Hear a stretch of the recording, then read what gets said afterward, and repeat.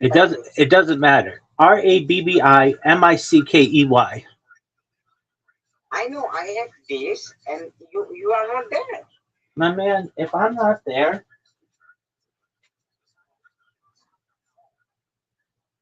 I'm gonna be You pissed. are only that like did at Superman. Get out of here. You're garbage. You're not garbage, but I know, your opinion is garbage right now.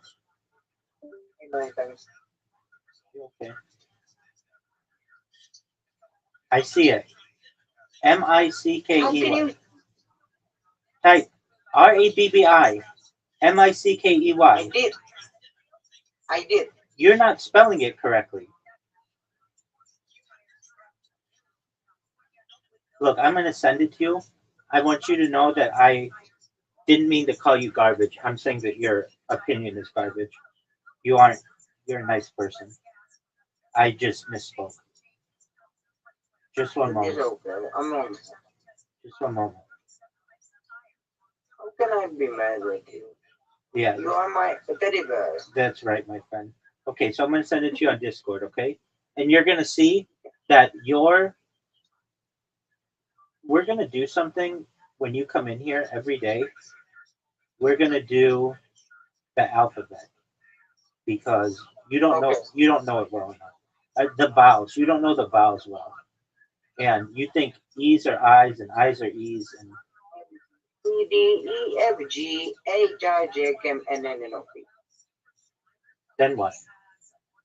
Q R S T U V W X Y Z. And you see, I send it to you right now. What I get, what I had on That's it. Discord. What? That's exactly right. But you must have not looked at that as a username. So I was not wrong. So No, you weren't. But where you were wrong is you put a space. I didn't say a space. yeah, Remember you when have we? only 13 followers. Would Yeah. you quit with that garbage?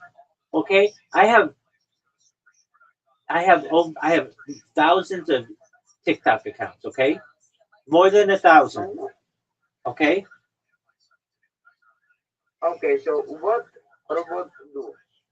just start scrolling for Rabbi Mickey. Just start scrolling that one account. Okay, I see only videos. Yeah, that's what you're gonna see. Keep scrolling. Bro, you have too much videos. Oh, okay. Thanks for your information. Who are you to say? You Who are you to say that I have too much content? I'm the only person you've ever said has too much content.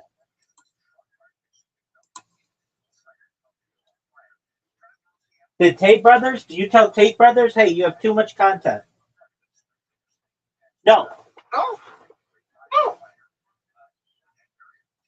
Keep scrolling. Oh, Keep scrolling while I do this. That's your punishment.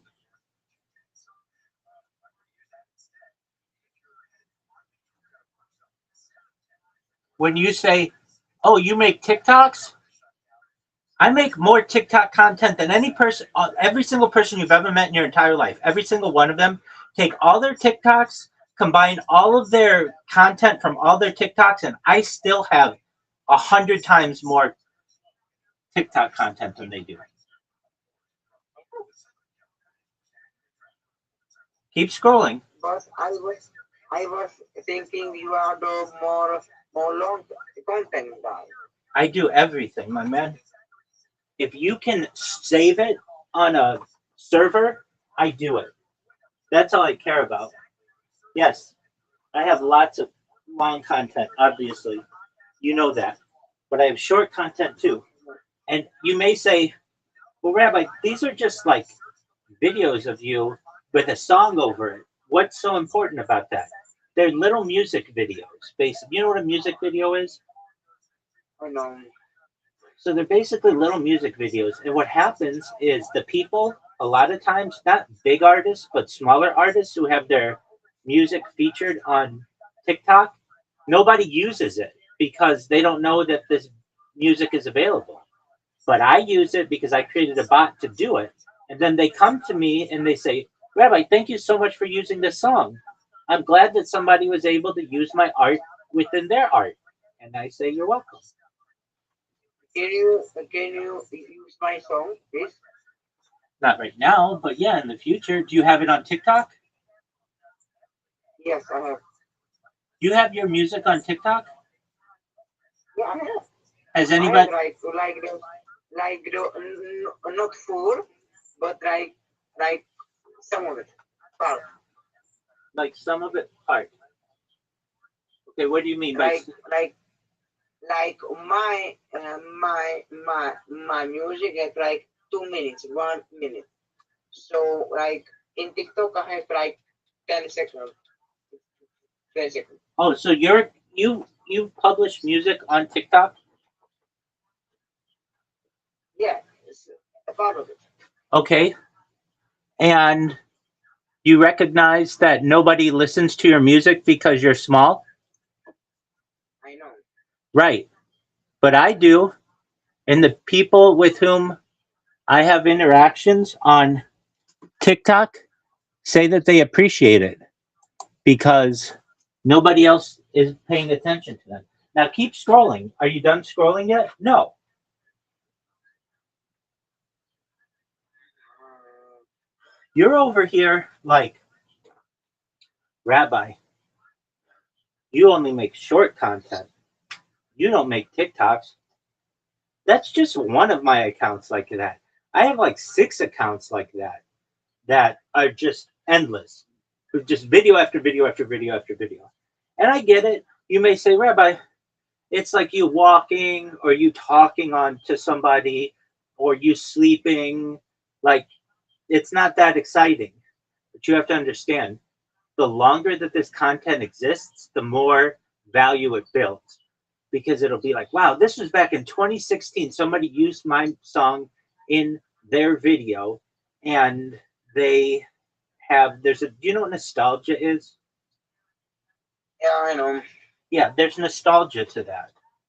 So, Do you do you want me to send my music to you? not right now. It needs to be available on TikTok. Is it available on TikTok? I think yes. Okay, you think yes. Well, is that a yes or a no? Yes. It's not a yes. You answered incorrectly. The correct answer would have been I think so, but I'm not sure. I'm crying because Why are you crying? Why are you I crying? don't know. Why are you crying? I don't know. I'm crying sometimes. Okay, I mean that's a cool story, and everybody liked your story. Yeah, But I know. but here's the thing, and here's what you need to understand. But Have you done? Are you done scrolling yet? no, Okay, you're still not done scrolling. All no. right. I want you to just scroll to the end. That's all you have to do. Just scroll to the end. But you have too much videos. You have Wait, too much. wait. That's not my fault.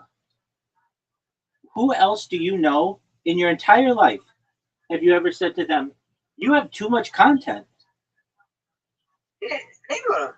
Never. Exactly. So that's unique for you to be like, "Oh, Tate brother guys, though you could go and scroll like you would have scrolled through all of Andrew Tate's tweets and everything by now if you're scrolling at any normal speed. You're literally scrolling for minutes and you're not even 10% of the way done. And you keep scrolling. So okay, so next episode only scoring on TikTok. Okay, we Hold, will. hold on. Wait, and I have a way more content on Instagram. Way more. I have, Why do you what are you saying? why you have only 28 views on this? Why do I only have 28 views? Yeah, like 30. because I don't have anybody following those accounts. Literally, what I do with those accounts is I create them only to be backups, only to be video. I don't follow anybody. I don't interact with anybody. I don't want people really to follow them. I kind of want them to be secret accounts. You may say, why do you want them to be secret accounts? I have accounts that people follow with thousands of people who follow them. That's not that big of a deal. Okay, send it to me that account. I don't breathe. Okay, go to Super Rothschild. It's my last name with the word super before it. Super space or not? No space, just one word. Okay.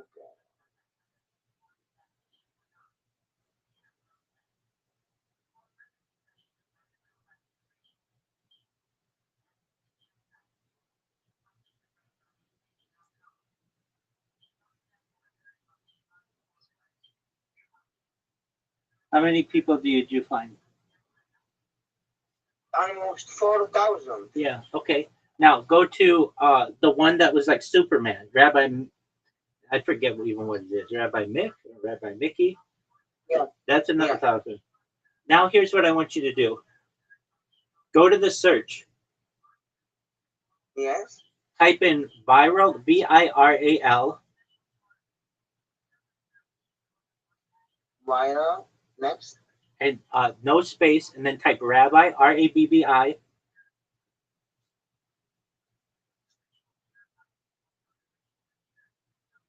Next. And then go to users. Okay. And I got another. Oh, you have so. Oh my God. Keep scrolling. Keep scrolling. Oh my God. Keep scrolling. Oh, you have almost 1 million followers. No, it is not you. You have so much accounts. Exactly. And that's not even all of them. That's only what. That's only what. TikTok allows you to see. You can see a lot more on a computer.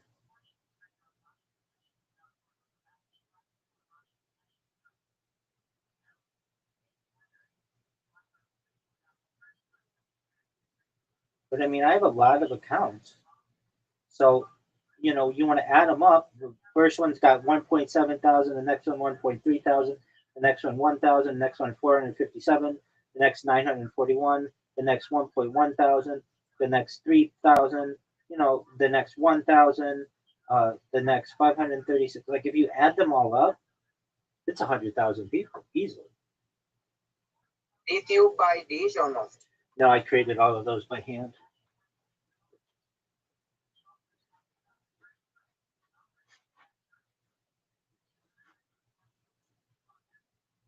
This is you 2024. Oh my God.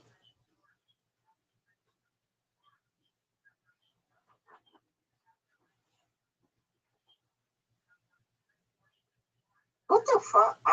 You type random streamers I review. Yeah. Why? Because I just was trying to get momentum, just trying to get somebody who would communicate with me. Good point.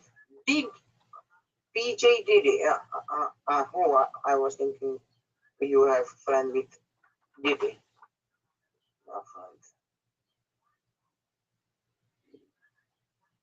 No, but it's a lot of accounts, isn't it?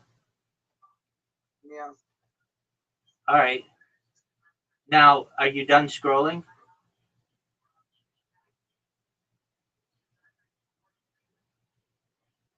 You didn't even finish You scrolling. have beautiful girls there. Oh yeah, dude. Kind of beautiful girl. Yeah, dude. I'm a pimp, baby.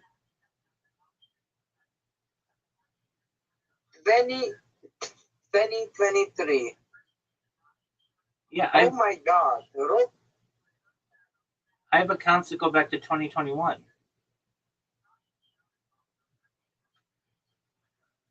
You are shaving. Oh my God. Yeah, dude. I show the world my life.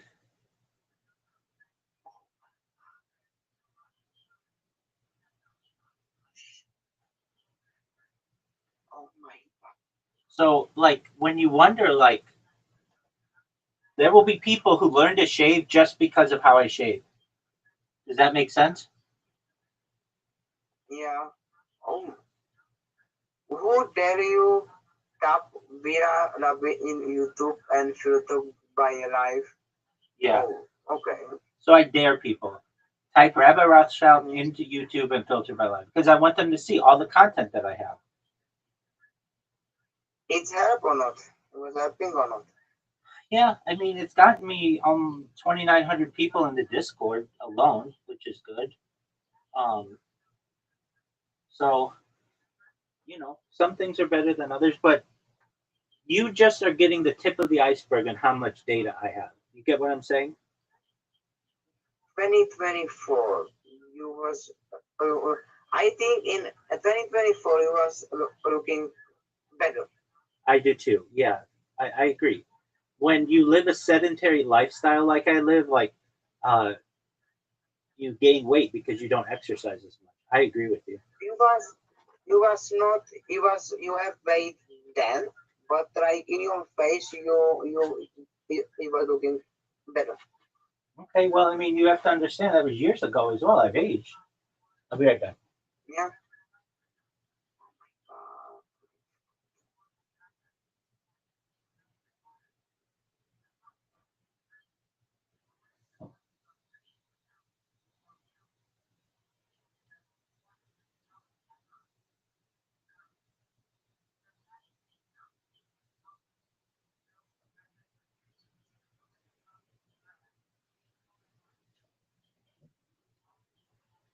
But for you to be like, you do TikTok? Yeah, I do TikTok more than any person you've ever met, right? oh my God, bro. You have commenting on some child video. Um, who's? Okay. Who's? Like I only eat prawns, connect, grams, Um, 2022. I don't know. Keep in mind, I do have robots that post a lot of stuff for me too, so I don't always do it myself. Oh my God. Please make this video most retweet in history. Exactly. Surprise.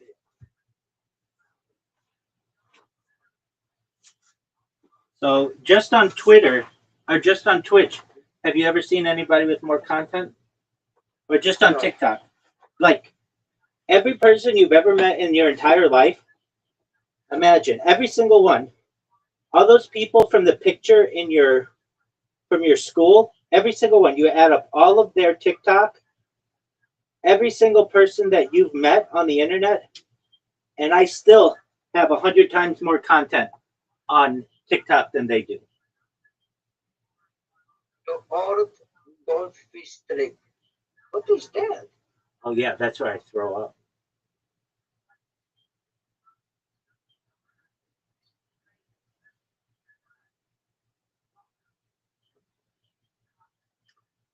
It's from a television show. Do you know what Jackass is?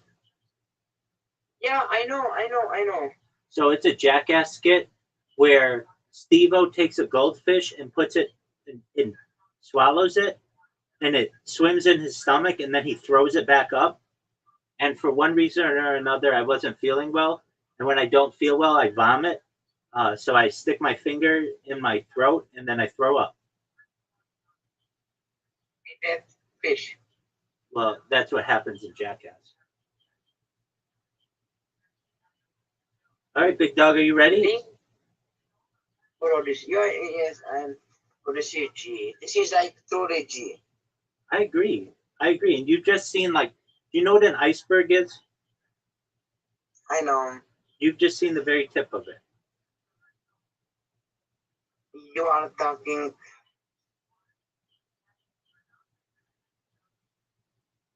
I think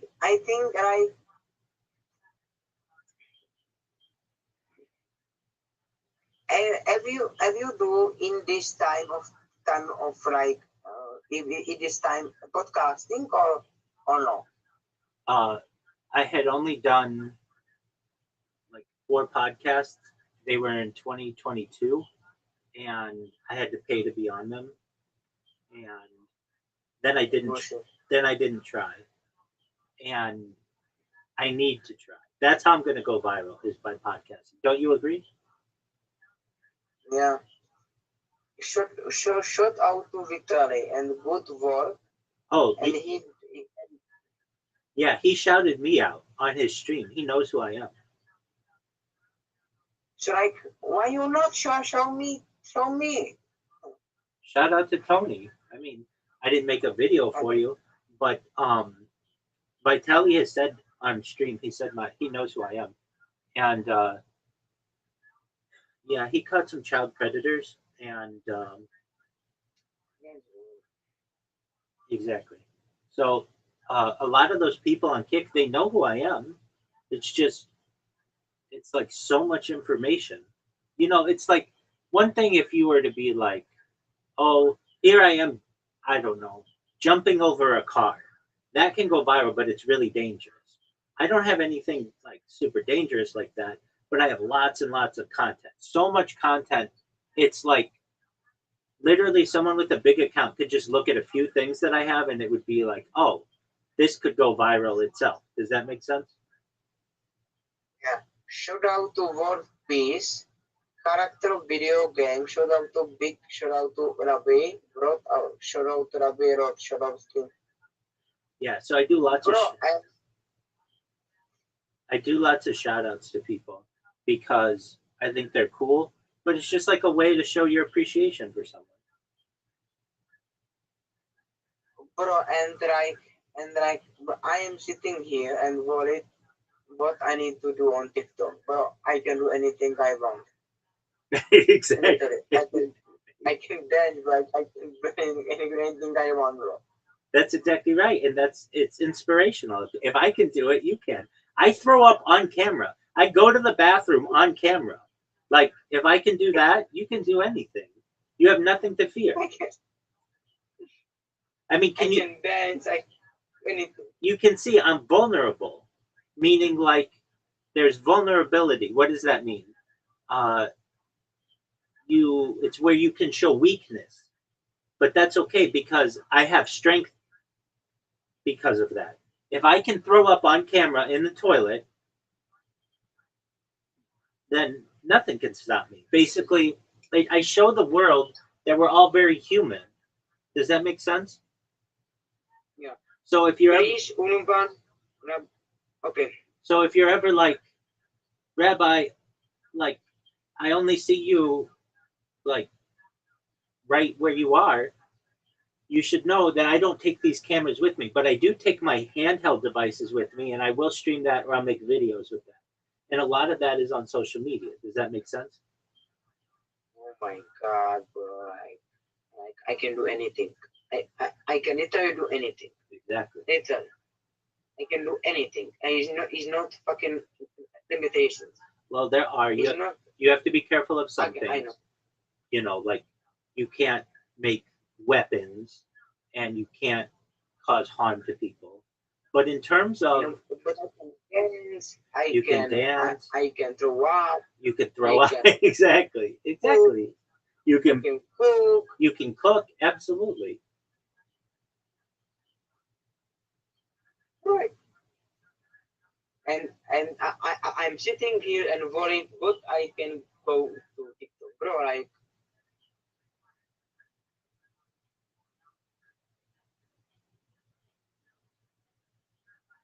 yo, Dogo team cook sucks. Rabbish, you are amazing. You are gonna be huge big thing. Shout out to you. Well, thank you. Bro, that's wow. If bro, like Now, just think, I have like days worth of that content, like weeks worth of that content, huge amounts. Like you're only seeing very, very small amounts of what I have. And to think like and there's so much for any other streamer that you have. This is what's interesting to me, and I'm sure you find it interesting too. You'll go on Instagram and you'll see somebody has 200,000 followers and 7 posts, and they have 7 posts. mhm, It's like, how did you get 7 posts? How did you get 200,000 people following you from 7 posts? Does this make sense? mhm. You know what I'm talking about? Like, they won't have a lot of content, but they'll have hundreds of thousands of followers. And all they did, You go ahead. you did duet with someone in Yeah, 2022. yeah.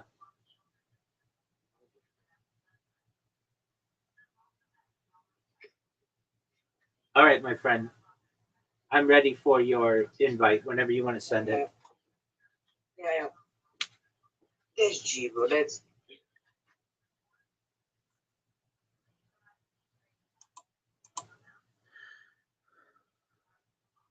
What? bro. Oh my. And like, and like what we are talking right now is going to be on TikTok too. Yeah, it's on TikTok right now.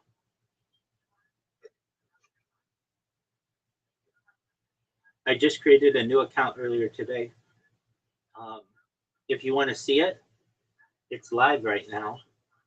Uh, that's what I was doing when you were. Okay, so go to DICK.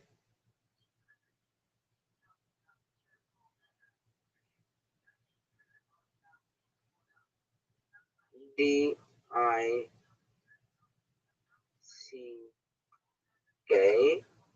Yeah. Dot.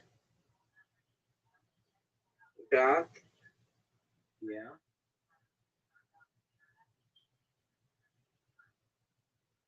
next. TRACY. That's everything. No. So it's Dick dot TRACY. Yeah. Again, please. TRACY. Tracy. Crazy. No, Tracy. TRACY. Crazy. Stacy. Not Stacy. Tracy. TRACY. Crazy. Yeah. DICK. TR. VVTRCK. Look, I'll just send it to you. So I'm worrying what everybody is going to think of me, and you are turning up, you are do duets and dishes. I have no fear.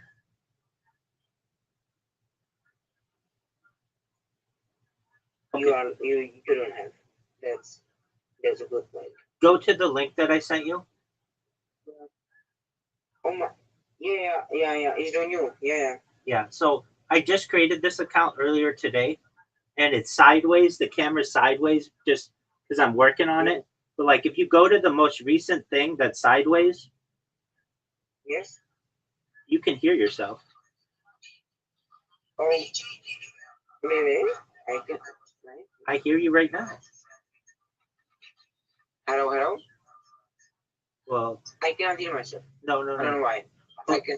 It's not. It's not live. These are 10 minutes. I made a robot. Every 10 minutes it uploads. So do you see the most recent thing for Dick Tracy? Yeah. It's a sideways. 2 minutes ago. Yeah, click it. I did. Now listen.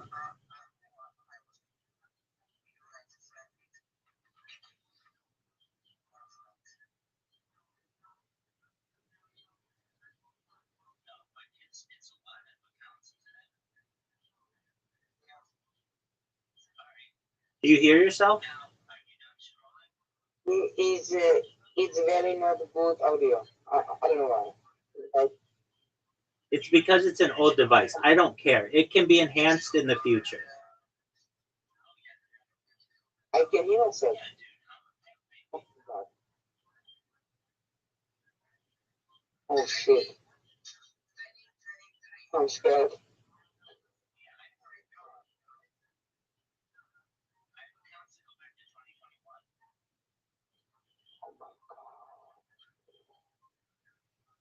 That's wow. That's wow. That's actually wow.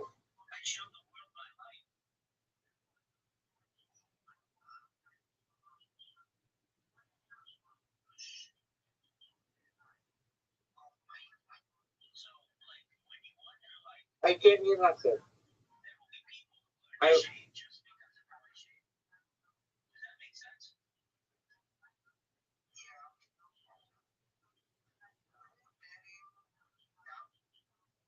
Okay, makes sense? yes. Okay. You are. Oh,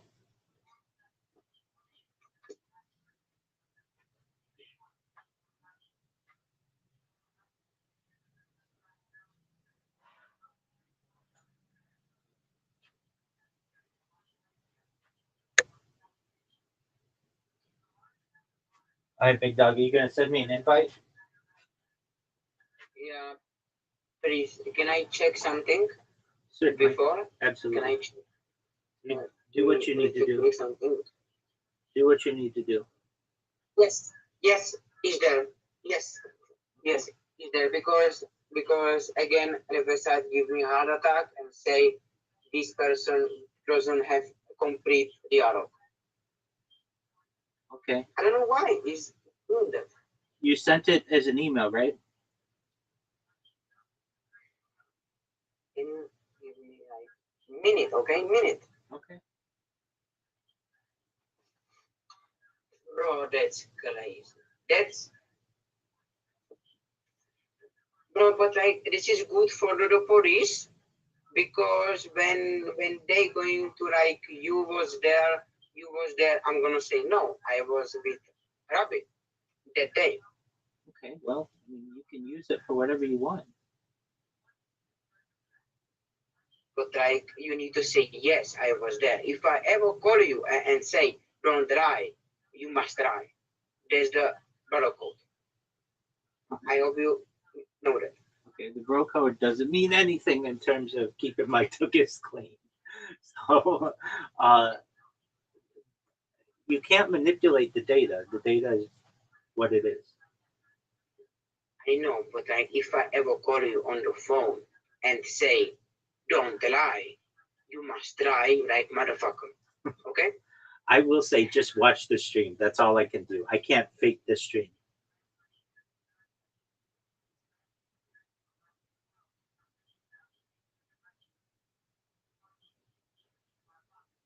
Okay.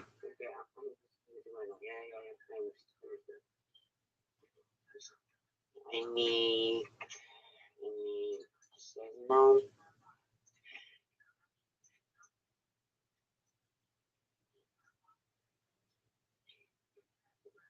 But I need my work email, not my personal email, because you don't have my personal email. Okay.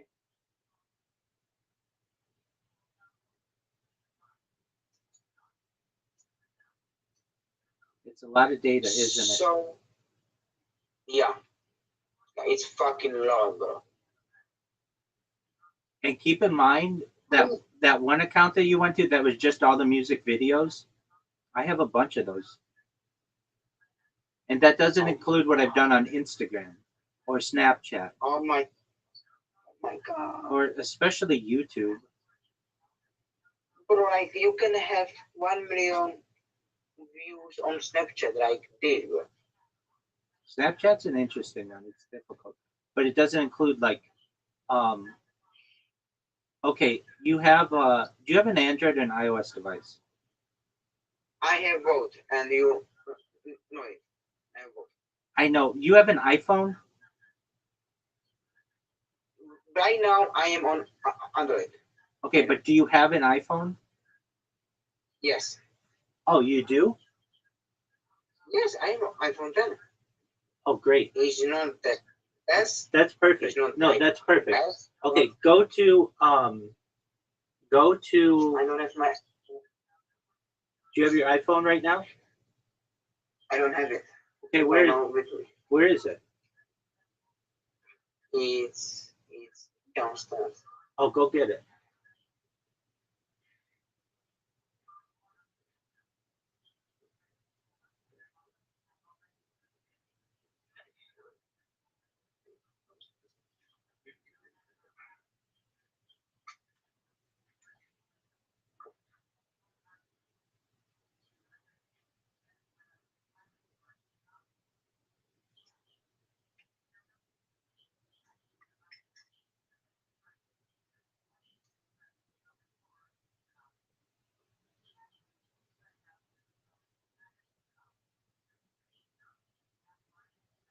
Okay, I have my. Yeah, I have my iPhone. Yeah. All right. Yeah. Log into Twitter. Twitter I have. Excellent. Good job.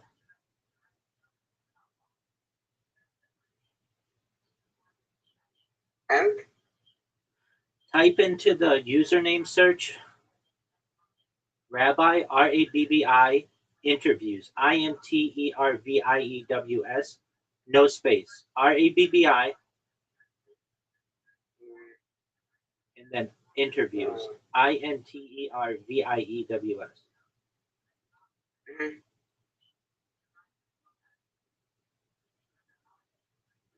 Do you see that it's hosting a Twitter space? Can you write this? Sure. Right. Kena mas- Buffer.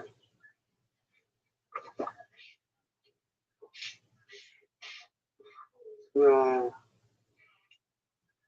And I don't think, Rabbi, I must disagree with you with one thing. What what do you disagree? I don't think helping my mom and doing like buy things from her from to her is waste of time. It is when you could do it more efficiently. So you say to her, Yeah. you asked me to go get you nicotine 3 times a week. Instead of me going 3 times a week, just give me more money and I'll buy a lot at once and then I'll bring it to you. That's a smart way to do it. Does that make sense? Yeah. It's like she keeps asking you for a piece of bread. So you go and you go keep going to get a piece of bread. When I'm saying just buy a loaf. Does this make sense? Yeah. Okay.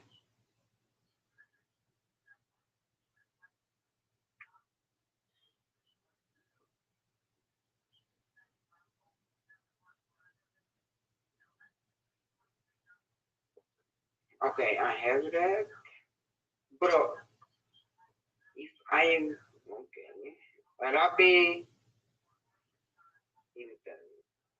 leadership.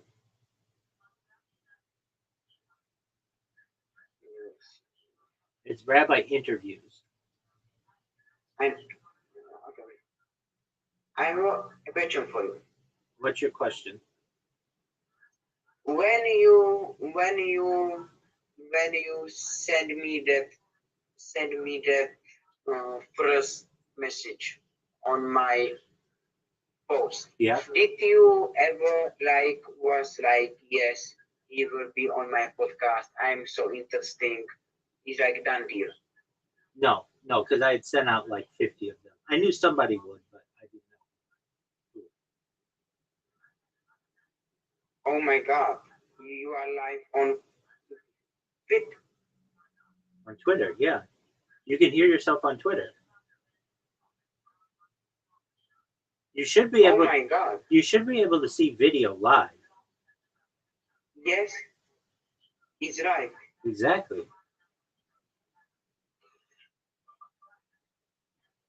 It's like three 3 seconds after. Exactly. But yeah, it's good. Okay, now I want you to go to another account, okay?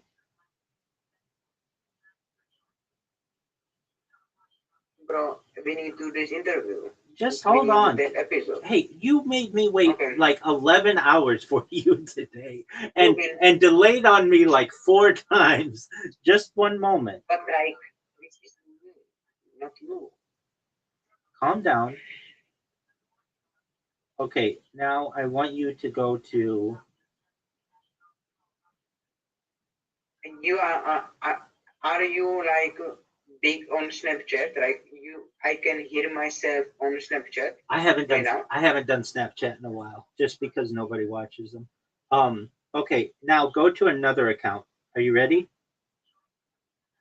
Yeah.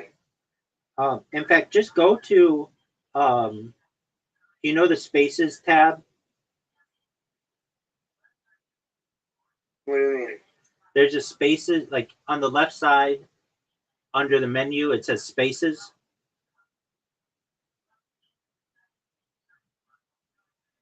Yes. Yes. Okay, click it and then in the search there just type Rabbi and you should see 2 live streams Okay. going. Go to the second one. It should be like backup video AAB.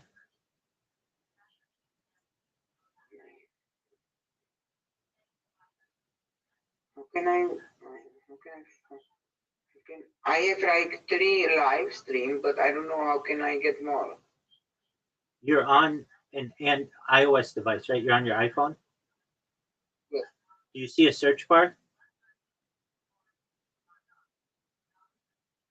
Yes. Yeah. Type Rabbi, RABBI there.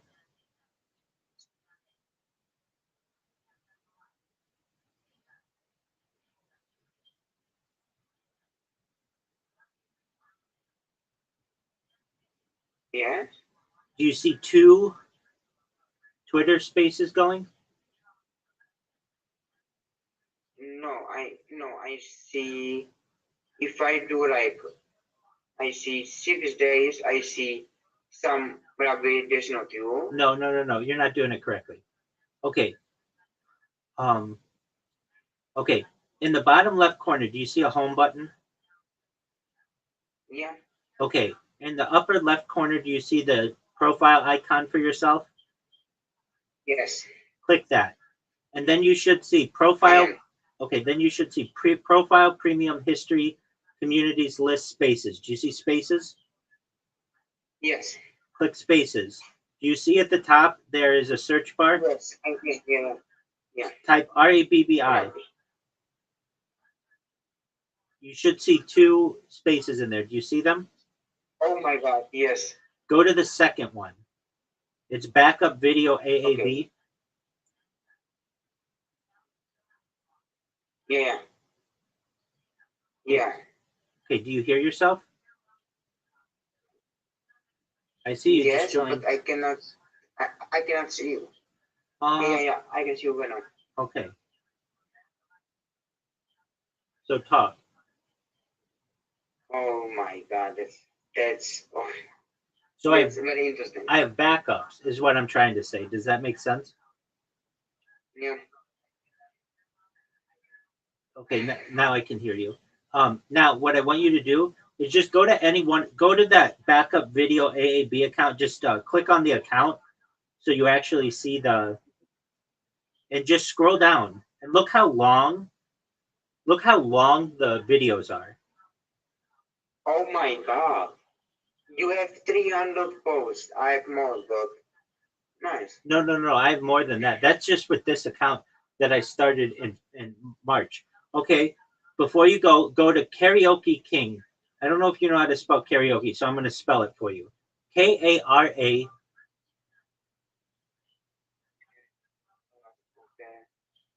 So it's KARAOKE, Mm-hmm. no space, KING, Karaoke King.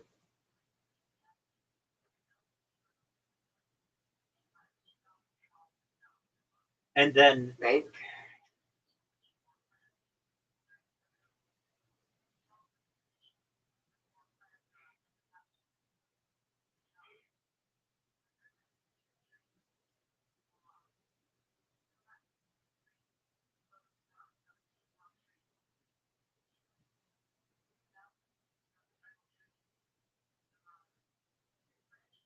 Okay, yeah, I have karaoke. Okay. Karaoke, and then Ki And Karaoke King. King. Yeah, and then 0000. King. Three zeros. Three. 4 zeros. Four. One, two, three, four. Now this is another account Nothing.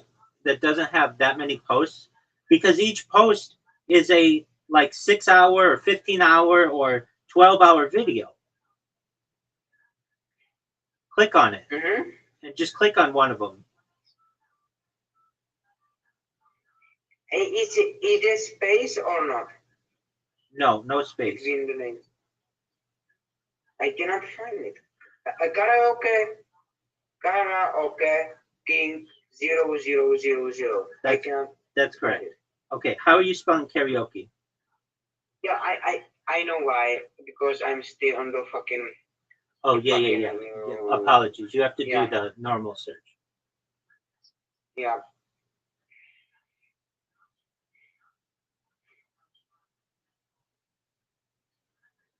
Oh yeah, oh my sing karaoke. Yeah. Okay, I will gonna play something. 6 hours. Well, yeah, that's just like one. Just scroll down. Look how many there are. There's an entire year of content just right there. 808 post. Yeah. And each one's like anywhere between I like have 3 and 24 hours. did you really sing karaoke? Absolutely, I do concerts. I just uploaded some of my concerts to um, the Internet Archive. Okay, so go to a website if you just want the concerts. Go to archive.org. But I have a question before that. Okay. Why, if you are so confident, why you are not believing when you send me that message on my post? I will do episode with you. Because not everybody recognizes how much content that I have.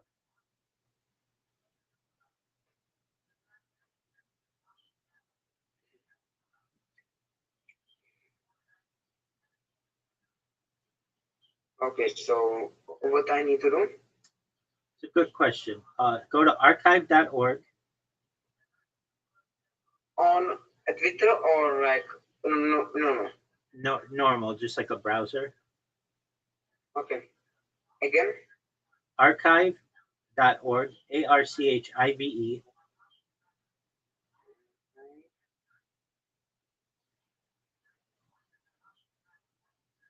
And archive and Um, in the search no, archive and .org. that all.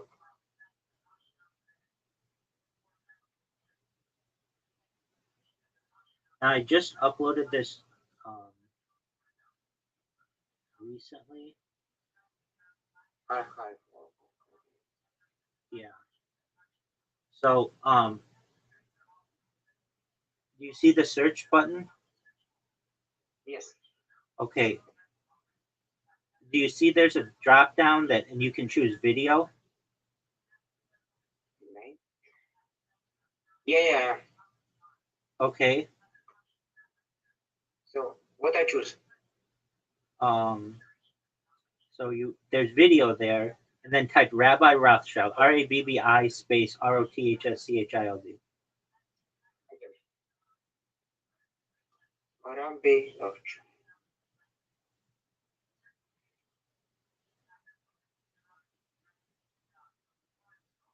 Space it. Space. Yes. Space. Yes. RABBI Okay. space ROTHSCHILD. Okay.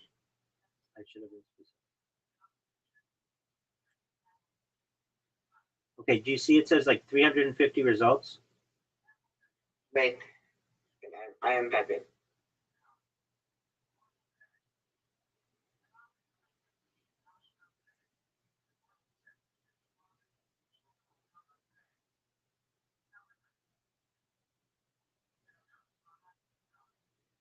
Oh yes. 347. Okay, well, these aren't all mine, but okay, the first one you see is it Rabbi Saul Solomon, Rabbinical Reflection. Is he good? Is he No, better than you don't, no, or no, not? nobody's better than I am. Okay, keep scrolling down, and you should see Oh, I see love songs. love songs. Exactly, that's just one of them. There's another one there, Breaking News, Rabbi Rothschild, aka ViralRabbi. Yes. But just go to love songs if you want to see me sing. I don't have a very good voice, but it will be very popular in the future.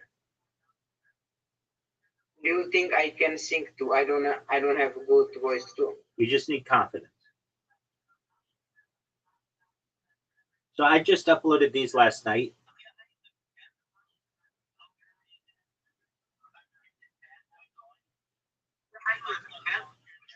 Hope you're amazing. If I can get this bad boy going, if you like love songs, you're in the right spot. We're gonna start it up. Can you hear me? But like this is old. Yes, This is old. it is old. I mean, you wanted a Because concert of mine. I didn't do a concert in the last 10 minutes. I've been with you. But if you wanted to hear me sing, I have lots of music. I have lots of dancing. I have lots of things. dancing, you know how to dance. Absolutely. I dance on camera. Okay. I'm, I moonwalk on camera.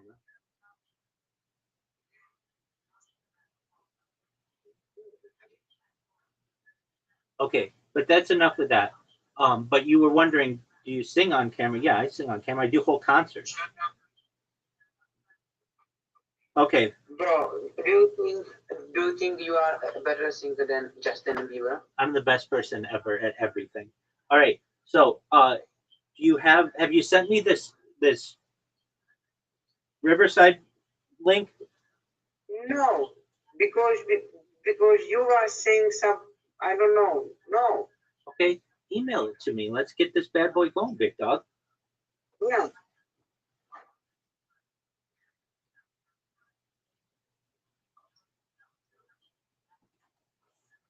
Maybe in the future we can have our band. What are we gonna call it? Rabbi and the Tonys?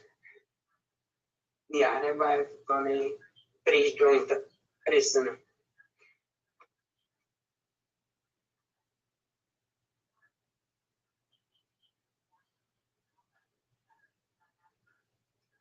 I'm back on my computer. I'm back on the computer. I hope I just sent you the. I'm gonna send you the right link. All right. Have you ever seen anybody with more content than I have? No. Not even close. Not. It's like not even. Imagine every single person that you've ever met in your entire life, or even seen on the street. I have more content than all those people combined. Even you are like better than Lacey. Then who? Then I send you the link. okay, my man. I'm the best ever. There's never been anybody close to me, and I'm just spitting facts. I'm letting you know what's up. I'm speaking the truth. Yeah, you are like my cheat code. There you go. Okay, I'll talk to you in Riverside. Okay. Okay. Yeah.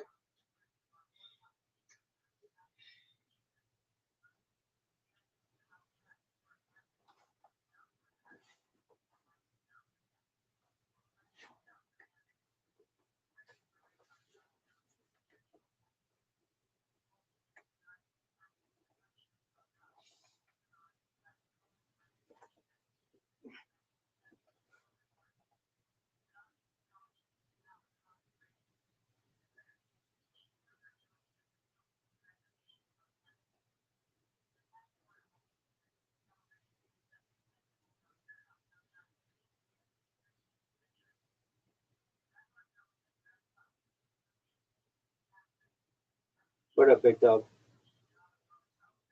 Yes, sir.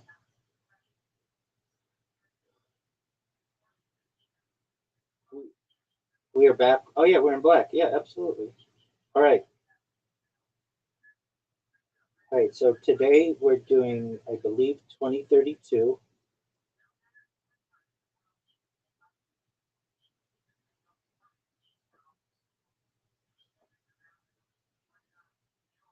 What is, hold on, what isn't working?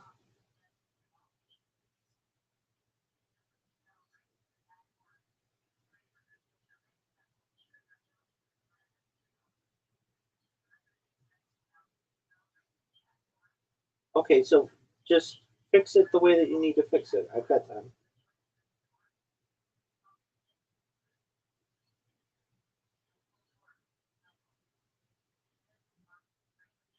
Yeah, absolutely.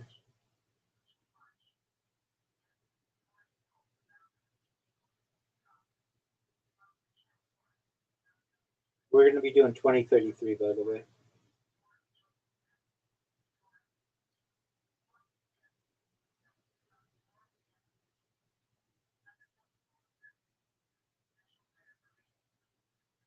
What's that sound in the background?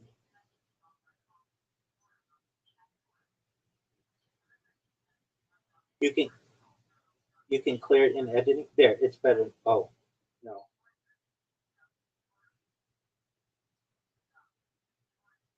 Okay. All right, you're fancy. Okay, I see how it is.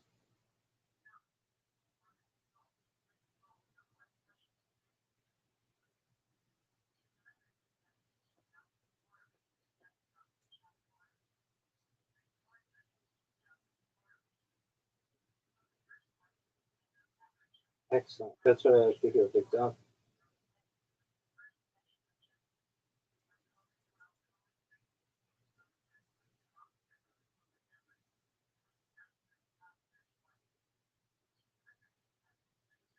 Yes, sir.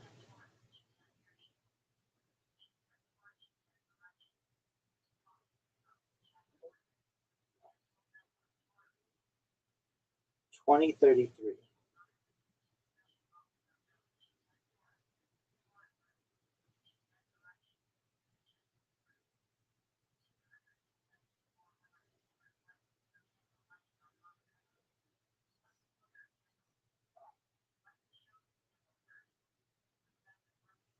As I've previously said to as I've previously said to you that further out into, are you listening to me? Can you hear me? As I've previously said to you, the the further out into the future we go, the less and less content there is. Does this make sense to you? But don't worry, we, I can.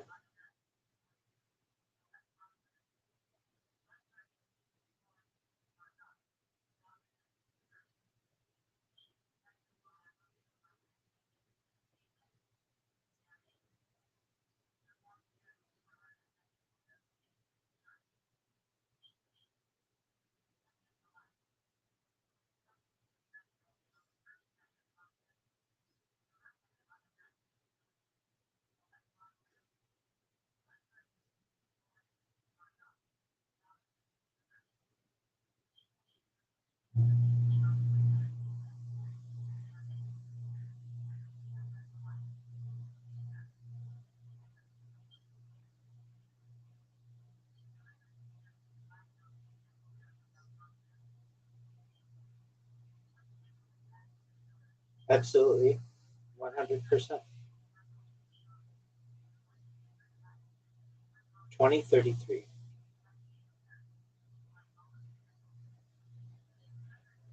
We're doing 2033 and 2034.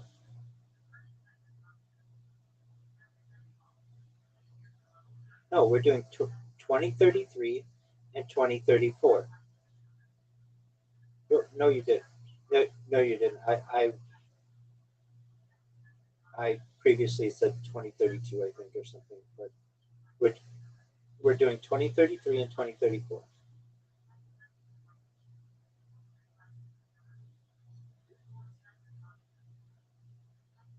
Okay, people are gonna laugh at you in the future. Okay, but you don't even know why they're gonna laugh at you. You've got your whole closet in the background. Okay, I do. Okay, good. I, good. I love it. Good. All right, go pee. I don't know about that, but it's good.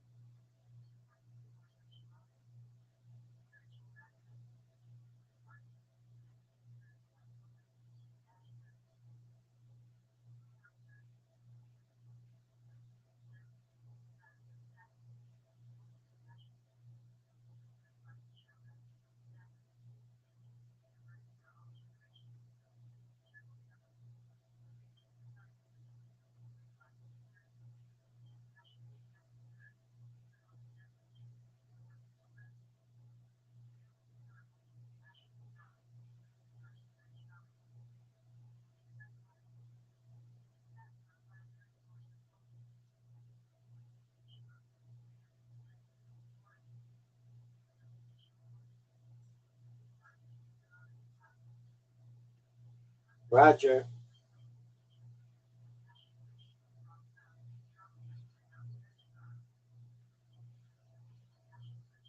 No, you're not.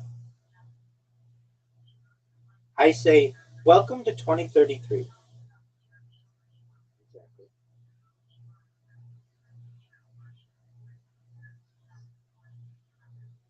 Don't be. Welcome to 2033. 2033 will be a common year starting on Saturday of the Gregorian calendar, the 2033rd year of the Common Era, the 33rd year of the third millennium and the 21st century, and the fourth year of the 2030s decade. The predicted and scheduled events: the final phase of Britain's HS2 rail link will be complete. NASA hopes to send humans to Mars by this year. The 2033 Women's Rugby World Cup will be held in the United States. The Catholic Church.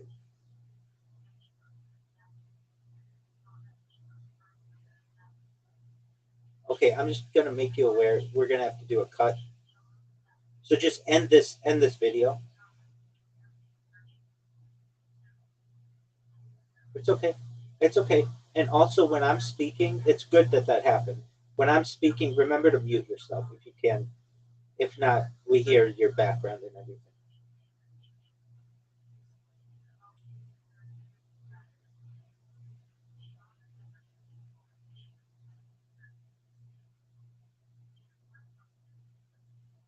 What Mexican film? Oh, the 2009 Mexican film. Yeah, I mean, I'm not gonna read that because that's like a film, a video game, a song. Who cares? That's not like they're just things that are called 2033. We're talking about the year. Yes, yeah, but be sure once we start to mute yourself.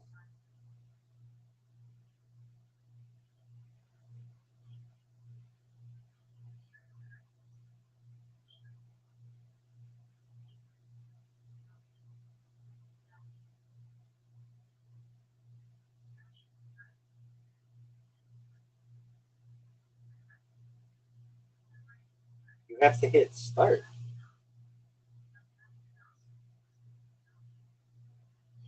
Oh, okay. Three, two, one, action.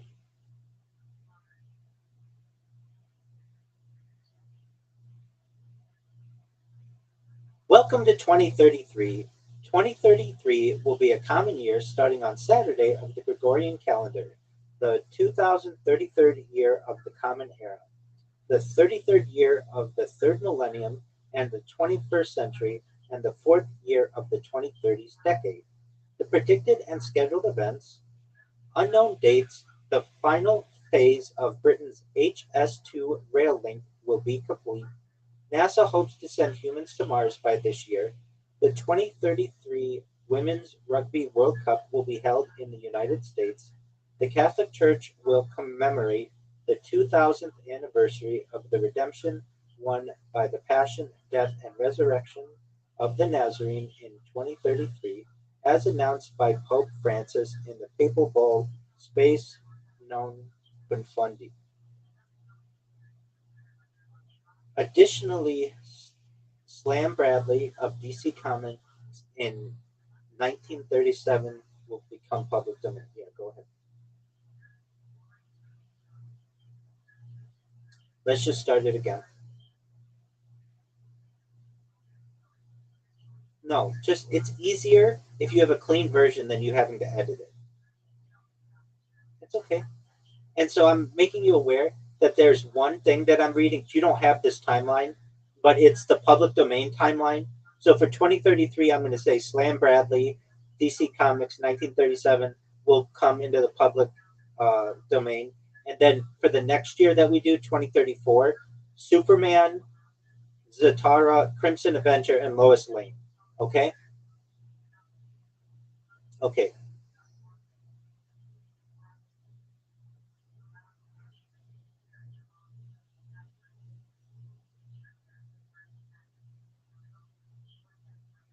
Correct. Yeah. So basically, we have Wikipedia. I'll read one line on another timeline, and then we're going to move into future timeline.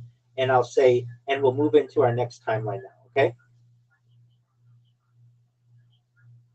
So do you have the other one ready?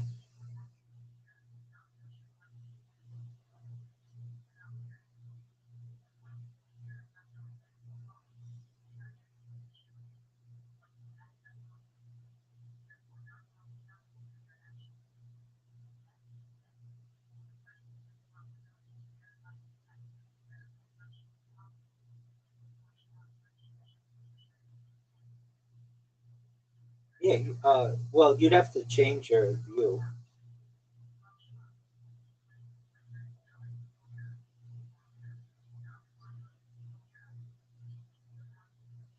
Do whatever you need.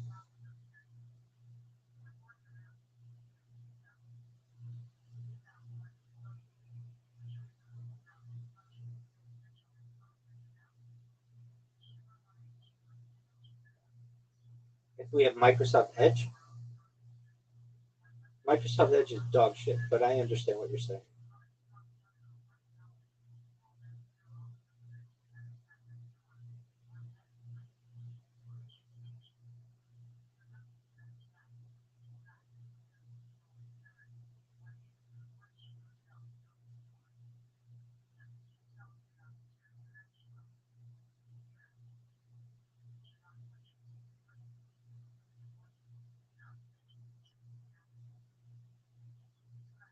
What are you going to try?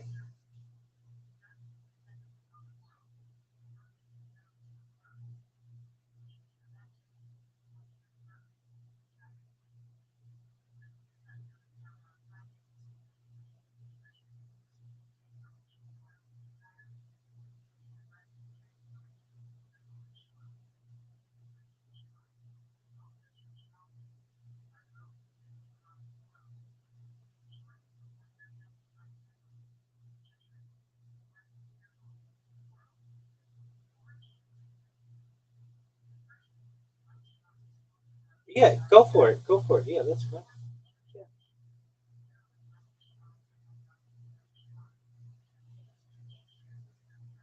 go for it. That's fine.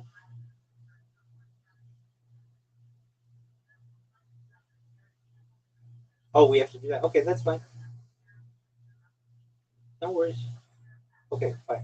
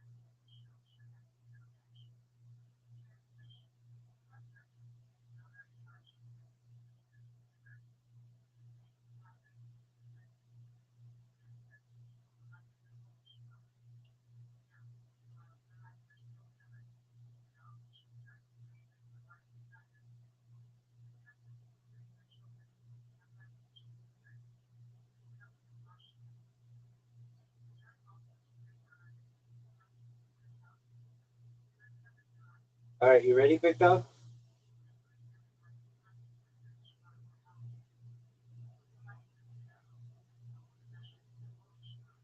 All right, and just make sure to mute yourself when we start, okay? All right, I'm ready when you are. You ready? Three, two, one, action. Welcome to 2033. 2033 will be a common year starting on Saturday of the Gregorian calendar, the 2033rd year of the Common Era, the 33rd year of the third millennium and the 21st century, and the fourth year of the 2030s decade. The predicted and scheduled events: the final phase of Britain's HS2 rail link will be complete.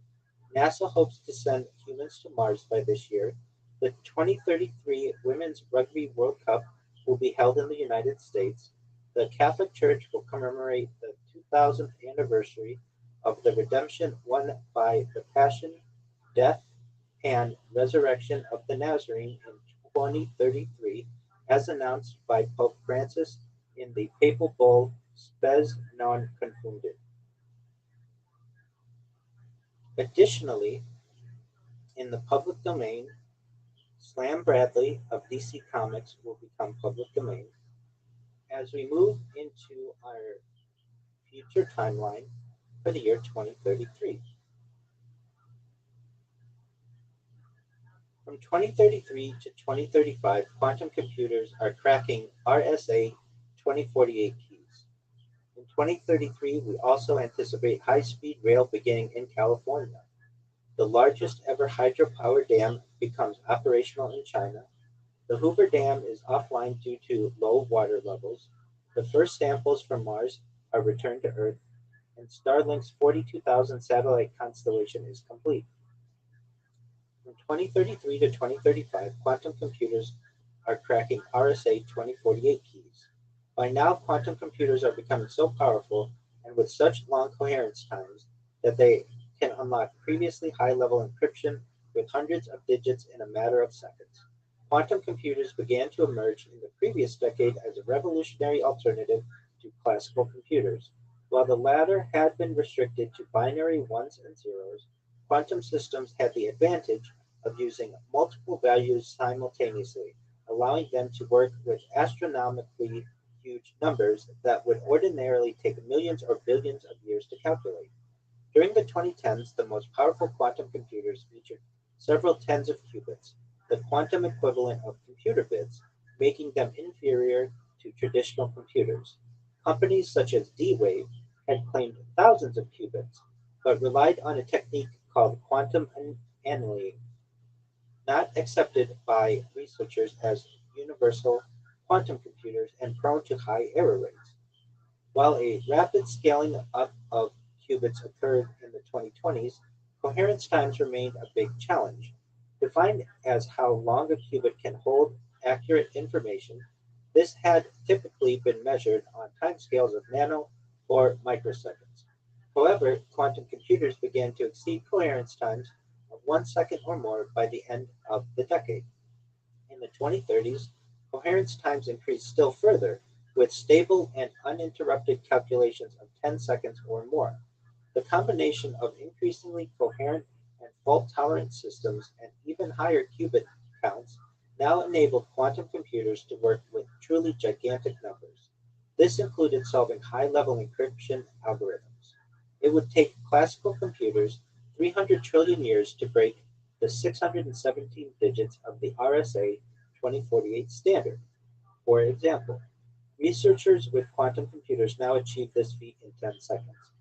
By the mid-2030s, with large-scale quantum computers moving from the laboratory and into wider use, the vast amounts of computational power available are providing many opportunities but also dangers.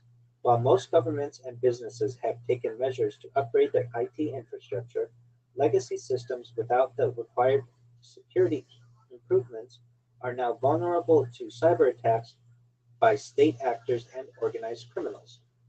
In addition to users' personal data, the ability to crack RSA 2048 keys also reveals state and industrial secrets.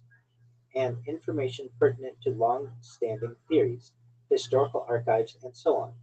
News media reports of this time highlight a number of breaches and leaks, prompting greater scrutiny of quantum computer technology and encryption in general. The next event that we anticipate in 2033 will be high-speed rail beginning in California. The California High-Speed Rail Line is a major transportation project to modernize the rail routes of the west coast of the United States, making them fit for the 21st century. This includes the country's fastest ever trains, capable of speeds up to 228 miles per hour or 354 kilometers per hour. The previous fastest, running between Boston and Washington, D.C., could only manage a top speed of 150 miles per hour or 250 kilometers per hour, with average speeds much lower. Plans for high-speed rail in California had been discussed publicly since the 1970s, but ongoing legal battles, delays, and cost overruns sparked frequent concerns about the feasibility and timeline of such a project. In 1996, Senate Bill 1420 created the California High-Speed Rail Authority, CHSRA, to oversee and develop the concept further. In 2008, a majority of California voters approved Proposition 1A, authorizing the state to issue nearly $10 billion in bonds to fund the CHSRA. Construction on part of the line began in 2015 with a groundbreaking ceremony in Fresno. The first major section, a 171-mile route from Merced to Bakersfield in the Central Valley, finally enters commercial service in 2033.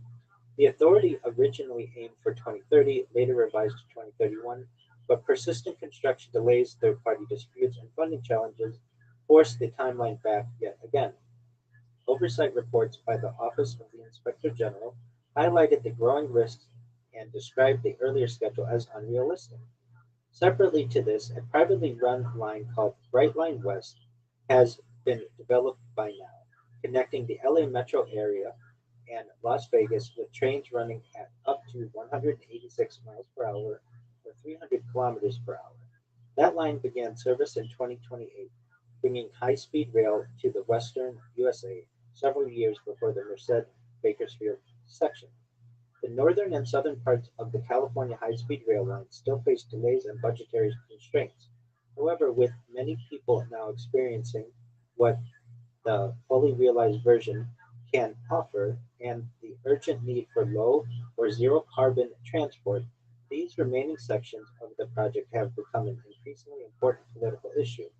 When finished, this network will connect all of the state's major economic centers, totaling 800 miles and 24 stations, with high-speed routes from San Francisco and Sacramento through the Central Valley down to Los Angeles and even as far as San Diego.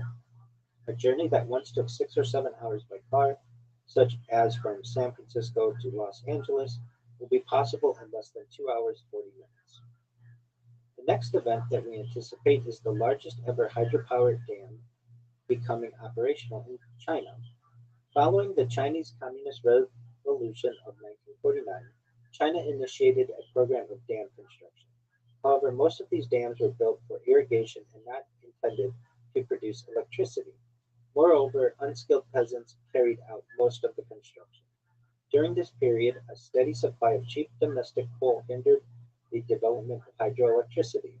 The installed capacity of hydroelectric plants increased after the 1960s, with projects of larger size and complexity, reaching a total of 20 gigawatts by 1980. In the 1980s and 1990s, projects such as the Zhaolangdi and Gazuba dams paved the way for a national hydropower revolution. The 2000s witnessed the construction of the Three Gorges Dam, a symbol of China's emerging engineering prowess and renewable energy ambitions. At 2.3 kilometers in length and with an astonishing 22.5 gigawatts of capacity, it dwarfed all previous projects. China had even grander aspirations. However, in the early 2020s, authorities unveiled the Maidog hydropower station proposal on the lower reaches of the Yarlung Zangpao River in Tibet. Designed to generate 60 gigawatts of power and produce 300 billion kilowatt hours annually, this monumental project would push the boundaries of human engineering, setting a new benchmark as the world's largest hydropower installation. Engineers harnessed a dramatic 2,000-meter elevation drop over a 50-kilometer river stretch and carved four 20-kilometer tunnels through the formidable Namcha Barwa Mountain.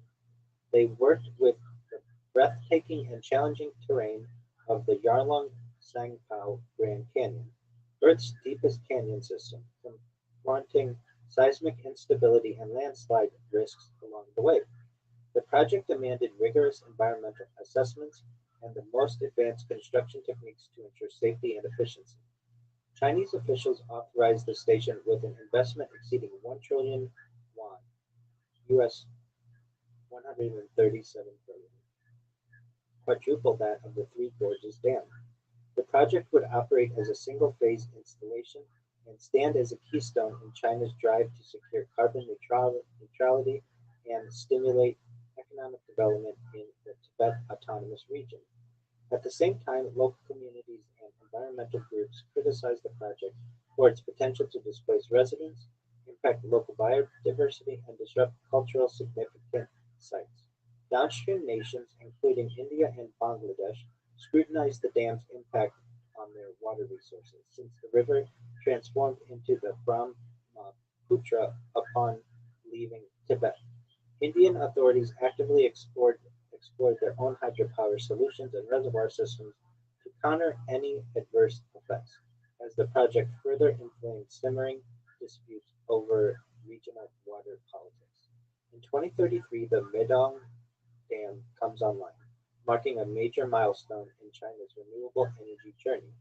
As it begins to energize the region, powering a total of 50 million homes, it not only reshapes the energy landscape of the Tibetan Plateau, but also redefines the balance of water resources in South Asia for many decades to come. The next event that we anticipate is the Hoover Dam becoming offline due to low water levels. From 1936 until 1948, the Hoover Dam held the title of largest hydroelectric plant in the world. An engineering marvel, its completion also involved the creation of Lake Mead, the largest artificial reservoir in the United States. At maximum capacity, it contained 28.23 million acre-feet of water, providing sustenance to nearly 20 million people and large areas of farmland in the states of Arizona, California, and Nevada, as well as some other, as well as some of Mexico. From 1983 onwards, the lake remained below its full capacity owing to drought and increased water demand. As of 2022, it held just 26.6% of its maximum, dropping below the reservoir's previous all-time low. Changing rainfall patterns, reduced snow melt runoff, and growing demand for water placed increasing pressure on the management of resources at Lake Mead. Engineers retrofitted the dam with new turbines designed to work more efficiently and reducing the minimal lake level necessary to generate electricity from 1,050 feet or 320 meters to 950 feet or 290 meters.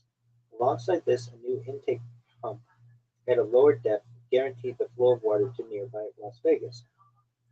However, these would only however these would prove to only However, these would prove to be only temporary solutions as water levels continue to drop.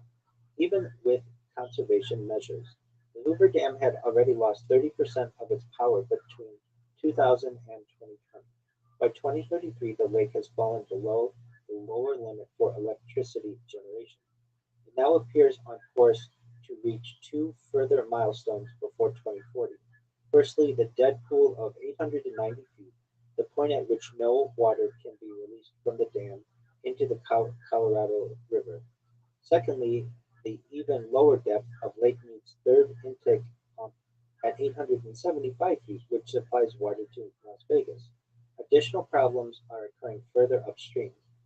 To the east is Lake Powell, the second largest reservoir in the country, which has been experiencing its own water shortages too. The issue is that region are exacerbating the issues in that region are exacerbating those of Lake Mead. The decline of both reservoirs has presented serious challenges in terms of electricity demand, municipal water use, and irrigation, affecting a combined total of more than 40 million people. Many more water-related crises are emerging around the country at this time due to worsening climate change and insufficient long-term planning. The next event that we anticipate are the first samples from Mars being returned to Earth. In February 2021, NASA's Perseverance rover landed in Jezero crater on Mars. Studies indicated this 49-kilometer, 30.4-mile diameter crater contained a lake in the distant past, reaching as deep as 250 meters or 820 feet. A fan delta deposit rich in clays showed that the lake existed when valley networks formed on Mars, making it a geologically rich site. The rover's goals included looking for ancient Martian environments able to support life, seeking evidence of former microbial life existing in those environments, collecting rock and soil samples, and testing oxygen production from Mars's atmosphere to prepare for future crewed missions. To accomplish all this, it carried seven primary payload instruments, 19 cameras, and two microphones. A mini helicopter called Ingenuity performed aerial scouting ahead of the rover to seek areas of interest for possible examination. Initially, the rover explored the crater's floor, studying igneous rock. It later investigated sedimentary rocks of the accompanying delta, formed when particles of various sizes settled in the once watery region. In September 2022, the rover identified a strong signal of organic matter, the building blocks of life, and a potential biosignature in the highest concentration yet seen during its mission. Perseverance had capacity for up to 43 samples obtained via its sampling catching system. Built using more than 3,000 individual parts, NASA described this automated device as the most complicated, most sophisticated mechanism that we have ever built, tested, and readied for spaceflight. After being filled, each of the sample tubes would be hermetically sealed to ensure that its contents survived for an indeterminate amount of time on the Martian surface and withstood the eventual return to Earth. The seal had to be made without contaminating the sample, so no adhesives or heat could be used. Following the Perseverance rover, two other missions arrived at Mars later in the decade. An Earth Return Orbiter (ERO) and Sample Retrieval Lander (SRL) launched in 2027 and 2028 respectively. The SRL carried a small rocket, the Mars Ascent Vehicle, a robotic arm, and two helicopters similar to Ingenuity, providing a secondary capability for retrieving the cached samples. After touching down nearby and being rendezvoused with Perseverance, the SRL used its robotic arm developed by the European Space Agency (ESA) to place each tube aboard the Mars Ascent Vehicle before its blast off into space, the first rocket to ever launch from the surface of another planet. The orbiting ERO, also developed by ESA, then captured and enclosed the samples inside a highly secure containment capsule, the Earth Entry System, before making the 140 million mile or 225 million kilometer journey back home. Today, in 2033, these samples are finally being returned to Earth, almost 13 years after the launch of Mars 2020. Obtaining samples from the Martian surface has been a dream of scientists for decades. The rocks and soil can be analyzed in far greater detail with specialized laboratory equipment on Earth, as opposed to using the rover's more limited instruments. The next event that we anticipate in 2033 will be Starlink's 42,000 satellite constellation being completed. By 2033, SpaceX has finished deploying the last of the 42,000 satellites allotted under its Starlink project filings. Designed to deliver global broadband internet from low Earth orbit, Starlink is by far the largest satellite communications network in history. This milestone marks the culmination of a 14-year rollout that began in November 2019, when the company launched its first operational batch of 60 satellites aboard a Falcon 9. In the early years, Falcon 9 remained the sole workhorse for the constellation, lifting hundreds of missions and thousands of satellites, peaking at over 2,000 units per year by the mid-2020s. However, its limitations in volume and mass became increasingly apparent, especially as the demand for higher bandwidth services grew. A turning point arrived in the second half of the 2020s when SpaceX's massive Starship rocket, now demonstrating consistent reliability, began launching the full-size next-generation Starlink V3 satellites. These offered 1 terabyte per second of downlink speeds and 160 gigabytes per second of uplink capacity, more than 10 times the downlink and 24 times the uplink capacity of the previous V2 mini satellites. Starship's payload bay could accommodate up to 54 of these larger spacecraft at once, delivering more than 50 terabytes per second per launch, or 20 times the capacity of a Falcon 9 flight. Over the next several years, launch cadence steadily increased, reaching 2 flights per week. The change has been palpable by the early 2030s, transforming global connectivity. High-speed internet is now available on remote islands, in mountain villages, polar expeditions, offshore platforms, and even mid-ocean flights. Emergency responders carry suitcase terminals that can restore communications within minutes of arrival. A direct-to-cell layer, compatible with ordinary smartphones and offering 4G equivalent service, with upgrades to 5G in many regions, provides seamless mobile coverage without terrestrial towers, eliminating so-called mobile dead zones. A reserved share of bandwidth supports scientific research and humanitarian aid. While China's Guangwang system and other constellations compete for market share, Starlink maintains the largest and most capable satellite broadband network in orbit. Yet this achievement has stirred ongoing debate. Astronomers struggle to minimize the effect of satellite trails in long exposure images and increasingly rely on real-time tracking software to mask the interference. Concerns over space debris have intensified as low Earth orbit grows more crowded than ever. In response, SpaceX has equipped each V3 satellite with autonomous collision avoidance software and reliable de-orbit systems, while sharing ephemeris data with the Global Space Traffic Coordination Agency. Some observers also question the risks of concentrating so much internet infrastructure under a single private entity, particularly in underserved or politically sensitive regions. By underserved or politically sensitive regions. By the close of 2033, Starlink stands as both a triumph of private spaceflight and a symbol of new responsibilities in orbit. Its sheer scale accelerates the development of stricter debris mitigation rules and lays the groundwork for new international space traffic management treaties. The vast network not only brings billions of people online, it also reshapes the rules of how humanity uses and protects near Earth space.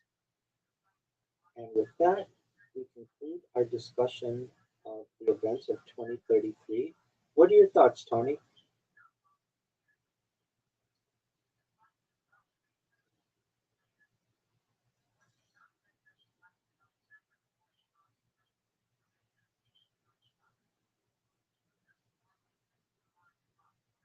Excellent.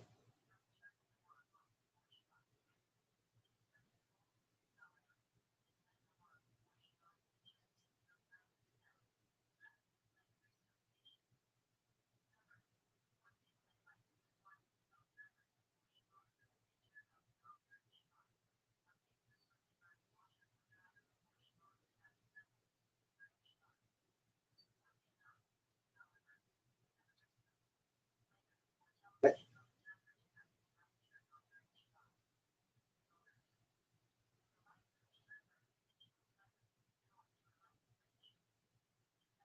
Okay, but That is not a good thing, though. The Hoover Dam being offline due to low water levels is not good. You may be thinking the largest ever hydropower dam in China becoming operational, which I agree with you that that is good.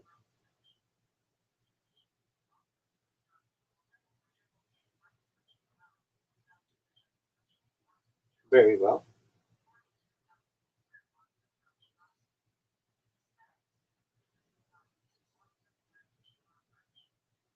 I'm in agreement with you.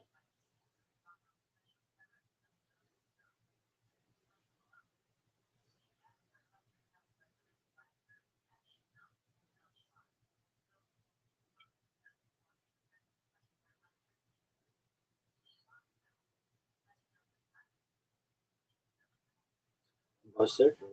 Yes, I'm in agreement with you with what you have to say about quantum computers.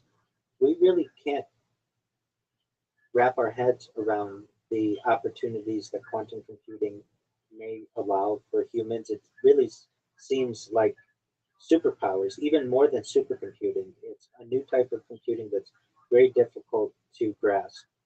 The idea of high speed rail beginning in California, I'll believe it when I see it. I've heard our Californian politicians for decades talk about this, and I still am not satisfied, though I would be happy that we did get some type of high speed rail system. But when I look at Asia and its rail system, and it's been going, it just celebrated in some areas its 60th anniversary of extreme safety. I'm still not satisfied with what we have in California. The idea of the largest hydropower dam becoming operational in China, that is, I feel, great. And we see the opposite of that with the Hoover Dam being offline due to low water levels. I personally have been to the Hoover Dam. I have pictures there, especially when the water was higher. Um, I have pictures of myself with the Hoover Dam in the background, and it's really unfortunate that there's become a bath ring, and now it is at a point where it is going to be perhaps offline due to low water levels. I'm in agreement with you. That's really exciting to have samples from Mars being returned to Earth. These would be generally the first samples from another planet being returned to our planet, which would be really interesting. And then, of course, Starlink's 42,000 satellite constellation being completed, um, hopefully improving connectivity for people in all regions of the world, especially those with difficulty or challenges connecting to standard internet. So with that, do you have anything else? Go ahead, Tony.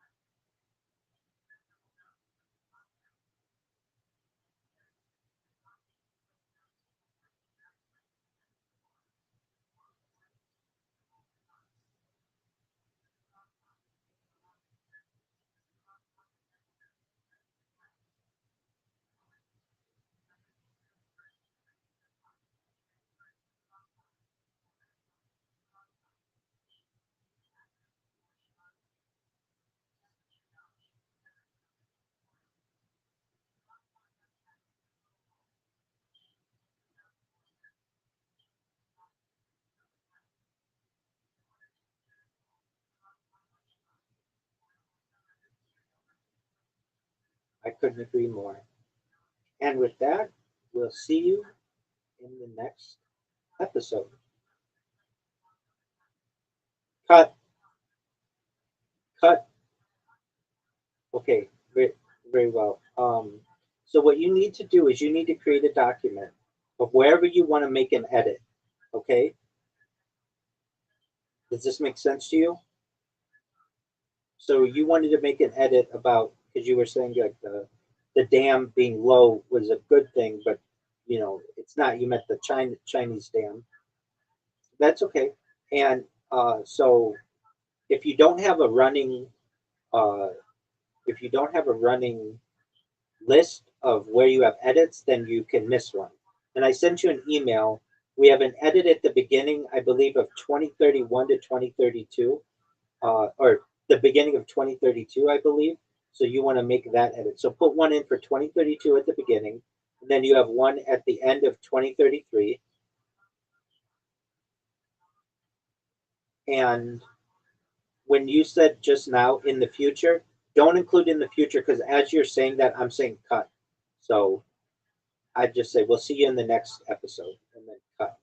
Okay? Excellent. But as you can tell, these aren't as long, so we should be able to get through more of them. All right, are you ready for 2034? Okay. Okay, so we're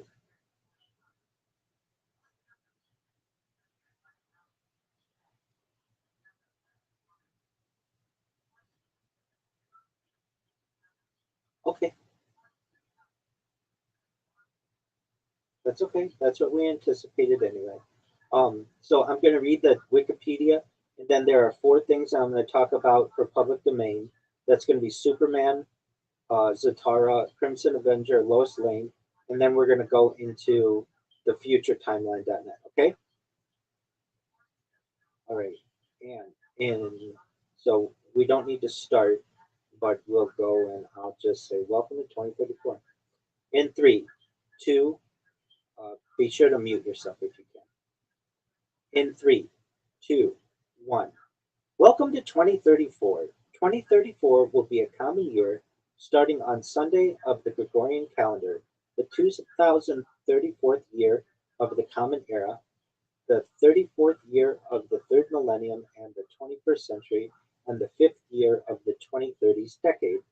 The predicted and scheduled events in February, from February 10th through 26th, the 2034 Winter Olympics is scheduled to be held in Utah in the United States.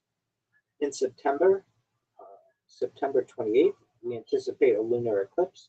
And unknown dates, Switzerland will phase out the last of its nuclear power plants. The 2034 FIFA World Cup is set to be held in Saudi Arabia. Dragonfly is expected to land on Saturn's moon of Titan.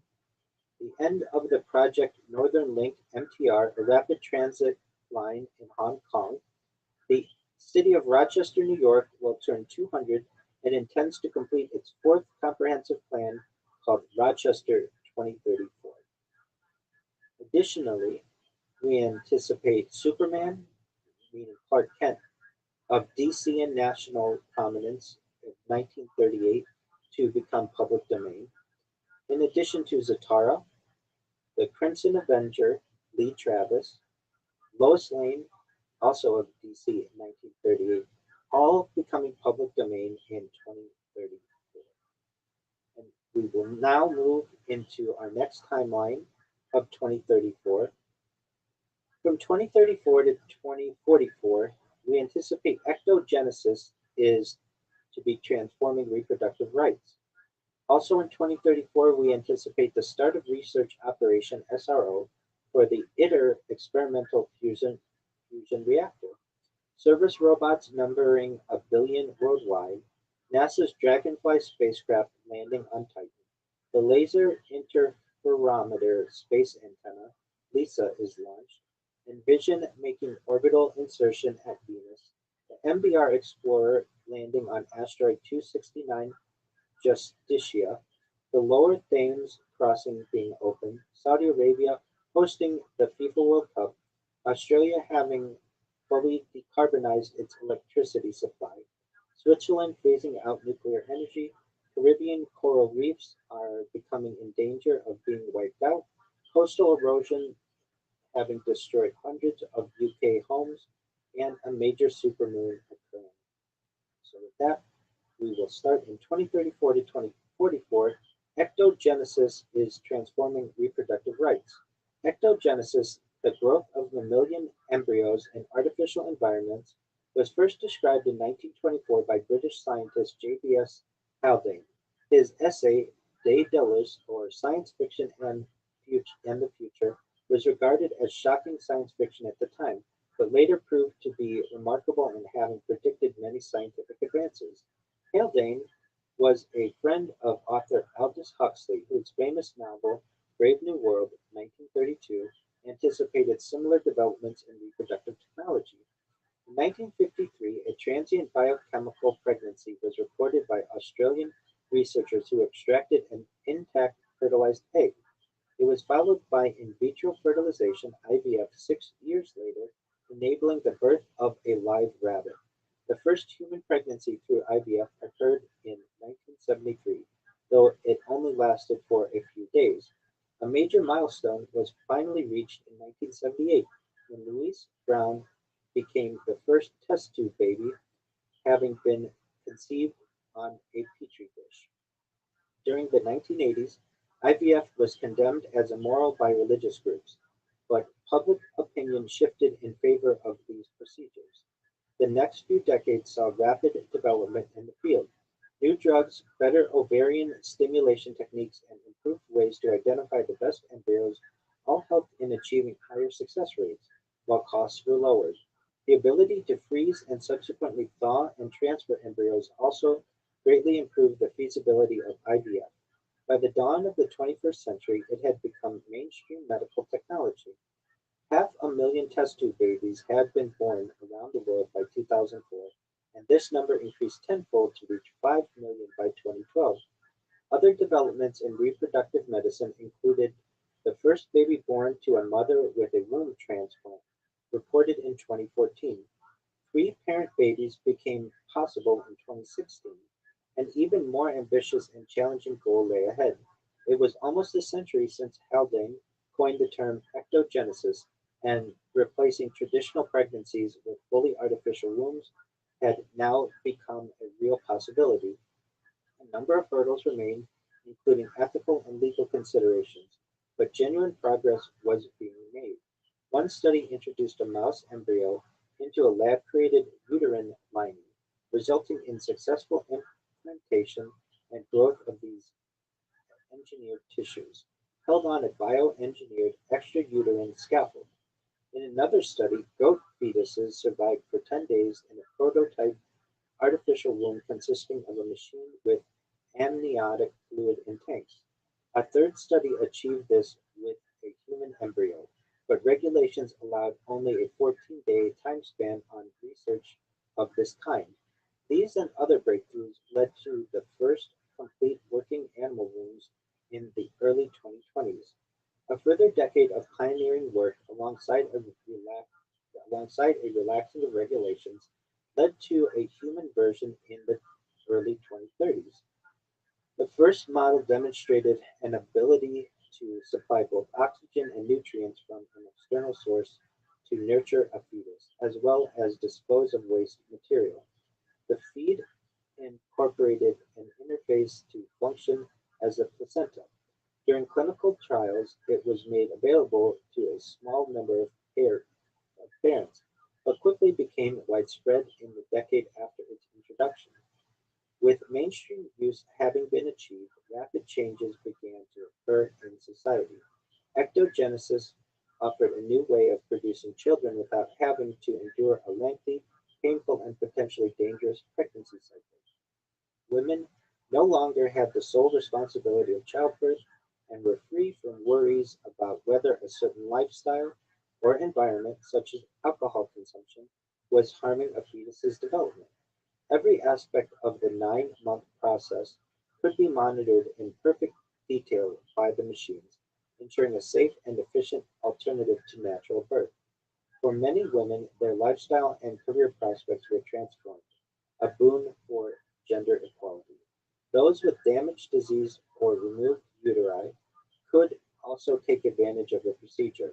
Homosexual couples and single men could also have children without having to use surrogate mothers. Yet another option now available was for pregnant women seeking an abortion to place their embryo in these artificial wombs, allowing somebody else to adopt it rather than killing off the fetus. Many conservatives and religious groups remain opposed to this process, just as they had been for IVF, but the influence of religion was declining as the world continued to become more secular. Feminists were divided over the new definition of motherhood as its effect on the role in society. A minimize its effect on their role in society.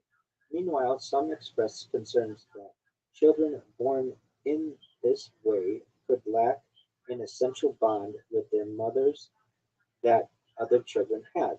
However, these machines were able to use vocal recordings, movement, and other sensations to accurately simulate a natural gestation. Even greater advances would emerge in the 2050s with extensive manipulation of DNA in these wombs, allowing designer babies for the rich. The next event that we anticipate in 2034, the start of Research Operation SRO for the ITER Experimental Fusion Reactor. ITER, originally the International Thermonuclear Experimental Reactor, is a prototype fusion power plant constructed in France.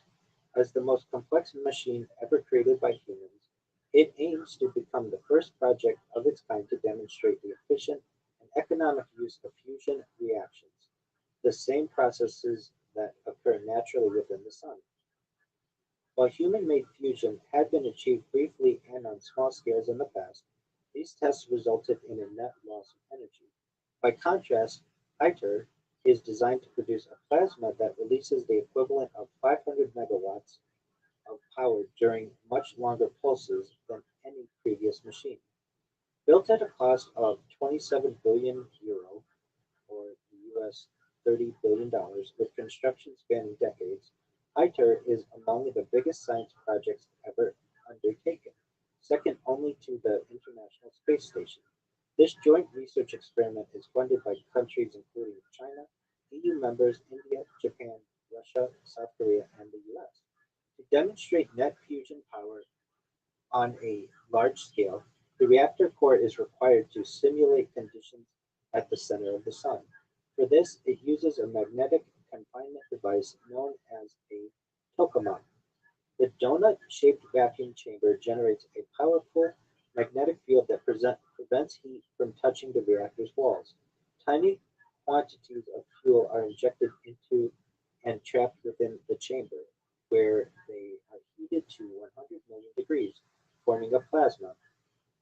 At such high temperatures, the light atomic nuclei of hydrogen fuse together, creating heavier forms of hydrogen such as deuterium and tritium. This releases neutrons and a huge amount of energy. The ITER project began in 1988 with many years of conceptual and engineering studies prior to site preparation in 2007. Tokamak complex excavation commenced in 2010, and construction of the tokamak itself followed later in the decade. The assembly and integration phase got underway in 2018 with the finishing of the concrete supports and bottom parts of the cryostat. The official announcement of machine assembly marked a key milestone in 2020, leading to installation of the vacuum vessel, 16 times as heavy as any previous fusion vessel, and the central solenoid, the superconducting coil for producing 13.5 Teslas. The ITER design consisted of more than 10 million individual parts, weighing over 25,000 tons, and connected by 200 kilometers or 124 miles of superconducting cables, all kept at negative 269 degrees Celsius or negative 452 degrees Fahrenheit by the world's largest cryogenic plant. An earlier schedule, agreed on in 2016, had foreseen the first plasma reactions in 2025. However, the COVID-19 pandemic of 2020 caused a slowing of factory work and major disruption to supply chains. Additionally, some defects had also been observed in key components, requiring repairs.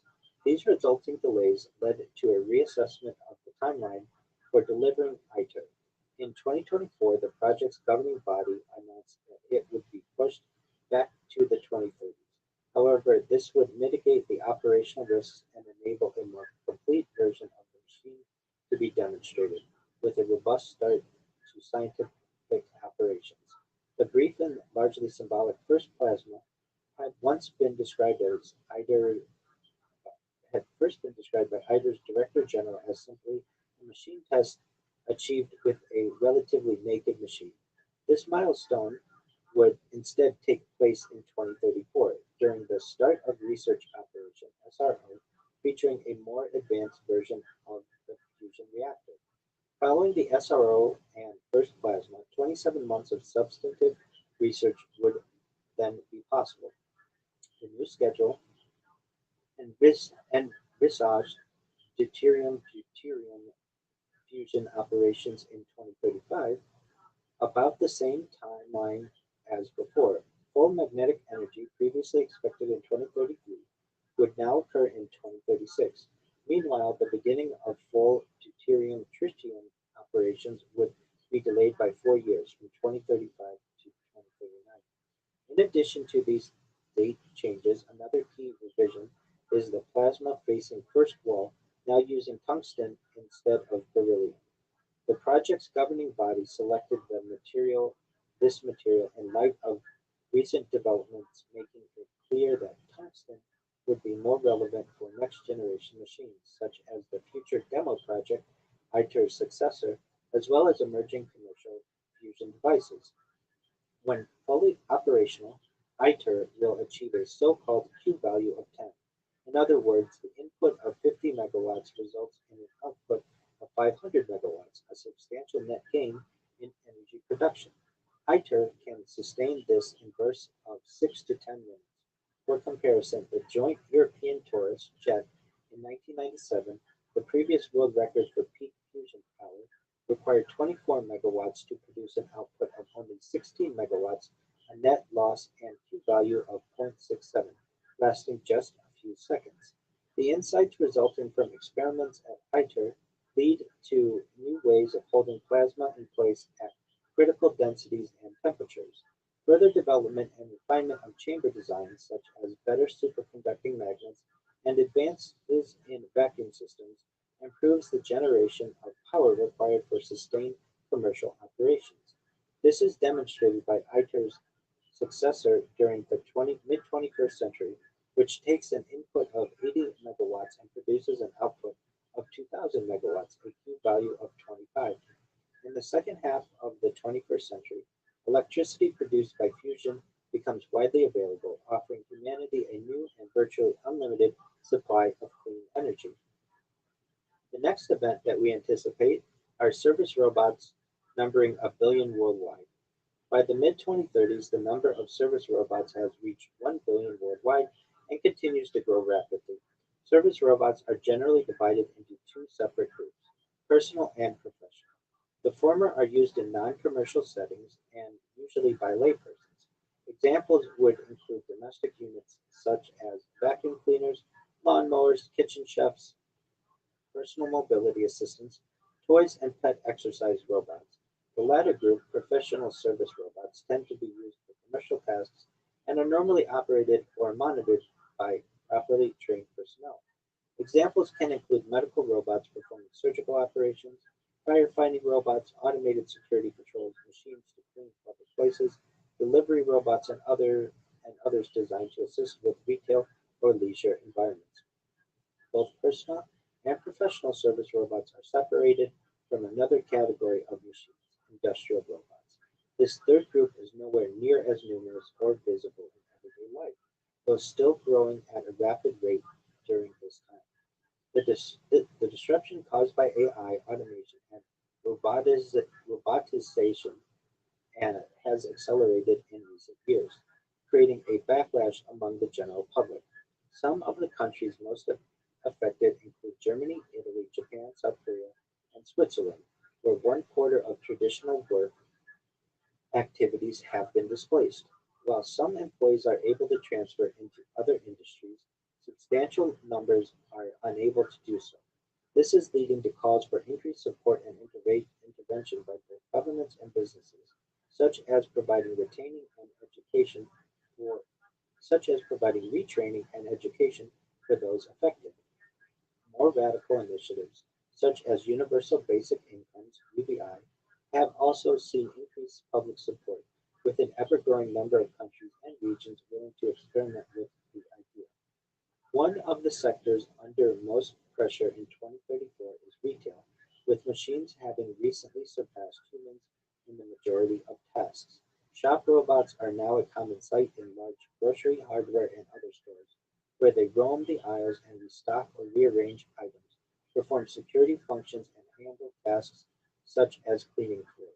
Unlike the dumb machines of earlier generations, robots of the 2030s are considerably smarter, highly adaptable to their surroundings and work situations, able to instantly recognize and interact with countless objects while providing real-time information to customers. This has come about through exponential improvements in machine learning, cloud computing, bandwidth, sensor technology, and so on. The increasingly sparse numbers of human staff, especially when combined with cashierless payment systems, can be a rather dehumanizing and impersonal experience compared to traditional stores of the past. Senior citizens find it hard to accept the new challenges. However, the drive towards even greater efficiency and productivity has made this trend unstoppable, with more and more businesses employing the use of robots. In some nations, such as Japan, China, South Korea, and Taiwan, they are becoming a vital necessity due to aging populations and shrinking workforces. The next event that we anticipate is NASA's Dragonfly spacecraft landing on Titan. Dragonfly is the fourth mission of NASA's New Frontiers program, chosen by the agency in June 2019. Launched to Saturn in 2026, it arrives on the surface of its large moon Titan in 2034. The probe, weighing approximately 450 kilograms (990 pounds), lands by parachute in the equatorial Shangri-La dune fields, which are terrestrially similar to the linear dunes in Namibia in southern Africa and offer a diverse sampling location. NASA's mission planners analyzed many years of earlier Cassini data to choose a calm weather period, along with a safe initial landing site and scientifically interesting targets. Dragonfly consists of a rotorcraft lander. Dragonfly consists of a rotorcraft lander, much like a large quadcopter with double rotors, an octocopter. Its redundant configuration enables it to tolerate the loss of at least one rotor or motor. The craft performs vertical takeoffs and landings (VTOL) and controlled flights between locations, radio powered by a radioisotope thermoelectric generator (RTG). It can travel at 36 kilometers per hour or 22 miles per hour, or about 10 meters per second, and rise to an altitude of 4 kilometers or 2.5 miles. The craft is designed to operate at temperatures averaging negative 179.2 Celsius or negative 290.5 Fahrenheit, taking advantage of Titan's dense atmosphere and low gravity, requiring 38 times less power than Earth-based flight. Dragonfly explores dozens of locations across the icy world, covering a total of 175 kilometers or 109 miles over a 3-year period. It samples and measures the compositions of its organic surface materials to characterize the habitability of Titan's environment and investigate the progression of prebiotic chemistry. The primary mission target is the huge self-crater, produced by an impact large enough to have melted Titan's water ice crust and liberate oxygen in the distant past. The craft remains on the ground during Titan's nights, which last 192 hours, or 8 Earth days. Activities during the night include seismological studies and meteorological monitoring, sample analysis, and local microscopic imaging using LED illuminators. It communicates directly to Earth more than a billion kilometers away using a high-gain antenna with a transmission delay of 79 minutes. In addition to spectrometers, meteorological sensors, and a seismometer, the scientific payload includes high-resolution panoramic cameras to image Titan's terrain and scout for scientifically interesting landing sites. The next event that we anticipate is the Laser Interferometer Space Antenna (LISA) being launched. The Laser Interferometer Space Antenna (LISA) is a gravitational wave observatory launched by the European Space Agency. This project is one of 3 L-class large missions in the Cosmic Vision program, which which also includes the Jupiter Icy Moon Explorer JUICE, launched in 2023, and the Advanced Telescope for High Energy Astrophysics, ATHENA, deployed in 2037. LISA is designed to sense gravitational waves, tiny ripples, in the fabric of space-time with extreme precision. Three spacecraft are placed in a triangular formation with 2.5 million kilometer signs, flying along an Earth-like heliocentric orbit. Laser interferometry is used to monitor fluctuations in the relative distances between them, with a resolution of just 20 picometers, or 20 trillionths of a meter, or smaller than a helium atom. To eliminate non-gravitational forces such as light pressure and solar wind on the test masses, each spacecraft is constructed as a zero-drag satellite and effectively floats around the masses using capaci- capacitive sensing to determine their relative position, with ultra-precise thrusters to remain properly centered at all times. Previous searches for gravitational waves in space were conducted for short periods by planetary missions with other primary objectives such as Cassini-Huygens using microwave Doppler tracking to monitor fluctuations in the Earth spacecraft distance. By contrast, LISA is a dedicated mission using laser interferometry to achieve a much higher sensitivity. Other antennas had been operational on Earth, but their sensitivity at low frequencies was limited by the largest practical arm lengths, seismic noise, and interference from nearby moving masses. Passing gravitational waves altern- alternately squeeze and stretch objects by a tiny amount. These waves are caused by energetic events in the universe, such as massive black holes merging at the center of galaxies, black holes consuming small compact objects like neutron stars and white dwarfs, supernova star explosions, remnants from the very early phase of the Big Bang, and possibly theoretical objects like cosmic string and domain boundaries. Since LISA is the first dedicated space-based gravitational wave detector, the mission adds a whole new sense of our perception of the universe, enabling astronomers to hear events in ways not possible before and revealing many important phenomena that were previously invisible. The next event that we anticipate is Envision making orbital insertion at Venus. Envision is a spacecraft developed by the European Space Agency (ESA) to study Venus. ESA selected Envision in 2021 as the fifth medium-class mission for its Cosmic Vision plan. Launched in 2031, it takes 15 months to reach the planet and a further 16 months to achieve orbit circularization via aerobraking. The probe is designed to help scientists understand the relationships between Venus's geological activity and the atmosphere, potentially finding clues as to why Venus and Earth took such different evolutionary paths. It determines the level and nature of current activity, reveals the sequence of geological events that generated its range of surface features, and confirms whether Venus once had oceans or was hospitable for life.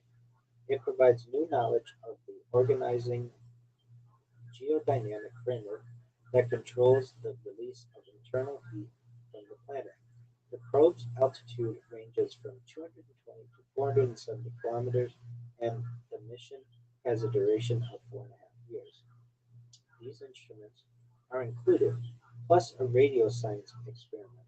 The Venus Synthetic Aperture Radar (VENSAR) enables several imaging and ranging techniques at spatial resolutions as fine as 10 meters. It characterizes structural and geomorphic evidence of multi-scale processes that shape the geologic history of Venus and reveals current volcanic, tectonic, and sedimentary activity. A second instrument, the Venus Subsurface Radar Sounder (SRS), penetrates the top kilometer of the subsurface, looking for underground layering and buried boundaries. This includes impact craters and their infill.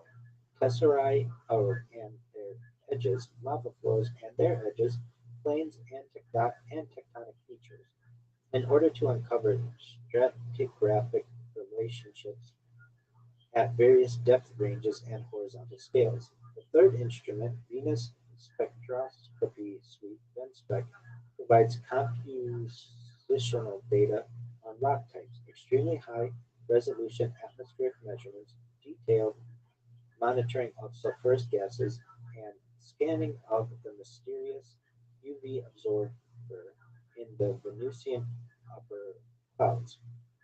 In addition to its three main instruments, a gravity and radio system maps Venus's gravity field in high resolution, allowing its deep internal structure to be probed and confirming the size and current state of the core. It also measures atmospheric properties through radio occultation. Envision is the latest in a series of probes to study Venus in recent years, the others being from Russia's Venera D surface lander, as well as NASA's Veritas and Da Vinci Plus missions, greatly improving the scientific knowledge of this planet. The next event that we anticipate is MBR Explorer landing on asteroid 269 Justitia. Following the success of its Mars mission in 2021 and a subsequent flyby of Deimos in 2023, the United Arab Emirates Space Agency (UAESA) turned its attention to the main asteroid belt between Mars and Jupiter. In 2023, it proposed the MBR Explorer, named after the Prime Minister and ruler of Dubai, Mohammed bin Rashid Al Maktoum. The uncrewed the uncrewed spacecraft would be launched in 2028 and undertake a highly ambitious mission to explore a total of seven asteroids, encompassing a journey of 5 billion kilometers. The probe used gravity assist from several planets along the way to save on fuel. It began close-range studies in 2030, passing by six asteroids, all with different compositional types. 10253 Westerwald, 623 Chimera, 13294 Rockox, 88055, 23871, and 59980. The MBR Explorer includes four scientific instruments to study the geology, composition, and structure of the asteroids. These are a high resolution camera, thermal infrared camera, mid-wavelength spectrometer, and infrared spectrometer. It travels up to 33,000 kilometers per hour or to 20,500 miles per hour and passes within 150 kilometers or 93 miles of each target. In 2034, the seventh and final asteroid is visited, known as 269 Justitia. This body is similar in size to 623 Chimera, with a diameter of 53.6 kilometers, 33.3 miles, and rotates once every 33 hours. It has an unusually red color due to tholins, similar to trans-Neptunian objects, and is therefore believed to have formed in the outer solar system before ending up in the main belt. Tholins are organic compounds which, if combined with water, can be raw materials for prebiotic chemistry leading to life. This makes 269 Justitia an intriguing target for study. In addition to passing over the asteroid, the mission attempts a surface exploration with a small lander deployed from the main craft. Overall, the MBR Explorer builds on the achievements of the earlier Mars mission and significantly boosts the reputation of the UAE as an emerging player in the space industry. It leads to an improved understanding of the solar system's foundation and the presence and origins of the building blocks of life found in the asteroid belt. It also collects information potentially useful in mining asteroids for resources in the future. The next event that we anticipate is the Lower Thames crossing being opened. The Dartford crossing east of London has long been one of the busiest and most unreliable sections of Britain's road network. river crossing connects Kent and Essex, two English counties on opposite sides of the River Thames, and completes the orbital route of the M25, a 188-kilometer motorway that encircles London and is one of Europe's largest ring roads. Designed for 135,000 vehicles per day, the crossing averages 150,000 vehicles and can carry as many as 180,000 on its busiest days. Accidents, breakdowns, and maintenance can therefore produce severe congestion across the surrounding region. A major new infrastructure project, the Lower Thames Crossing, opens in 2034, providing a second road link between the two counties. The 23-kilometer route includes a 4.2-kilometer tunneled section beneath the Thames, formed by two parallel tunnels carrying three traffic lanes in each direction. These become the longest road tunnels in the United Kingdom and almost double road capacity across the river east of London. The project experienced repeated delays during its long development. Formal studies began in 2009, and the preferred route was selected in 2017.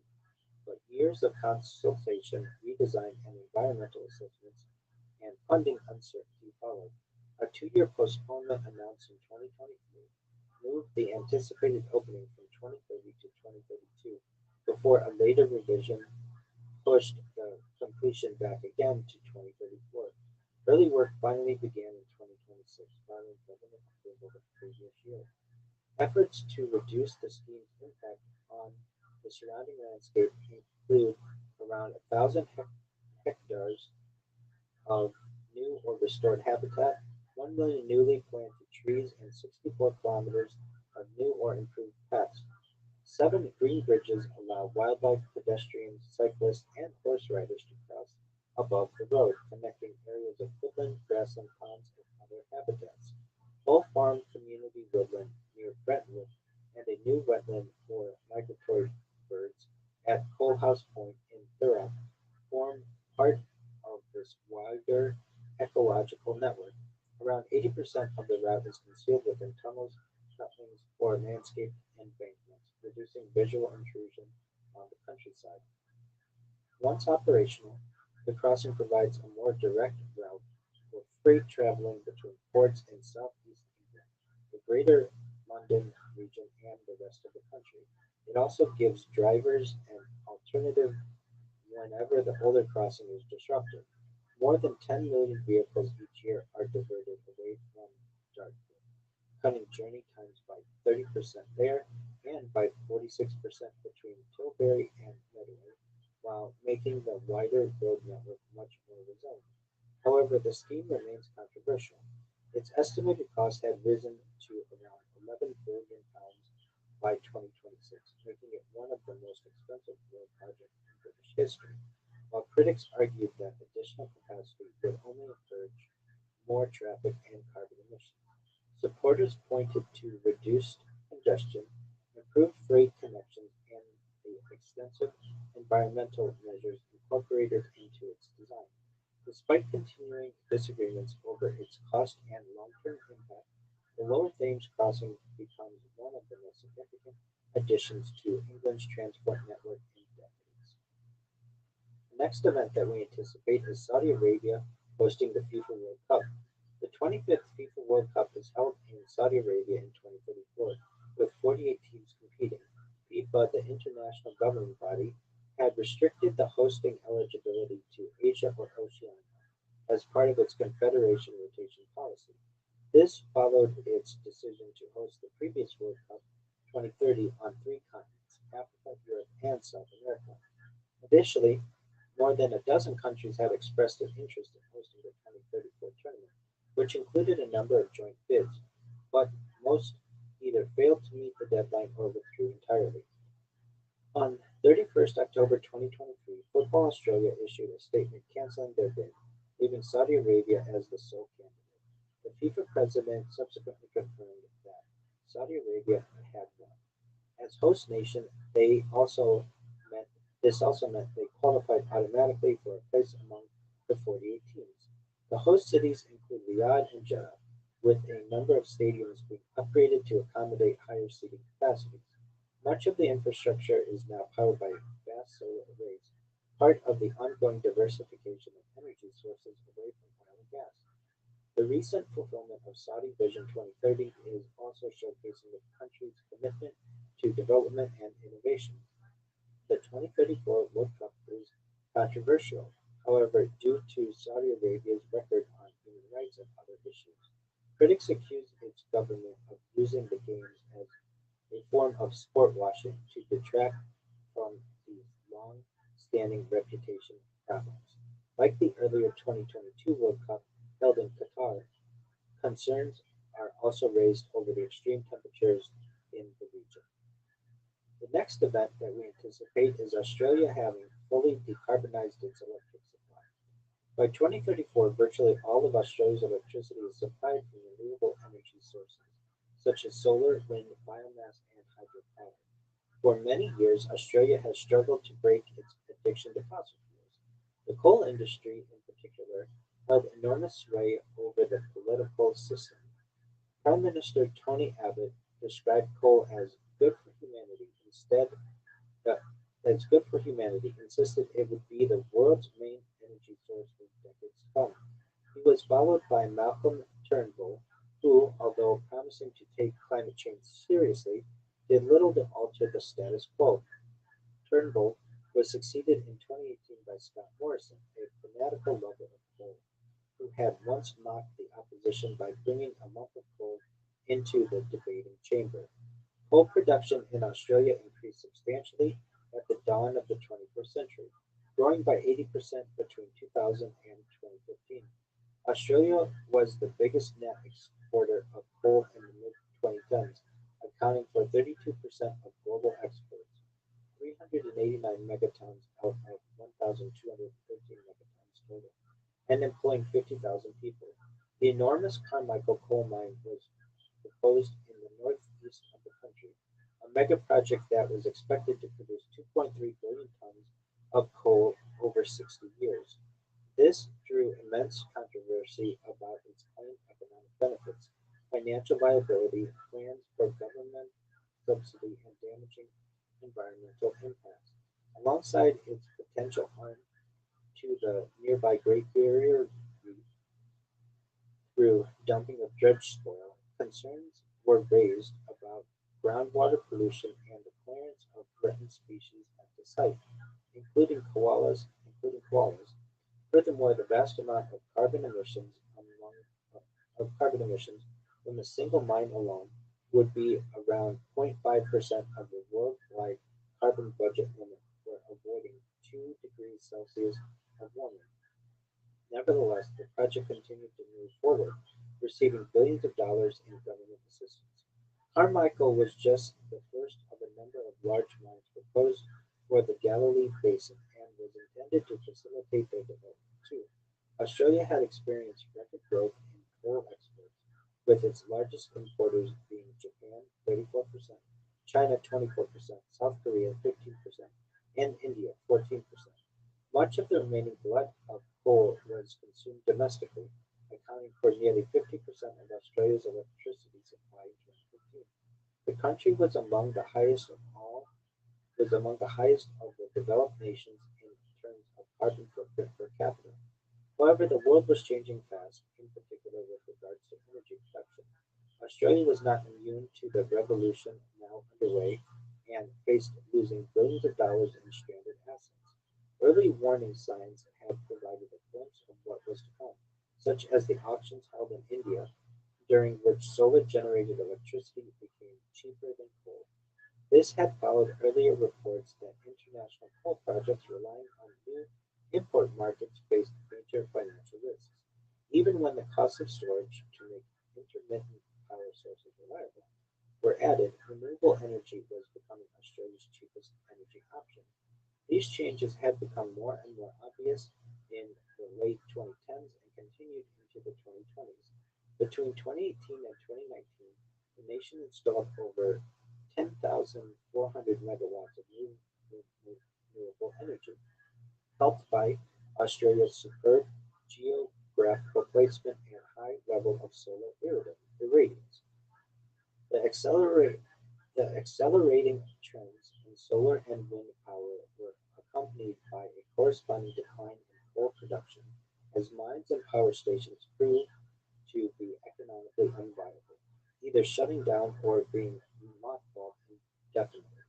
Renewables were even beginning to match the wholesale price of gas in Australia, meaning that solar generated electricity could directly compete for provision of industrial heat. By 2026, renewables had overtaken fossil fuels when measured by terawatt hours and were supplying 50% of Australia's electricity. The large-scale exposure of investors to stranded assets was producing a carbon bubble with major economic repercussions, particularly for Australia, but also many other countries around the world. As the plunging value of fossil fuels became apparent, the bursting of this bubble created one of the largest economic crises of the first half of the 21st century. This setback was only temporary, however, as the world transitioned to a clean energy future. By 2034, renewables are supplying essentially all of Australia's electricity. The next event that we anticipate is Switzerland phasing out nuclear energy. After the Fukushima disaster in Japan, questions were raised about the long-term viability of nuclear power. Switzerland was among the nations to abandon this form of energy production following public protests and a government review. The country's five existing reactors, supplying about 40% of the country's power, were allowed to continue operating, but were not replaced at the end of their lifespan. The last plant is taken offline in 2034. The next event that we anticipate are the Caribbean coral reefs being in danger of being wiped out. Often called rainforests of the sea, coral reefs form some of the most diverse ecosystems on Earth. Historically, they have occupied less than 0.1% of the world's ocean surface, about half the area of France, yet provided a home for 25% of all marine species.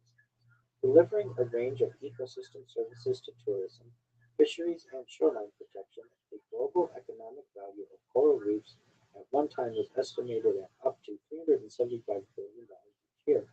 However, coral reefs are fragile ecosystems, partly because they are so sensitive to water temperature. In the early 21st century, they were under threat from climate change, oceanic acidification, blast fishing, cyanide fishing for aquarium fish, sunscreen use, overuse of reef resources, and harmful land use practices, including urban and agricultural runoff and water pollution, harming reefs by encouraging excess algal growth. The Caribbean, home to 9% of the world's coral, saw a 50% decline between 1970 and 2012, leaving just one-sixth of the pre-industrial reef cover.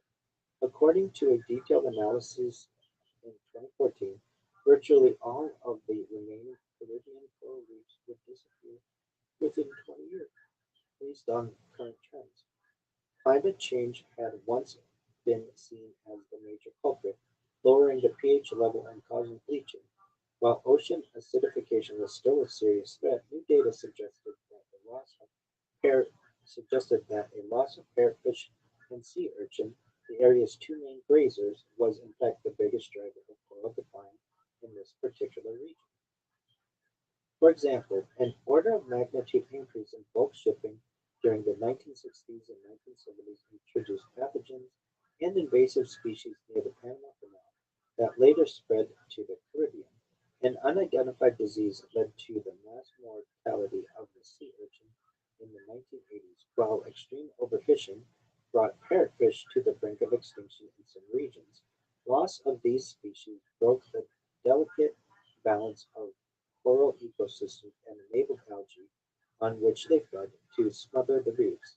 Areas protecting Areas protected from overfishing, as well as other threats such as pollution, tourist activity, and coastal development, were more resilient to pressures from climate change. Some of the healthiest coral reefs with high populations of grazing parrotfish included the Flower Garden Banks National Marine Sanctuary in the northern Gulf of Mexico, Bermuda, and Bonaire, all of which banned or restricted fishing practices that harmed the fish.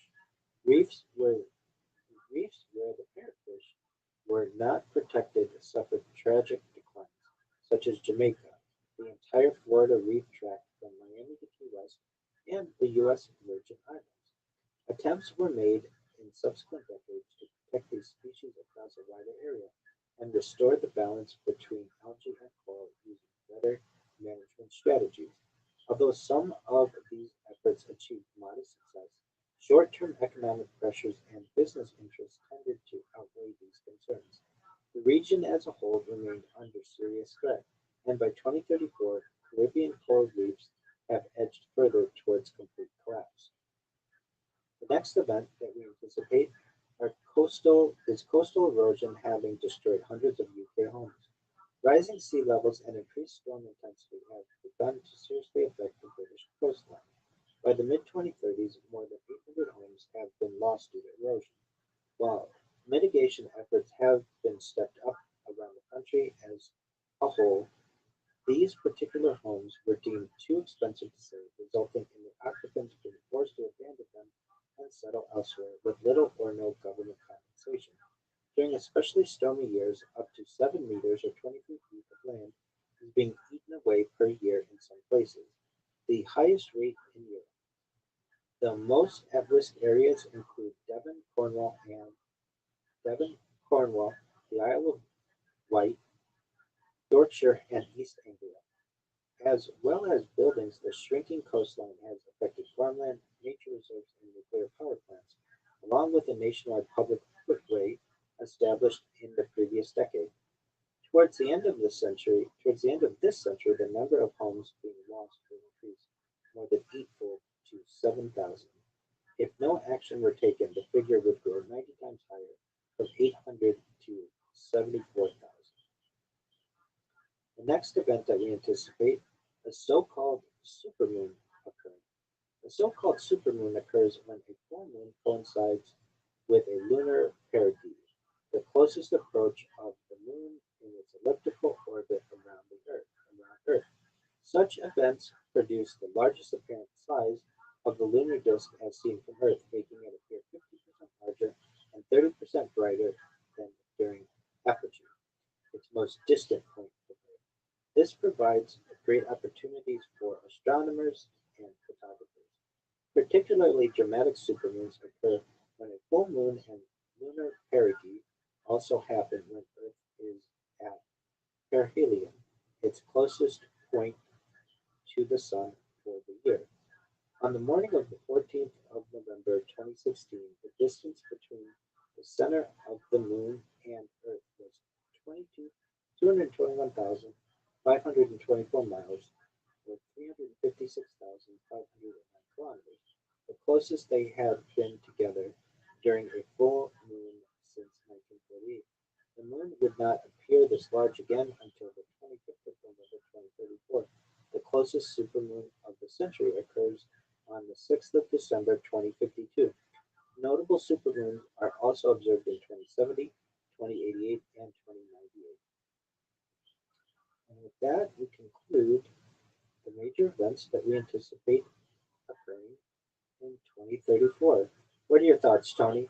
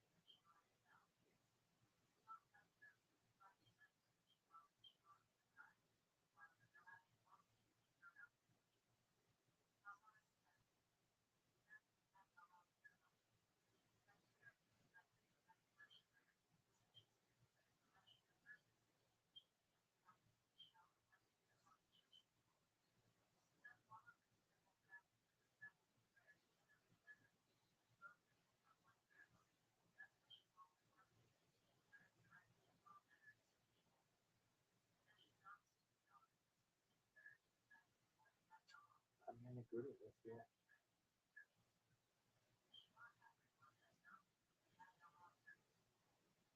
Absolutely. The idea of ectogenesis transforming reproductive rights is mind blowing to me. The idea that you can have a child born without a man and woman as their parents, or an artificial womb, or having three parents, or having designer babies is right now still seemingly very futuristic, but in many ways is here and will be an opportunity for those who have the funds and the means to be able to have these type of reproductive scenarios. The start of the research operation for the ITER experimental fusion reactor, I think, is really interesting. Fusion energy has an immense amount of power that it can generate, and so I'll be interested to see what happens. I'm sure everyone else will as well. I'm in agreement with you with service robots numbering 1 billion worldwide. It really depends on how you define a robot, but the idea that we may, within the next decade, be interacting with a humanoid like robot that has replaced the traditional person's job is really going to be a reality and is difficult to be able to form in our minds, but it's coming very quickly. I am an advocate for universal basic income.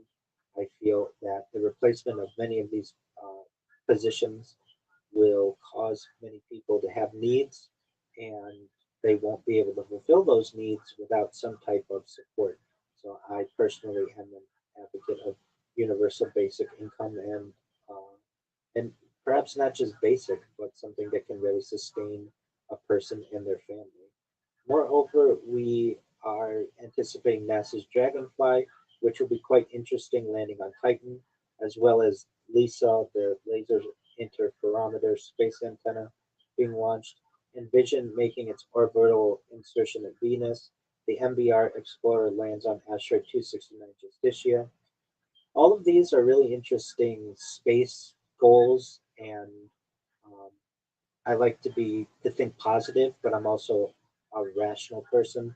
And I'm a realist, knowing that not all of these may be as successful as possible, but I hope for the best in terms of these types of goals. The lower Thames crossing being open, I think, will really transform some areas of Eastern Europe, of Eastern London, which should be interesting. Saudi Arabia hosting the FIFA World Cup, I think, will be interesting. I like international sporting events and just events in general, whether it's the Summer Olympics, the Winter Olympics, the World Cup, or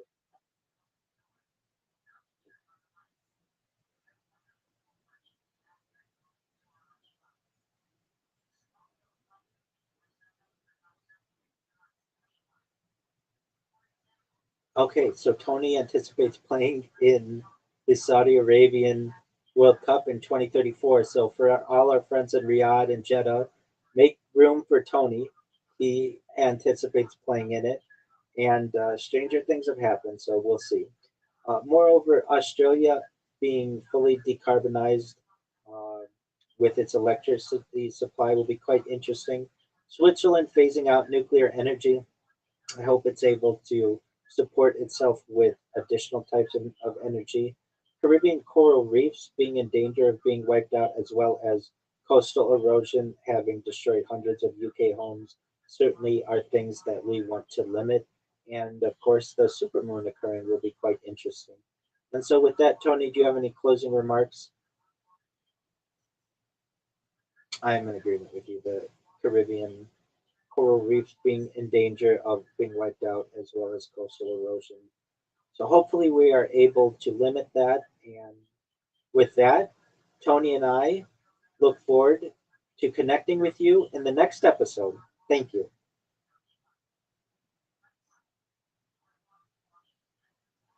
Cut. All right, my man. That was good.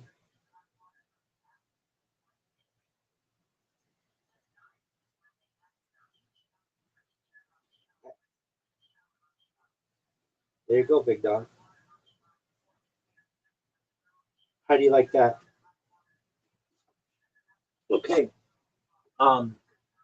So you've had a long day. You've had uh, three different episodes. Before you go, though, I want you to do me a favor. Please go to Instagram. You can do it on your phone or where. Okay, and go to. I'll type it to you. Um, I have so many of these accounts, um, but I do want you were saying like, oh, do you sing on camera? And yeah, I do. And I want to show you. Oh, hey, they don't have a. Wait, am I mistaken here? If you end the. Oh no, here it is. Okay, go to. Yes, sir. Yes, sir. Okay, go to that username. And you may say, like, Rabbi, why don't you just go by Rabbi Rothschild everywhere? I do where all my serious accounts are, but I don't want somebody to be able to go in and ban all of my accounts. So that's why I keep different names for them because it's too easy for someone to just be like, oh, he's Rabbi Rothschild 1, 2, 3, 4, 5, and just to get rid of all of me of what I'm doing. Okay,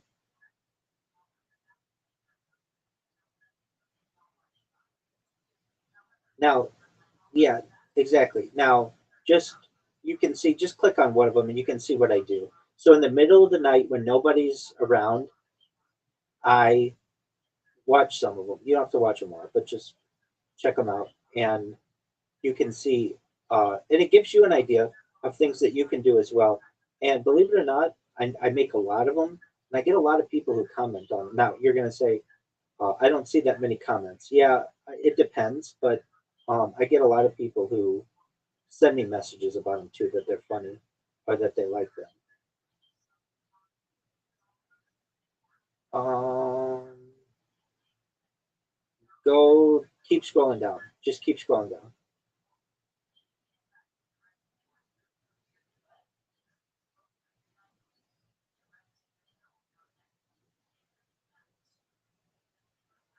I I sing on camera, but I just lip sync or like I move my mouth, and so it's not me singing directly. I mean, you've seen I do concerts as well, and I am singing, but you just can't hear. I play the music over what I'm doing. But just scroll for a second. I have Starburst. Okay, well, welcome to the club, big dog. Yeah, yeah, well, as the leader of the future, I welcome you into the group. All right, so scroll. They're all me.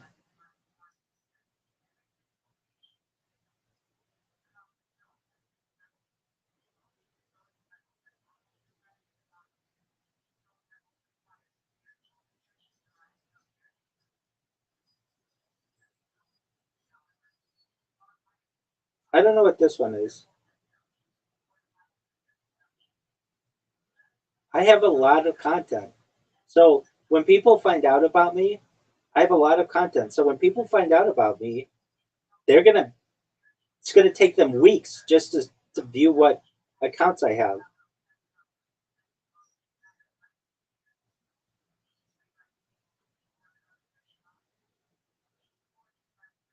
Yeah.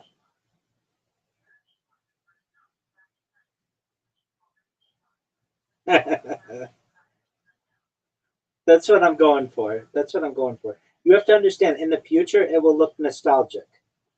There will be let me just look up nostalgic definition.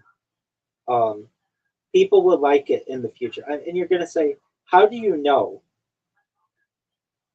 I really don't. No one knows anything, but it is it will make people will be like, "I like that it is blurry because now we have the technology to make it all look really sharp and back then we didn't." There's a nostalgic to it. So nostalgia is an adjective that means feeling happy and slightly sad at the same time when you think about happy times or places from the past. It describes a warm yearning wish for things, people, or moments that are gone. And that's what nostalgia is. And go ahead. Go ahead.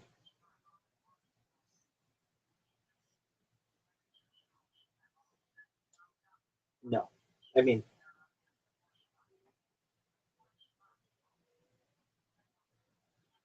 you can. Okay, so that I'm not saying is a bad thing.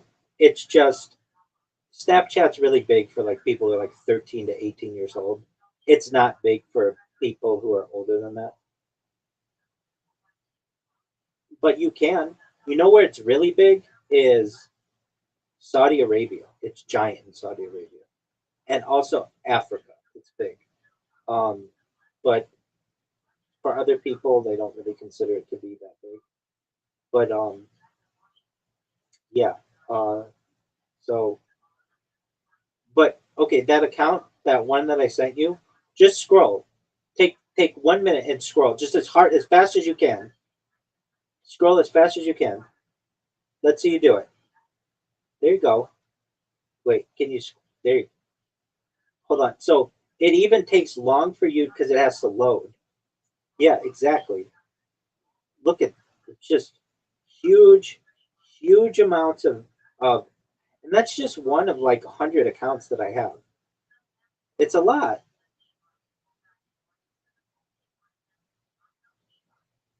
and you can go to any one of those, and it's either has music or I'm talking or whatever. And then I have uh, some of Instagram accounts that I've created that just create hour-long Snapchats, like an hour long. It's just an hour-long video, or sometimes as long as 4 hours. So it's just like my life backed up on Instagram as well. So, you know, uh, for your sake, when you're like, all I see is just you in Discord, just like this. It's like I'm doing a lot of things. Not everybody can see it, but maybe one day they will. Okay, Big Dog, you did really well. You did 3 podcasts today. You know that?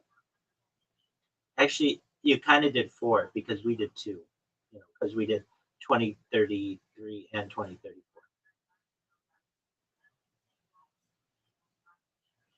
Okay, good for you, man. Good for you. That's good. When do you want to do this again? They're becoming short. They're becoming shorter, which is. I mean, I like having all the information. Okay, that would work. That would work. Okay, you just come into the Discord and let me know. Okay. Excellent. Thank you. Take care, buddy. Bye. Shout out to Tony, everybody.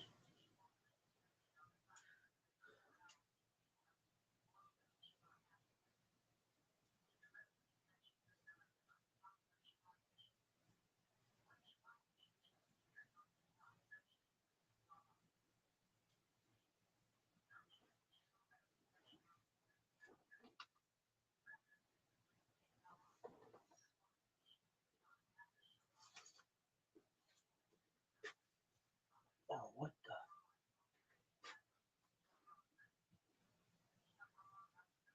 Oh, shoot. How do we fix that? Nobody knows. Gonna take a whiz.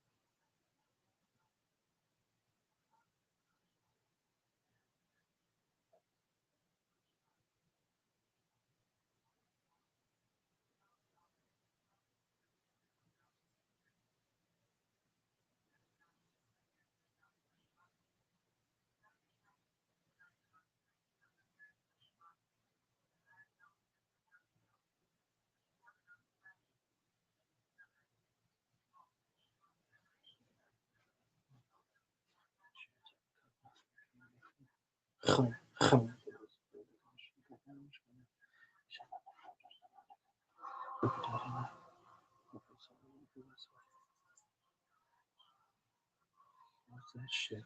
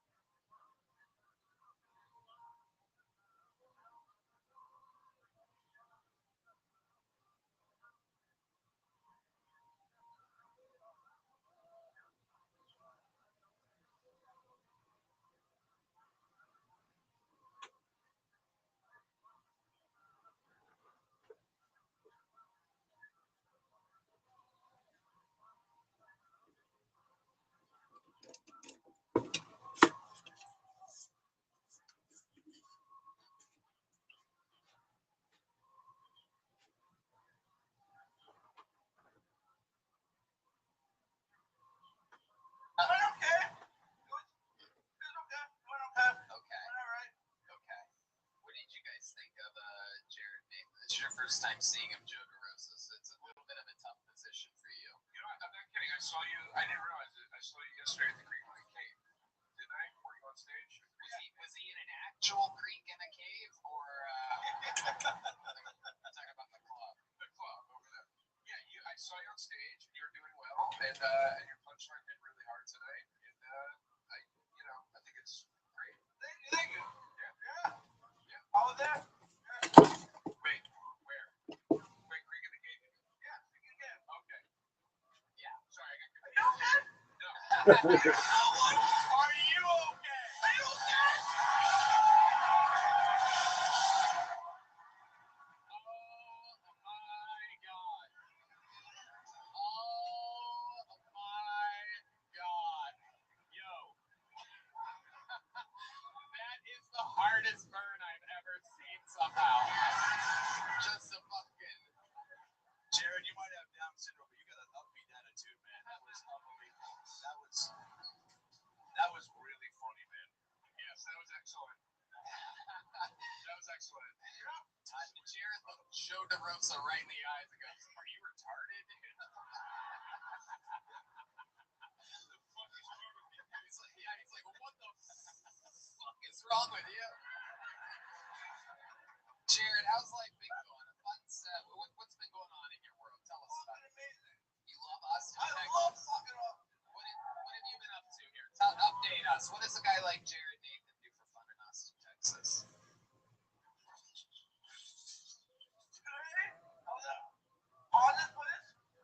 Hans's place? Okay. All right. Okie dokie. Anything more interesting than that this past week? You what? You met a girl. Oh, shit. Hell yeah, Jared. Oh, my God. Online? Sort of online. It was like a playground. No, I'm kidding. Oh, sort of online. What does that mean to you?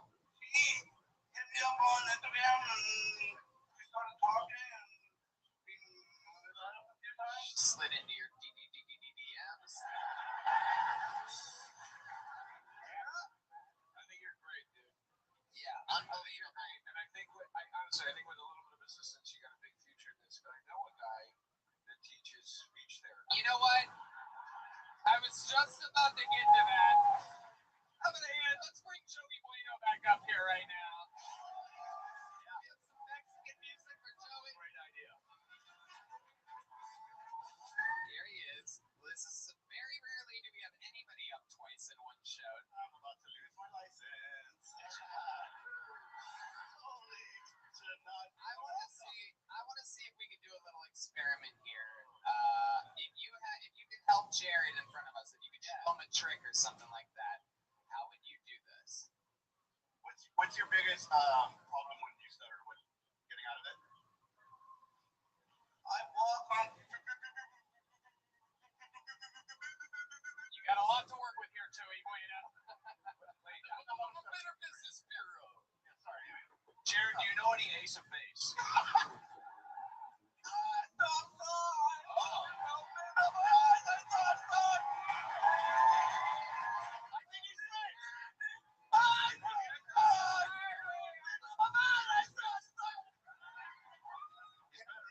To people instead of him. Yeah.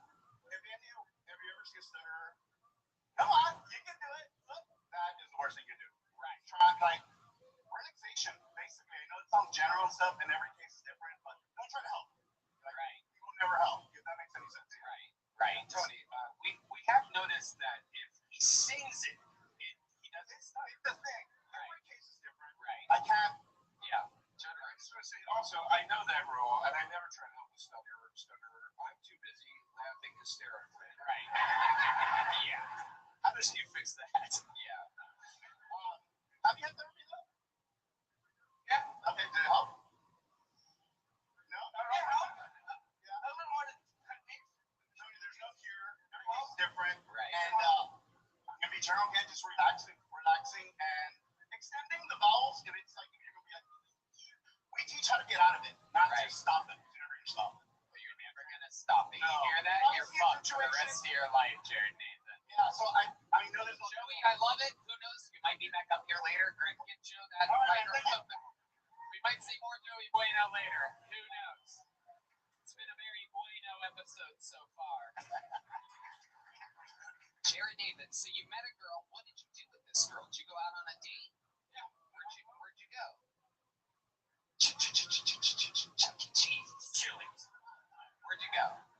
went to the best coffee shop in Austin. Okay. Yeah. Absolutely. Yep. There's many great coffee shops here. So what do you guys do? What do you talk about? What is a date with Jared Nathan like? Did you say anything sexual? Did you make a move? Like, did you say anything like I want to do something to you or something like that? I want to smother you with my pillow or anything like that? What's your big pickup line? What, please? Damn. If you said it like that, I would go with you. Damn. The build-up. That's built into sexual tension for sure. Did it work? Did she go back to your place? Yeah. Oh my Right.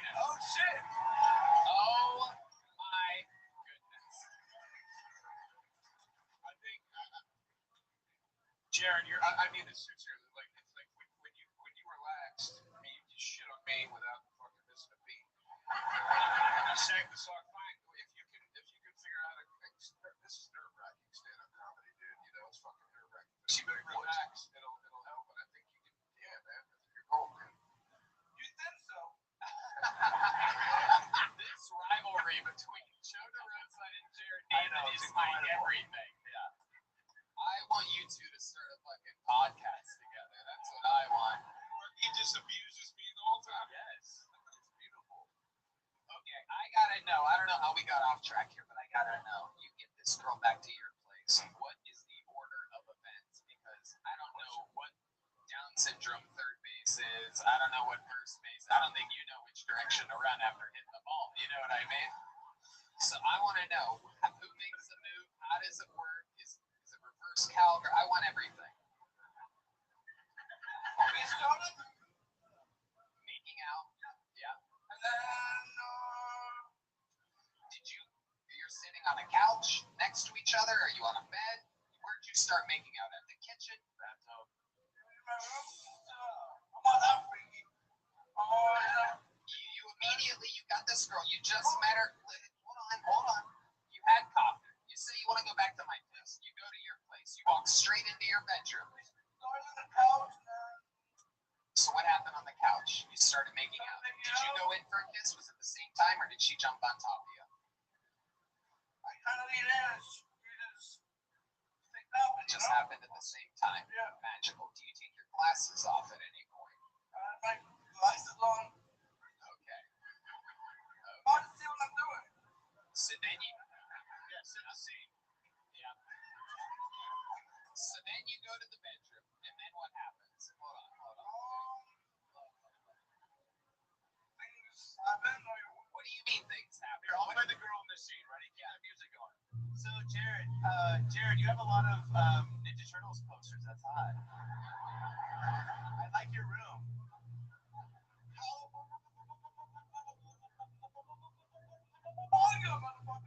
No, yeah. I thought you were gonna say that at some point. Did you have sexual intercourse with the girl? Did you put your wiener in her vagina?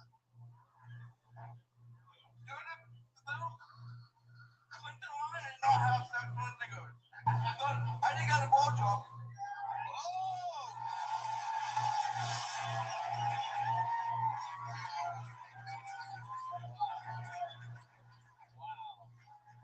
Wow. All right, sweet. All right, sweet.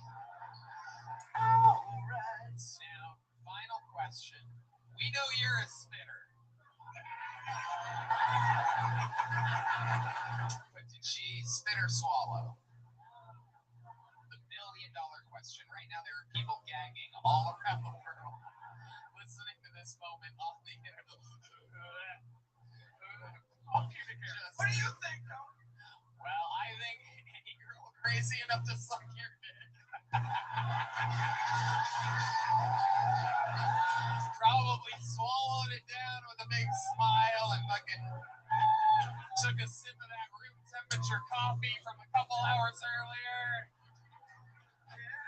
Oh my god. Jared, we love you so much. You're a fucking. I'm going to have you on the Secret Thursday night. He does a longer stand-up set. He gets paid to do stand-up comedy.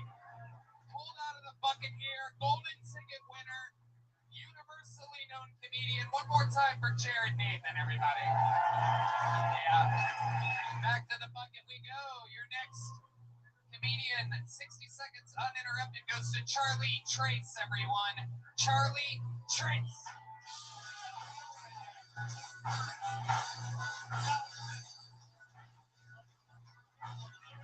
Charlie Trace. Here comes Charlie. Where do I get this guy? Ladies and gentlemen.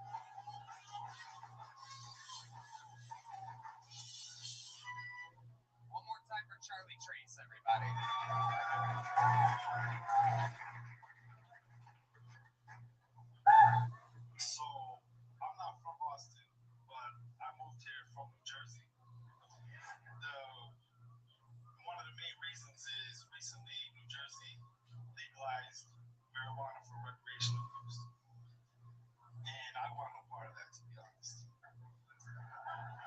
when I learned that Texas is still illegal to smoke weed, I felt perfect. Nice weather, no legal weed smoking, barbecue. Now I love to smoke weed, right? But I'm not a violent person. I do like to commit certain petty crimes. I'm from New York, and we like to smoke weed outside everywhere we go. The anxiety I get on 6th Street to take a hit of the joint and look at the cops as they walk past me is incredible. I love that feeling. And not to pick on the police. Anybody heard of the group NWA? We know them, right? This song, Fuck the Police, coming straight from the underground. I think if NWA was from Boston, they would remake the song and say, fuck the police and the horses that they're riding on. Hell yeah. It took us a long time to get there, but we got there. Charlie Drinks. I had to hold the bear back. Come on, yeah, I knew you were. Oh, bear back. Wow, look at that. Charlie Trace, you've been on this show before. I remember you. Welcome. How are you? How do you feel? Winded, but great. Remind us all, how long you been doing stand-up comedy? My first time was here on the show. I was here on Labor Day. Labor Day, okay. September. Right. I did about 15 mics since then, like in September and October. How are those going? What do you feel? What are your if you had to explain to these people what going to 15 open mics is like, how would you describe it? It was fun. It was real fun. I did them here in Austin. Right. You know, I live here now, so it was fun. It was fun. Okay. It was fun. It was fun and fun. I have written down it was fun, it was fun, it was fun, it was fun, it was fun. There you go. I love it. Somehow you repeat shit more than Jared Nathan does. Don't make me bring up Joey Bueno up here, all right? You look like the kid who sold Jared Nathan his Ninja Turtles poster. That's a good thing. Yeah, I like that. I was going to ask, did you also dress like an asshole in New Jersey? I tried. Okay. Hell yeah. I'm glad you laughed at that because you do have a real blank look in your eye. Oh yeah. You might hit me if I make fun of him. I love Joey, so it's good. No, we know you. Joe DeRosa, fellow New Yorker. That's a real New Yorker right there. That I mean, he's got a fucking sandwich shop on the Lower East Side. You know that? You know about that? You ever had a sandwich from I there? had the pleasure to go there, but I do know about the peanut butter and jelly sandwich. I'm worried about it. Joey Rose is on the Lower East Side. With peanut. Let me take up some of your time. I own a bar. Joey Rose's, Lower East Side, 174 Rivington. Open 7 days a week, 11:30 a.m. every day. Wow. Both bar and sandwich shop. There's a lot of people wondering. And at 11:35, they could get a good sandwich. Glad that you were so specific. What do you do for work, Charlie Trace? Well, Tony, when I was here the last time you asked me, and I had said that nobody's paying me to do anything at one time, and that's still the same. Oh, wow. I'm actually surprised. There's a booming Texas economy here, and meanwhile, there you are unemployed. How do you have money to spend? Do you have two phones? Yeah. There's two locked up phones. Oh, Oh, okay. Your girlfriend's here. Is she a comedian as well? So I met her doing comedy At the open mics. actually Labor Day night after the show. I met her. Look at that. Look at that. Yeah, She also does comedy. She does. Did she sign up tonight? She signed up. What's her name? Mia Chan. Mia Chin? Chan. Chan? Woo. You guys think we should see a minute from Mia Chan? You stay up here, Charlie. Put the mic back in the mic stand. Is it Mia Chan? Yes. Make some noise for Mia Chan, everybody. Let's do this. Let's see what's going on out here. We're going to figure this out. Make some noise for Mia, everybody.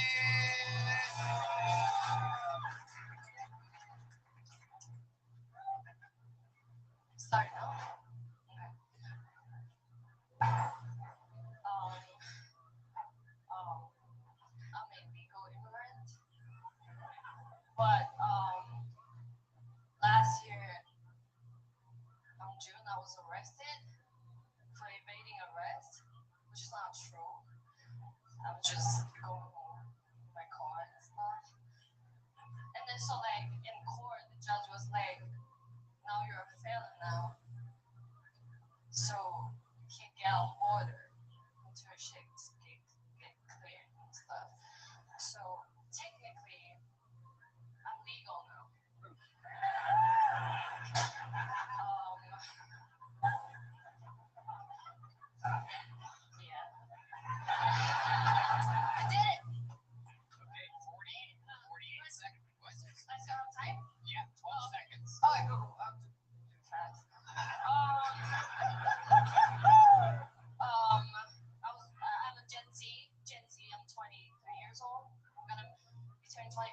Thursday.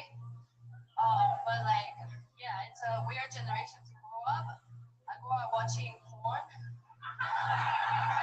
and I already watch everything, and I got nothing more to watch. That's the whole joke. Oh my God, you have everything set up. Was there something else? Was that it? I watched so much porn that I watched all the porn. Yeah, but it's like 60 seconds, and I know. I'm so nervous right now. I know. I'm not supposed to disclose my immigration status. You need a place to live?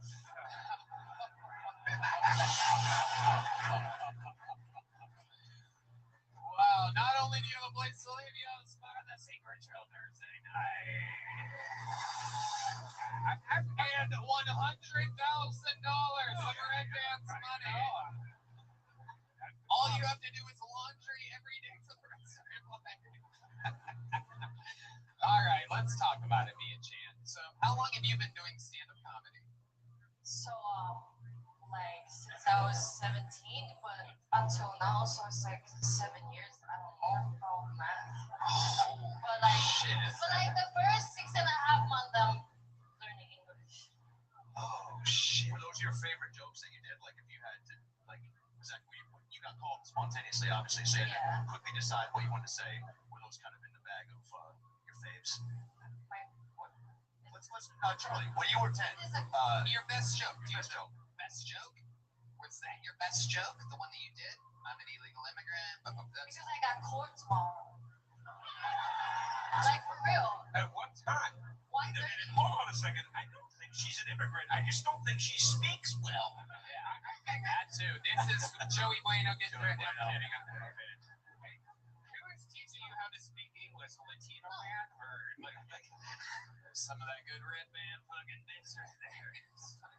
Clipping. Have you learned from a I can Latino? go on real quick. What time do you have court tomorrow? 1:30 p.m. Junction. So let's talk about this. You got arrested for what was the original offense? What did they say that he was originally pulling you over for before you evaded arrest? I have written down here, on June, I was arrested. I wrote down exactly what you said. On June, I was arrested. She was talking about a roast beef sandwich that she had. She said, "Oh, June." Oh, June, I was arrested. A sweet, sweet side sauce. What kind of Asian are you, I should ask? Taiwanese? I'm Taiwanese. Okay. Yeah. That's a good answer. Good answer. Yeah. It's like we stopped eating dogs. Right. Since There like you the go. Prove it. That's a bit. That's a bit. That's like a bit. There's a bit there. Yeah. There's a bit there. There's a lot. Joe, are you retarded? Everybody, there's gonna be. I don't know how it's happening. It's Joe's killing. Joe, you couldn't be killing any harder. You're doing a great fucking job. Yeah. Dream guest. Perfect. Everything is perfect. But somehow there's gonna be a highlight reel of you getting slammed by newbies.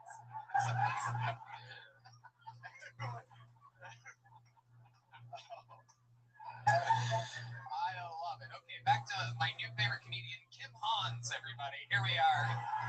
Kim Hans. I love it. Okay, so let's talk about this fucking bag of donuts you got behind you right here. This fucking New Yorker back here. How did you meet this guy? From the creek. Okay. All right. Met him at the creek and he went right into your cave. Look at that. You know what I mean? Yeah. Thank This is your show. you. Thank you. Anyway. Okay, so did you go up to him or did he come up to you? How did this start? So I was doing that's my first open mic too. Wow. Look Yeah. at you two. And Incredible. then What are the odds? I did it. I thought I'd kill it, but I wasn't very confident and stuff. And then so he was like, start telling nice things. Does that music always play behind everything that you say?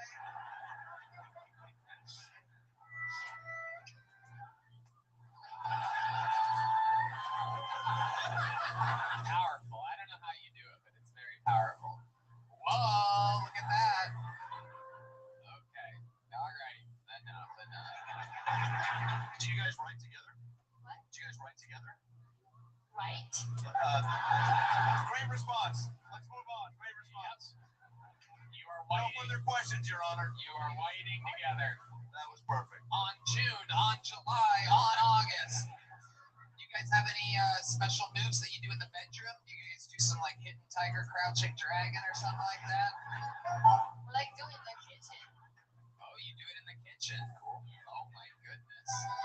Very incredible. When you guys come together, what happens? Is it like a Philly roll comes out or something like that? Oh, wow. That's a good one. Wow. I like food too. I was telling you earlier, I love food. Some food jokes. I know. Food punters. He has, Joe DeRosa also has an unbelievable podcast, Taste Buds, with the great Sal Volcano, another friend of the Kill Tony Youth. So good. Many-time guest and hilarious comedian. What's the wildest thing you guys have done together? You have a memory or something like that you want to share before I let you go? You're a very, very cute couple. I like how this comes together. So as I said, we met Labor Day and we did like 15 bites together. And then we road tripped around the country ever since then. This is our first night back out since. That's insane. You just got back from a road trip. Where'd you guys go? Hopefully you did most of the driving. Yikes. I would not. I did every bit of the driving. You've been doing the driving. Very good. You never let her drive at all? No. Not for a Drove a second. lot, like really far. Have you ever seen her drive? Yeah, so once or twice I was in her car while she drove. Where'd you guys go to? So we flew to LA where her car was, and then we road trip from LA back here, went to like Grand Canyon and whatnot, like Vegas. But where specifically were you when she drove the car? In Vegas, or excuse me, LA. In LA. Okay. And where did she drive to and from? Like, was it like a mountain, or is it Santa Monica to Venice? Or From like LAX to the crib, stuff like that. Oh, okay. So then there was an airplane and we tried to stop it. It's too late now. We've been trying to set up this perfect little. I was hoping you were going to say, go back to your soundboard for a second. When I was asking you where she was driving, I hope you were going to say something like, I don't know, past a firehouse or something, and then it was going to be like that. And then that. You see? Maybe there was LA, maybe there was a car alarm going off. Or a train. Or a train, perhaps. There you go. See, and then we put a little ribbon on it at the end. Alright, here's the police again. I am not resisting. I am not evading you. I'm just trying to go home. That must have been a mess, huh? What do you think's going to happen in court tomorrow? Wait, which thing are you going to court for tomorrow? Which of all the things you mentioned? And is it a food court? Is it Panda Express? No, I'm sorry. That was. So am I gonna be fine talking about this? Yes, you're fine. Yeah. I don't know, it's been scary. Right. So it's for the evading arrest. Right. So what is the sentence? What is the worst thing that can happen if you talk to a public defender? Oh no. Don't tell me you have Charlie being your lawyer back there. So we were at the crib and the car was in LA, but we were in Vegas, right? And sorry. By the way, I'm a sucker for a white guy that says crib. You're already super affable. I got nothing but love for you, Chuck. Your Honor. Yo. Your Honor, might I play you my fuck the police joke? Yo, I got like an objection or something. Charlie Trace grabbing. I'll tell you where I was Labor Day night. What would you say if you had to be her lawyer and take the stand in her defense? You're looking right at a judge. What would you say? Look out there. Look at that camera right down the middle. Talk to the judge. Get your girl off. Whoa, you're a little troublemaker. You don't give the judge that finger. Order in the court. I did suggest you wear a hoodie with the guy wearing the middle finger on the front, but Nobody asked you that. Again, you're face to face with the judge. You have to get her off. Here we go. Your Honor, my client charged with. I'm under the impression that the authority was a little bit rough during the evening of this arrest. My client has advised me that if this is not going to be taken care of here today in this courtroom, then we will have to figure out another way, obviously. Don't say that. That sounds like a threat. Keep going. Keep going. Keep going. And so, if we can't resolve this here today, it would make my life a lot easier. I have a 2.5 hour drive back to Austin. And that would be great. Ladies and gentlemen, I think you're going to get off. We're live outside the courthouse. Yeah. You just got sentenced to 20 years in prison for evading police and then disrupting the court. No, I love it. You guys are absolutely adorable. Met after Kill Tony, fell in love, have done a road trip together. It's been since fucking, what do you say, Labor Day? So what's it been, 6 months or so? 5 months? I love it. You guys are absolutely sweet and adorable. Enjoy the rest of your night. Thanks for playing along. You guys are fantastic. Did you have one of these yet, Charlie? You gave me a big one. I gave you a big one? Here's one for her. Can you catch? Very good. There she goes.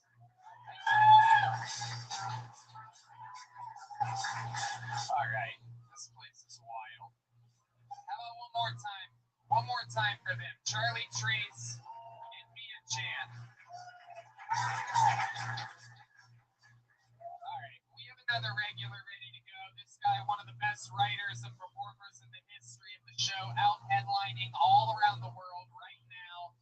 Ladies and gentlemen, brilliant writer, brilliant rooster, brilliant comedian, Kill Tony regular, David Lucas.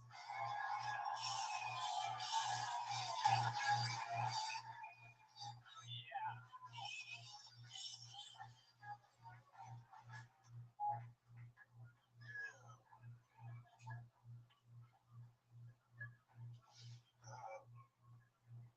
Every time I nut in a white girl, I hear slaves singing. I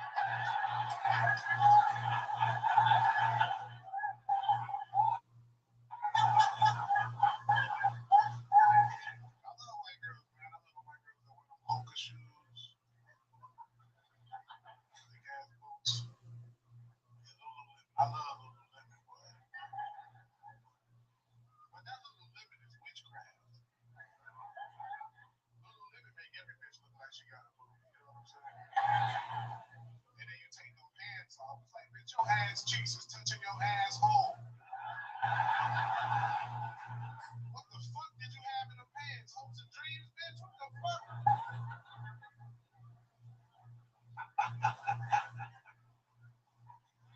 I hate women with big ass feet.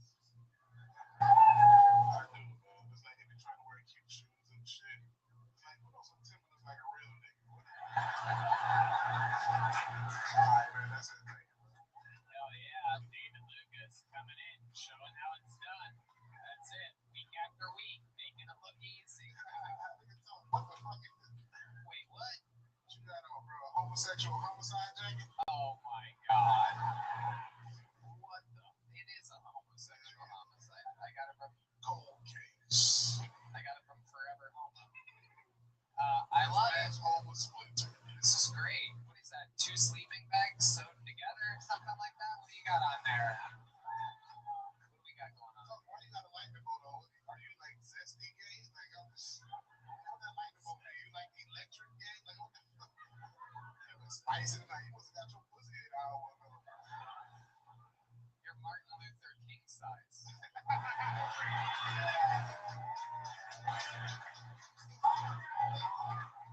Have your belly gun extra large over here. Yeah. Motherfucker, you look like a grown ass Jimmy Neutron, nigga.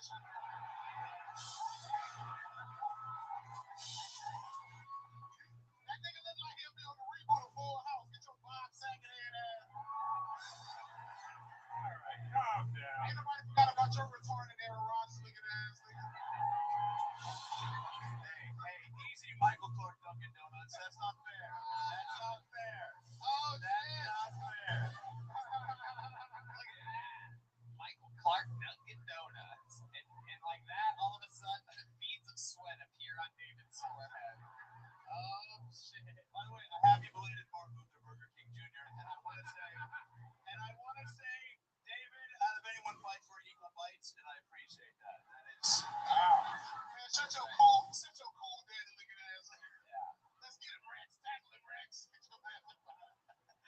your extra large head ass want to say? Shut the fuck up! I'm not saying it. Like, you had your stop it. You had your microphone. You put your mind in your face. Stop eating. You put your head in magnum condoms for fun, nigga. Just look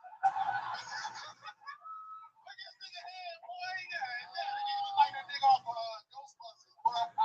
Egon. Get your hairy in the hip and looking ass up out of here, boy. Lay off my bread, Odell Beckham Carl Jr. Oh my god. Fucking Huey Fake Newton's over here. For Christ's sake, I'm doing this. How fun. How fun. Steven, what else is got superpower tonight, man? You got it. Plus clans and pay niggas is up here. Little clumps and clans, man. Y'all niggas ain't shit. Oh my. Adam Ray looks like he'll let a black bitch trick him out of $20,000. With you up here, that makes it a KKKFC.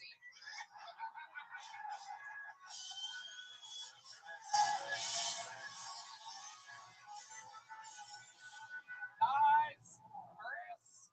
And Tony, you like DIC, nigga. You think that's how you smell dick? I was gonna call it K&L somewhere. I was just trying to figure it out, motherfucker. David, you look like a Street Fighter character that gave up. He's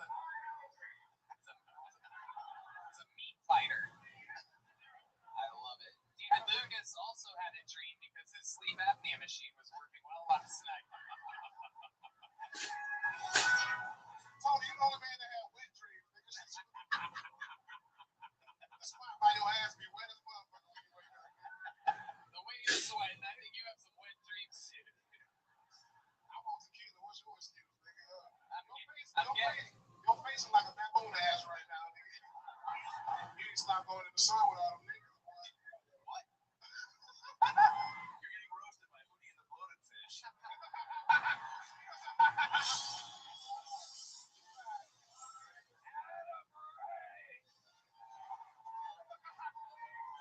Oh my god. Random tidbit. Adam Ray, you can't prepare, nigga. Where your motherfucker? I just can't prepare this time. He's like, I got that fat nigga this time. He's like, I know he didn't roast that toe time last time. Oh yeah, it showed it out last time. Sandpaper face ass. Just trying to go toe to toe. Your face is like a starfish ass, nigga. Shut your. Thank you. You look rough as a motherfucker. You look like a transgender caveman, nigga. He's right. I have thought that about you for a long time. You do look like that. And you look like you. Oh Lord, I was stuck in back in the line. Fuck that shit, boy. Your ass teach pottery and you fail, nigga. Get some. You've reached since there was a hot dog in front of you. Your face is like a reverse Jay Leno face, nigga.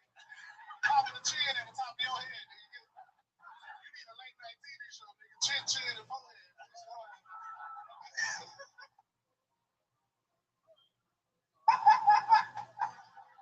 Nigga out of frame, boy, dressed like he owned 3 In-N-Out burgers, nigga.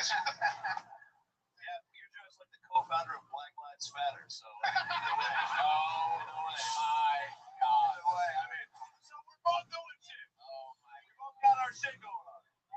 Adam Ray, you look like the cop that watched that nigga deal on George Floyd, nigga. All right, chill, Jesus. Your wife left you for a 21-year-old, nigga. We already know. Yeah. Oh my goodness. It's unbelievable. David Lucas comes in, he gives it, he takes it. You take it, nigga. I'll take it. Oh, you son of a bitch. You son of a bitch.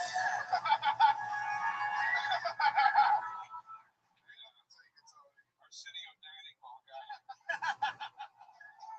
Whoa. If you don't shut your retired assistant principal looking ass up, nigga, what's wrong with you, boy? You look like a master bowler, nigga. Your ass. Nigga on the strike 20 times in a row, nigga. Your ass out here. Get this nigga. What the fuck? That nigga like he invested in Prius 20 years ago, boy. Get your shit out of here. What you talking about, boy? Yeah, sit that shit, nigga.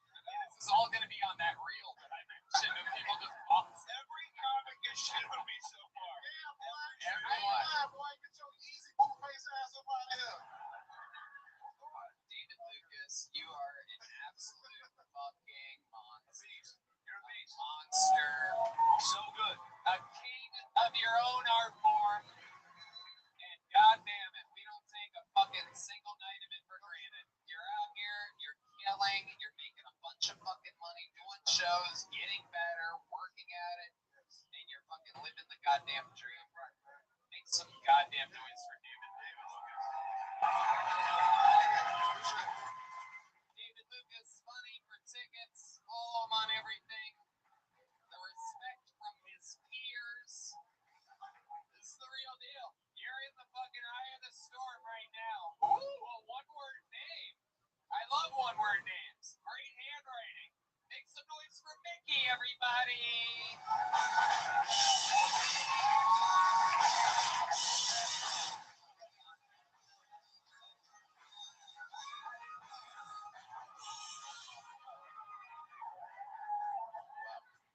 So I'm the product of a mixed marriage. Yep, my dad was a Southern Baptist from Tennessee, and my mom, well, she was that hussy from Connecticut, that Catholic girl. Now, let me tell you, my mom was the original Karen. And I'm not kidding you. Like, I was raised by a Karen named Karen. But what's been lost to history is before there were Karens, there were Dorises. And Dorises are the ones who drilled little Karen with flashcards to make sure that they knew the names of all the managers in town. Doris is the one that also went up to her and said, you know what? When that hostess tries to seat you next to the kitchen, you are going to be personally pissed because that's an affront to us. But it was Doris who told her 4-year-old granddaughter that, look, honey, one of your 3 imaginary friends, wasn't allowed in her house because he was black. Okay, Mickey, welcome to the show. Hello, how are you? I'm great. Fuck yeah. How long you been doing stand-up comedy? This is my very first time. That's your first time. Wow. I love that. So let's talk about it. Are you willing to tell us how old you are? Sure. Okay. 58. 58 years old. Wouldn't have guessed. Love it. Wouldn't have guessed. Never too late, folks. And how did that feel? You're up here, you're looking around, you seem like you've done this before. It was amazing. Awesome. Right. What made you want to start here today? 58 years old. In the middle of the storm. I mean, you're in Austin, Texas. A bunch of comedians that go up every night, work hard, and fucking stay broke, chasing their dreams. What made you want to come up here tonight? I lost a bet. Oh, is that true? Yeah, it was just like, would you do this? And life's too short not to give it a shot. So when did you write? How long have you been preparing for this? Probably about 6 months. 6 months for that minute. Okay. Now tell us this. What was different? How did it feel compared to how you pictured this going for the last 6 months? It actually was, I thought I would just fumble all over the place and be sweating and be a total mess, but I felt okay. Right.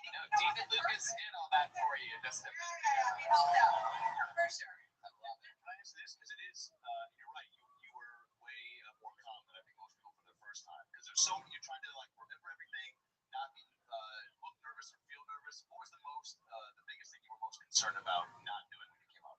Right. Just freezing and not remembering the order of stuff because I kind of wanted to go together. Right. Okay. So let's talk about it. What have you been doing your entire life? What have I been doing my entire life? You have kids. What is it you do for work? Yeah, you have one kid. One kiddo, How old's the kid? 27. Boom. So you're done. Yeah, I'm done. Right. One and done. One and done. Got it right the first time. And you're still with the baby daddy? Yeah. Okay. Sure. Where do you guys live? Dallas. And what do you do for a living? I manage a company that does property research. Okay. How long you been on that for? Almost 20 years. What does your man do? He's the IT systems architect. Oh shit, this fucking guy. This little fucking Ewok over here. Look at this guy. Did you sign up tonight? Oh, you're fucking lucky, dude. You're fucking lucky, bro. Okay. And you told him that you were were signing up. Did you guys come here specifically for this? Well, yeah, we got tickets, and I was like, well, yeah, Let's give go it a for shot. it. Let's go. Let's go for it. Okay. Now, is this something that you see yourself doing again, or just something that you wanted to try tonight? I don't know. There's a couple more. Yeah, I might try it again. For sure. Might like do it, the normal route, show up at open mics and things like that. But then I wouldn't have the shot of saying, yeah, this is my first time. I wanted. What do you like to do for fun? What's a wild thing about you? You seem put together. You seem like you're very stable. You seem like you're not that wild of a person.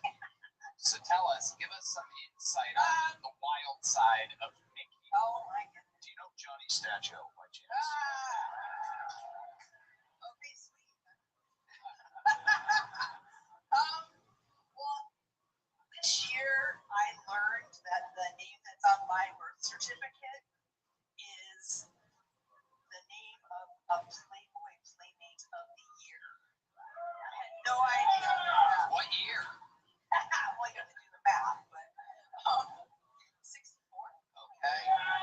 But that's not a wild. Oh no, That's a coincidence. Also, when somebody goes, "What wild things do you do?" You never want to answer with, "I learned." yeah, Right. true. You know what I mean? True. Like, Give us an example of something that you've done that you do for fun, or that you've done over the years. I do adoption locates and I do genealogy research. I'm adopted. Really? Yeah. Oh, Would help me find.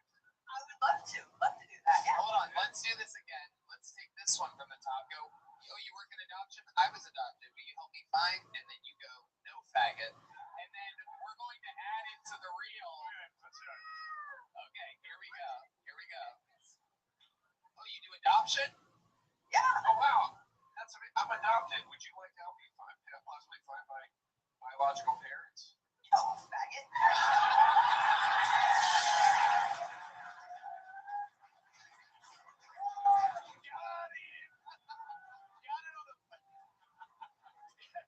Got it on the first take. Didn't even need Joey Bueno to step in. I damn right. I knew she had it. Mickey's got it. Mickey. People in Texas don't give a fuck. I know. That's like, I'm running office. I've got a staff under me. I've been doing it for 40 years. Faggot! I know. On camera! Yep. And we're all rich and don't pay taxes too. Remember that when you go back to New York. No matter how much fun we're having, we're rich. I had to buy a safe when I moved here. I never had a safe in LA. Now I have a safe filled with cash and guns. It's exciting. I'm trying to convince all of my funny friends to move here. So Adam Ray. You said your son's 27, right? Yeah. Do you ever write jokes about him? He's got to be living a pretty promiscuous life, right? No. He is like, I'm the crazy one, and he's pretty like buttoned up, put together, straight kid. Whoa. So are you trying to always like press his buttons? And he's like, no, stop. Yeah, Stop saying the F word in Subway. I told him I wouldn't embarrass him. He's like, you embarrass me all the time.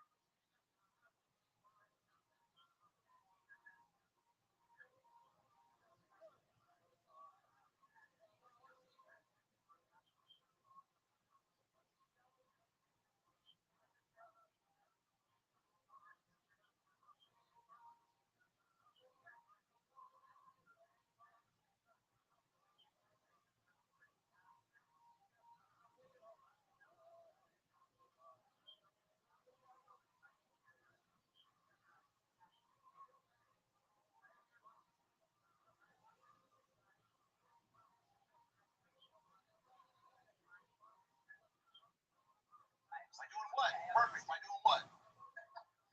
So I make it really hard for him anytime he has like somebody that he's dating or seeing. I research all about them. Oh my god. Oh my god. Is that you? Holy shit. That's crazy. Wow. So what's like an example of a time that he was with somebody and you found out something and you're like, I don't like that slut. Wait, that's the son? Yeah, I just found out right Look now. how much he's not enjoying this right Yeah. now. He does not think this is funny at all. Yeah. This fucking cockblock mother of his. This bitch with her secret Instagram accounts out there just patrolling around at 58 years old, digging up dirt on these hoes. And you're a good 27? What do you do for a living? He's in the army, folks. Incredible. You're earning is good.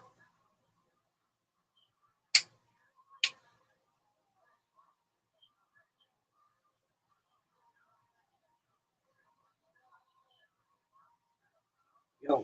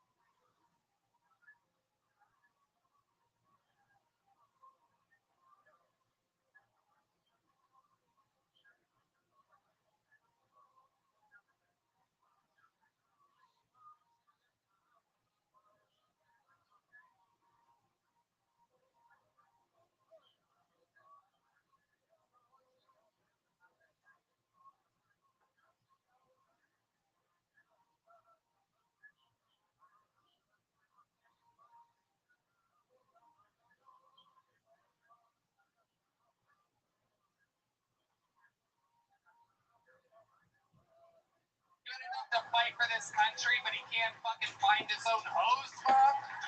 What the hell? Oh, no, man, he's an officer. He's in charge of shit. Oh, shit. Well, I don't even know what's going on anymore. Mickey, very, very fun. I love that on this show we have different shapes and sizes and ages and veterans and newbies and everything. I love that you had the courage to sign up tonight. I loved your interview. A lot of confidence. They're going to keep it moving along. Look at that Mickey, everybody. I know you can catch. There she goes. Mickey, everyone. Back to this bucket we go. Chamisha Albo. Chamisha. Ooh. That's a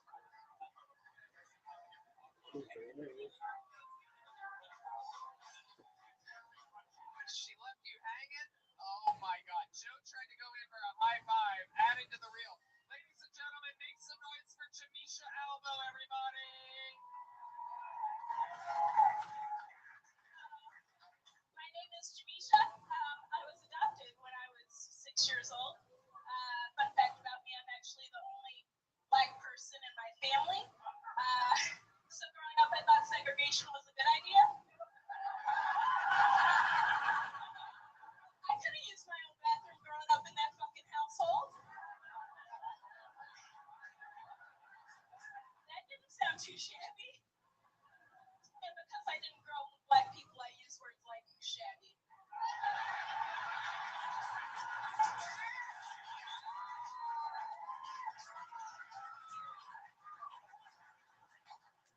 Growing up with white people are fun. White people are a lot of fun. I met this white homeless man at a stoplight recently. He had a sign that said, "Can you help an old white cracker out with some cash?" But I started thinking about why we call white people crackers, right? Like, I know for a fact that white cracks. But if we're going to refer to white people as crackers, I feel like I need to know what kind of cracker I'm dealing with in certain situations, right? Like if I meet a white man at the Ritz-Carlton, is that my Ritz cracker?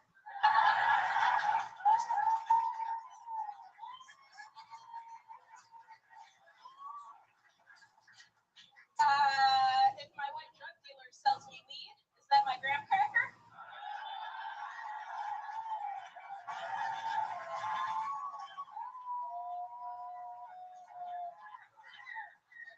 And if I let a white man come in my pussy, is that my nutcracker?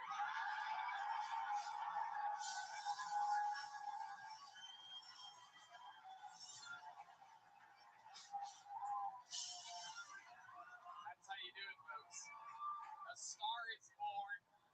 This is one of those moments that fans of this show will remember forever. This is our first time seeing Chamisha Albo here on Hilltop. A standing ovation from the band, from the guests, and from Red Band and myself. You are a monster. I was watching you the whole time, just looking at how casually you do this. It is incredible. I want to know everything about you. Let's start with how long have you been doing stand-up comedy? I celebrated 1 year last Saturday. Amazing. Amazing. Amazing. All of it here in Austin, Texas? All of it here in Austin, Texas. I moved here from Maryland to pursue stand-up comedy.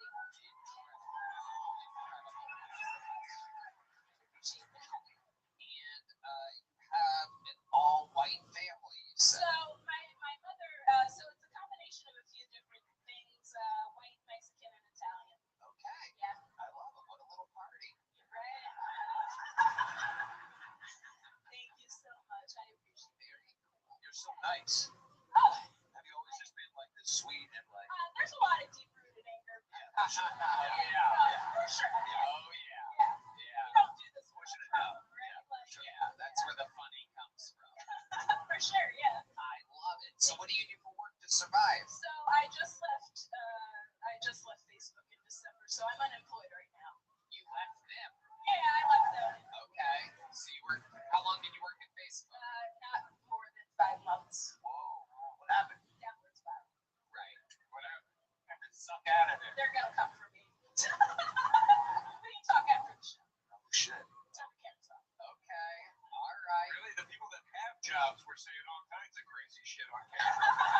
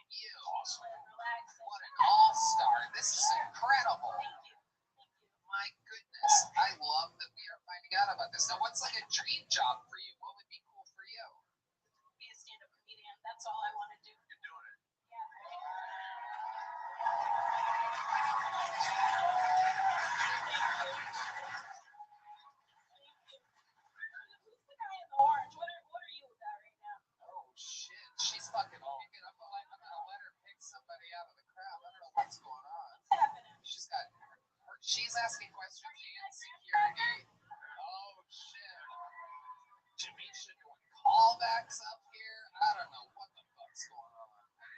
This is incredible. Pleasure to meet all of you, by the way. Thank you so much for the opportunity. Oh yeah, you seized it. Yeah. Have you been signing up for a while? How long have you been trying to get on this show? So I've only signed up a few times, maybe 3 times prior to this. Okay. Yeah. Unbelievable. How many nights a week are you doing stand-up? Probably 3 or 4 right now. That's great. That's the way to do it. Yeah, for sure. What's the longest set that you've ever done in the year that you've done stand-up comedy? So the longest set I did was on the anniversary of my 1 year. I opened for Genevieve at the Velveeta Room across the street. And how long was that set? 15 minutes. 15-minute long set. Right, man? I'd love to have you on the Secret Show. Yeah. Wow.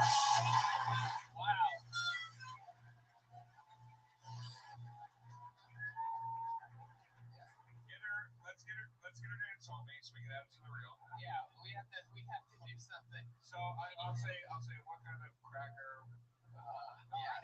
would I be for you? And then you just fill in your own some version of pussy ass crack.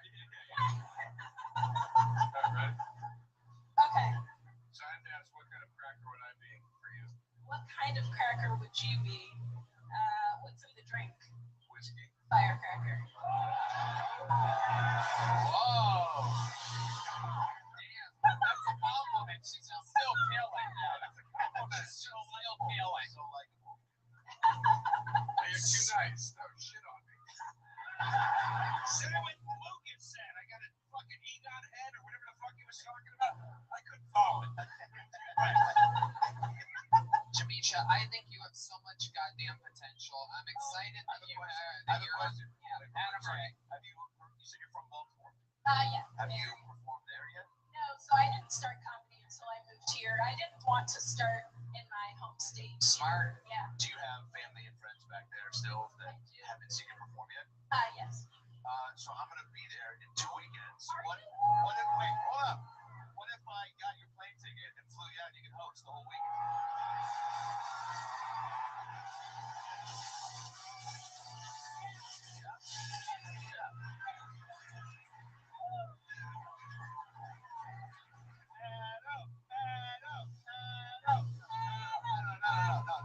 No, for real.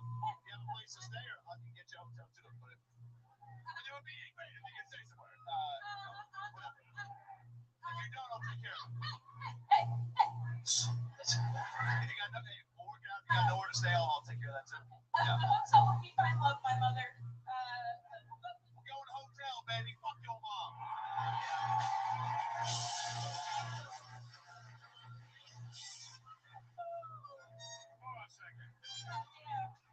Hold on a second.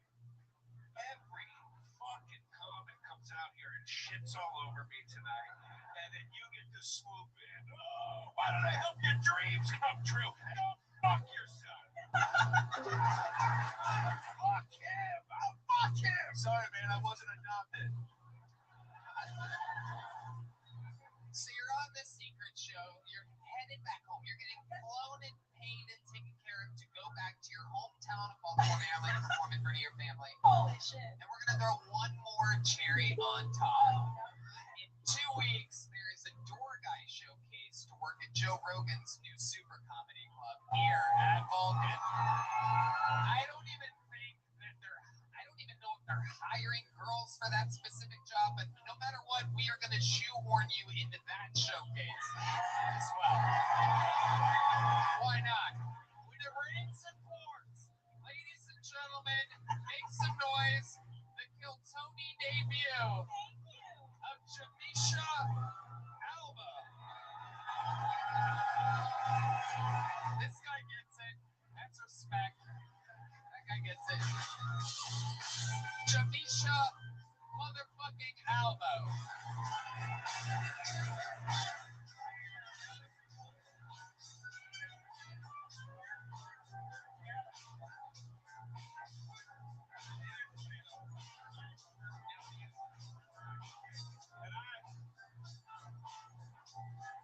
Joe DeRosa. And I want to add something else. If you're ever in New York City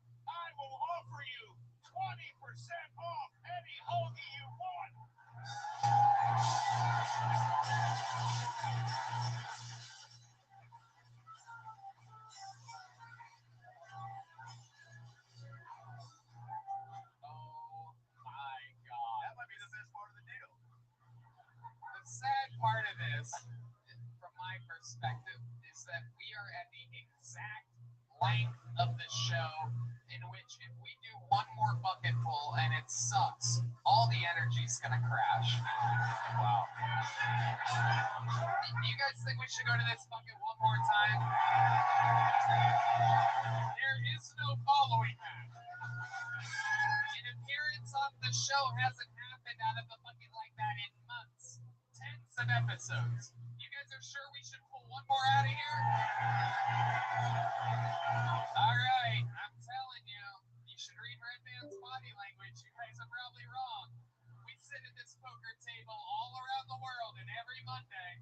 But you wanted it, you got it. Your final bucket full of the night is Weston Bennett. Weston Bennett. Is he coming from the audience? Is this him? The disruptor. Oh my God! Ladies and gentlemen, the man that has been a rabble-rouser in the audience all night, you can't make it up, make some noise for him, 60 seconds uninterrupted, going to Weston Bennett. One more time, make noise for him. He's waited all night. He could be a genius. So, I apologize up front. I'm not a very interesting guy, but I just started an online master's in business, but that's basically me paying $30,000 a year to basically cheat on tests and talk to my friends that I know about finance, but not true at all by any means. But my other hobbies, I really like playing basketball. I'm short, I'm white. It's not very good for me in general. But my one buddy says like, bro, like, what do you pull out the shoes in? I said, bro, I wear a shoe that I think really recognizes me as a person. They're called Betas. It's an off-Chinese shoe brand, and my boy says, no, bro, you can't wear Betas that wore the court. I got something better for you. So what do you got? He goes, dude, this guy got cans by Nike. He's great. Kyrie Irving. So really, Kyrie Irving. My boy's a genius. You know what it is? We were tackling people's shoes to the court. All right, Weston Bennett, that is as long as you can bomb for. There's so much going on right now. First of all, his three buddies at his table literally are dying of laughter. They have been waiting and hoping for this moment. Like, dude, if Weston gets pulled, he's fucking man. And they have their dream. I mean, they are laughing like they eat all the mushrooms right now. It is incredible. Sean White power. We got fucking Adam answers everything. Look at that guy. we have Hans Kim's better looking brother here. It's incredible. And meanwhile, there's Weston, fucking tiny head, big forearms. Like, what's going on here, dude? You are a physical and mental anomaly. You look like if Macaulay Culkin never found his parents after they left him home alone.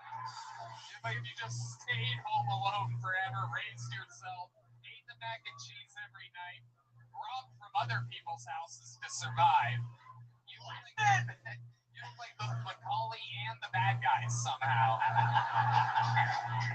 You sticky, sticky bandit.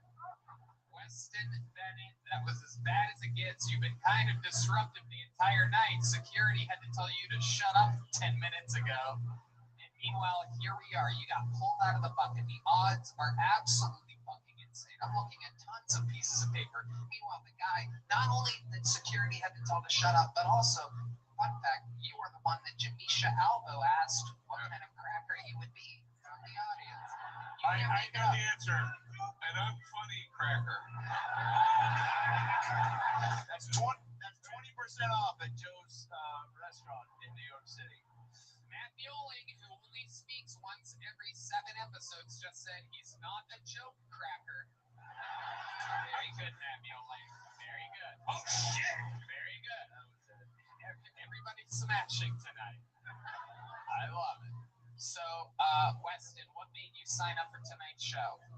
What time did you start drinking today? Early. Very early. Very early. Very early. Okay. want to sign up for this? Is this something you always wanted to do, or were you just loosened up from the day drinking? All three of my friends at the table, they told me to sign up. They all put my name to the hat. Right. And you celebrated Martin Luther King Day like so many Americans do by putting on a surf club t-shirt. Shit face. Incredible. Where are you and your three buddies visiting from? I live here now, but all three of us are from Huntington Beach, California. Oh, that's the I can see that. That's fucking lit, dude. Yeah, I fucking dig it, dude, because when you first came up here, I was like, fuck yeah, dude, you know? But now Took my life in two pieces, and then my life is on. Like a baby, no breathing, don't give up, and I'm gonna go breathing. I don't know if that. oh I don't know my god. I don't know. Is this heaven or what? Can you imagine playing with these guys all the time? I'm gonna move here. Yeah, everybody's moving here. I love it. This is what we do. This is what we do. We're building the dream team here. Weston, you will be no part of it whatsoever. Not only will you not get off the door guy showcase, we're going to have your picture to not let you into the club. I guess it's going to really hurt when Janisha's like, sorry, fool. We got to go. Listen, I do gotta ask, was this like a dream to do stand here? How old again? 23. 23, like 2 days ago. Hell yeah. Happy belated birthday, bro. Wait, for real. Thank you, dude. Fuck out, thank you. Is stand Thank you, dude. Where is you're 23 when you wear the sunglasses of a 57-year-old man? Where does stand up rank in the like aspirations for you, for real? Yeah. Professionally? Yeah. Not high. What do you do for a Oh living? shit, really? Weston, what do you do for a living? I'm actually a pilot in the military. You're a pilot? Oh, Jesus Christ. What branch of the military? I'm Apache helicopter pilot in the military, yes. Wow. Do you ever drink before flying helicopters? Do you drink before flying helicopters? Negative, no. Not at all. Okay. And how long have you lived in Austin? 9 months. 9 months. What made you want to move here from Huntington Beach? All the Californians that moved here, they kind of convinced me to love it. I know. Who? What Californians are like, you know what we're missing? You know what this place needs is a Weston Bennett.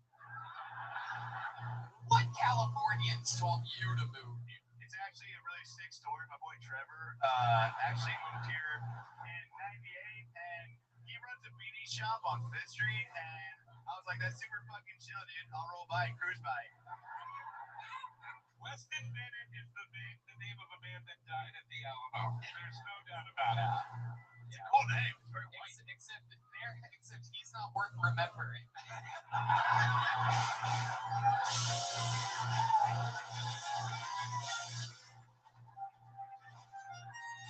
Weston, we got to keep it moving. You were the last bucketful of the night. Congratulations for being so lucky. Here's a little joke book for you. This is going to be, now I'm going to throw it to you because you're so drunk. Put the mic in the mic stand. You're so drunk, I want to see if you catch this fucking thing. Fun fact, Huntington Beach people, good at surfing, good at walking around in their bare feet. Not so great at things like catching. It's more of an Ohio, Midwest, or Florida thing. Here we go. Oh, very good. He caught something other than monkeypox this weekend. Weston Bennett, there he goes, everybody. Wow, what an episode. We did it. Doesn't get any better than that, but luckily for you, there's a big red cherry on top. The longest standing regular in the history of the show. The guy that's done more new minutes than any other human on planet Earth. Headliner, cameo star, television star, movie star. Ladies and gentlemen, the Big Red Machine, the Memphis Strangler, the Banana Dangler. William, lights out, Montgomery.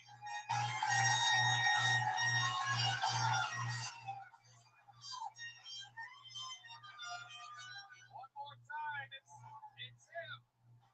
William Montgomery, everybody.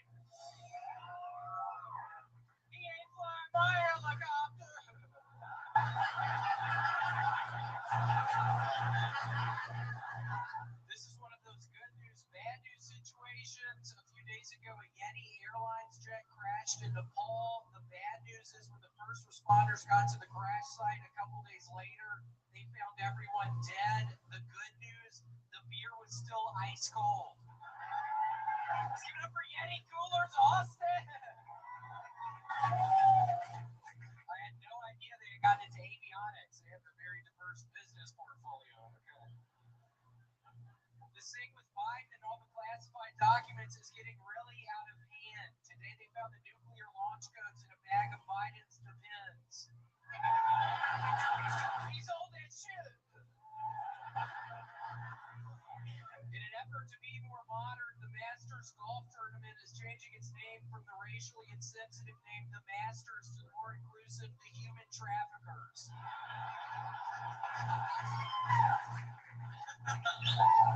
Houston's We Have a Problem. That is a fat guy finding out his credit card just got declined at a Houston's restaurant. Okay, that's all I got. Unbelievable. This guy has done that more than anybody. Always different, always a new minute. Unbelievable that you still have it in you. You are truly the Big Red Machine. How do you feel tonight? I feel good. My leg is really itching. Tony, I got tatted up on Thursday. Whoa. I actually know about this. Yeah, I got a baby Tasmanian devil wearing a cowboy hat because I turned to keep it from Texas. Why don't you show us? Let's see, let know everybody the tattoo.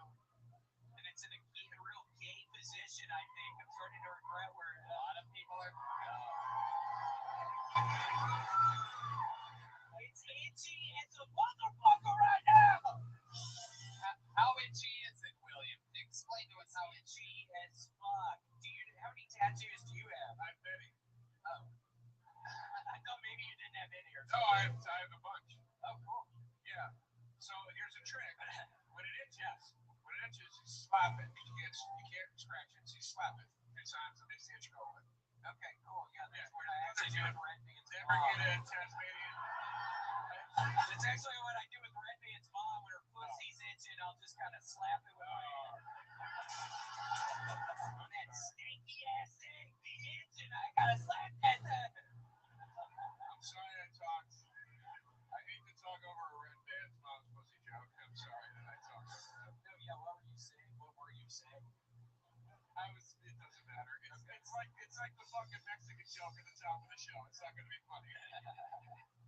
Red band, I'm sorry. I said I would never mention your mom again, but I fucking had to. Why did you get that tattoo of all the tattoos? No one cares about these other tattoos. I'm saying, why did you choose that tattoo? I did a lot of research. It sounded like a lot of white trash types of people got Tasmanian devil tattoos in the 80s, so I thought, why not? I'm going to get a baby tats that'll change it up just enough, and I'm going to get the cowboy hat added because it'll be just enough Texas, so that's what I did.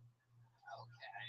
What else did you do this week? Tell us more. The tattoo only goes so far. I got my penis pierced. Oh, wow. I'm going through this really weird time in my life right now. Yeah, it hurts so bad. It's itching so bad right now. Oh, and you thought about slapping the hell out of it. Yeah, on Red Band's mom's pussy. Oh, my goodness. Oh, my goodness. Did you pay a visit to the Irony Mall this week? I don't get it. Yeah, that was funny, wasn't it?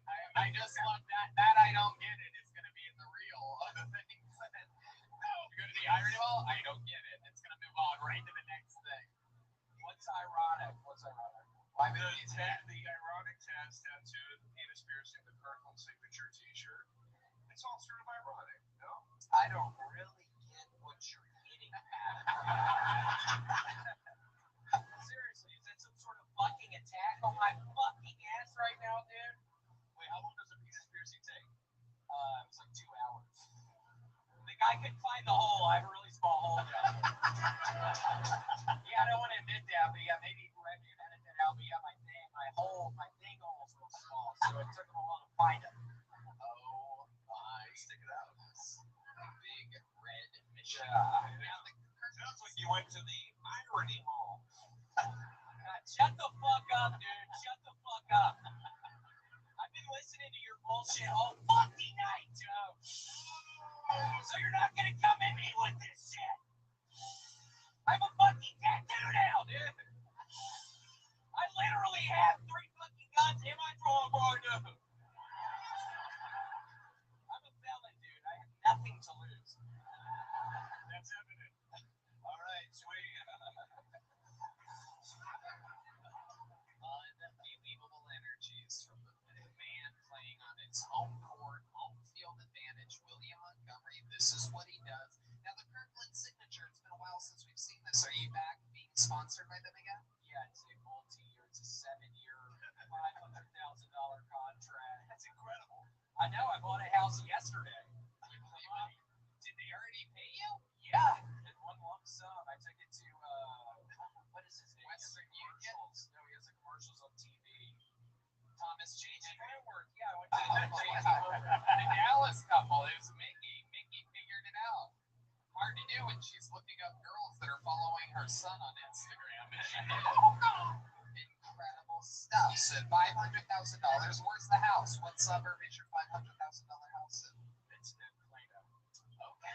Yeah, it took me like 5 hours to fucking get it. It's a really bad idea. The realtor didn't tell me where Plano was. I assumed it was really close to it.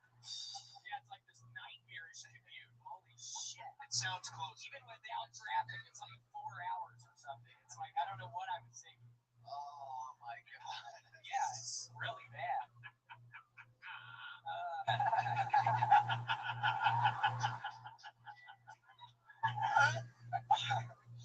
5-hour commute. Yeah. What did you do to pass the time during your 5-hour commute? Are you listening to anything? Are you watching anything?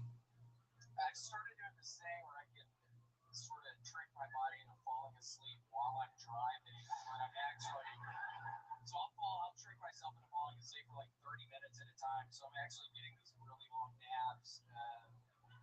I tricked my body into. Do you know how to do that, Red Man? You're sleeping all the time, or you're tricking your body. Yeah. How do you sleep all the time? You just sleep and you put the Tesla on. Are you off of testosterone? No, I'm still on. Get off of it! You're gonna have a heart attack. I'm not kidding. Get off of it. Did you say that? You're gonna have a fucking heart attack. They're gonna find. Janice is gonna find your rotting body. So I like that you think testosterone is what's gonna give Red Man a heart. Yeah. His body's like, get behind testosterone. Yeah, get behind the 2 vaccinations. I actually got the Kirkland Red vaccine. It's good. Yeah, it's pretty good. It tasted good. It's really good. It's good. Yeah. His eyeballs fall out of his head right before bed. It's good. I got vaccinated, but I don't believe in COVID. And I got vaccinated at the irony moment. All right. Somebody get him out of this way. We're all going to get out of here, my friend. William Montgomery, you are the god of guilt, Tony. We absolutely adore you. Unbelievable performance. Unbelievable episode. This shit's all improvised. We got through it together. Did you guys have fun? Make some fucking noise for Adam Ray, everybody. Watch The Young Rock on NBC. Listen to his podcast about last night. Buy tickets. He's on tour for the rest of the year. AdamRayComedy.com. I love this guy. I've been working with him for a decade and a half. One more time for Adam, everybody. Joe DeRosa. Come on, people. Make some fucking noise for Joe DeRosa. Joey Rosa's Sandwich Shop on the Lower East Side. It's going to be in Vancouver in February. He's got the hit podcast Taste Buds with Sal Volcano. And he's in New York City doing a residency at the Crane Theater. JoeDeRosaInfo.com, AdamRayComedy.com. Thank you guys. Unbelievable performances from you. Love you, Tony. Thanks, Tony. You were drawn tonight by the great Ryan J. Ebel while everyone sat here having fun. He drew tonight's episode. Those prints are available at RyanJEbel.com. How about one more time for the band, everybody? Look behind you.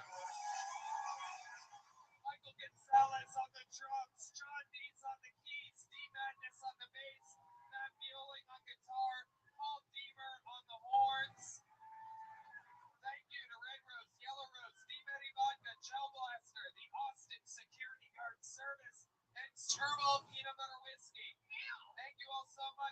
you. Good night, everybody. Love Thank you. you. Thanks for coming.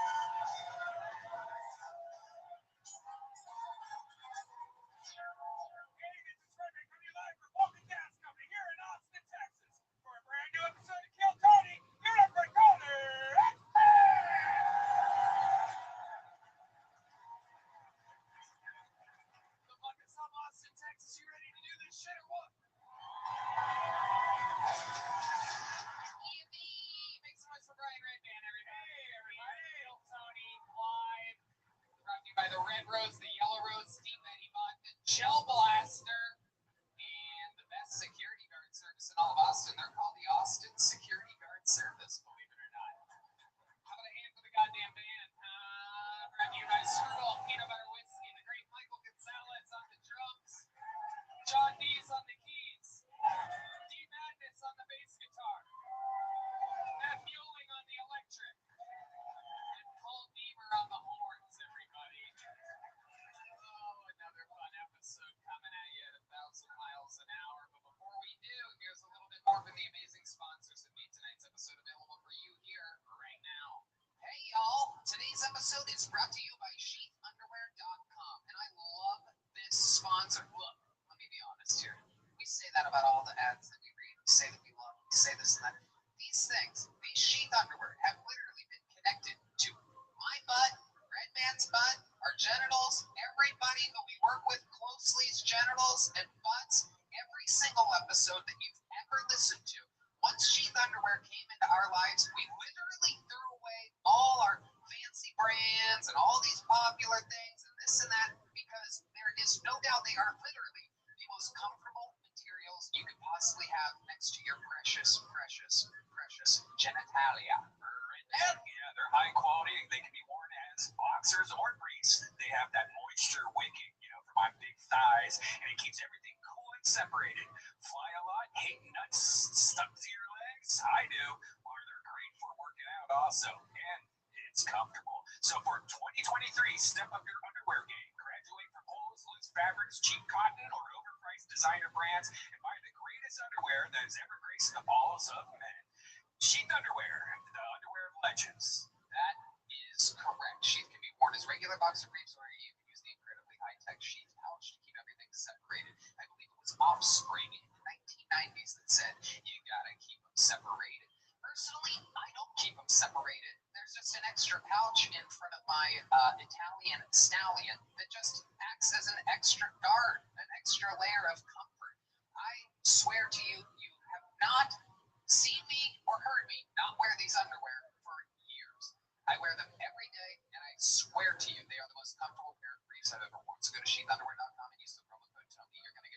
20% off your next order. Once more, sheathunderwear.com, promo code Tony for 20% off. Let me be next to your stuff. You guys ready to start tonight's show or what? You're gonna have to do better than that. You guys ready to start this damn jam?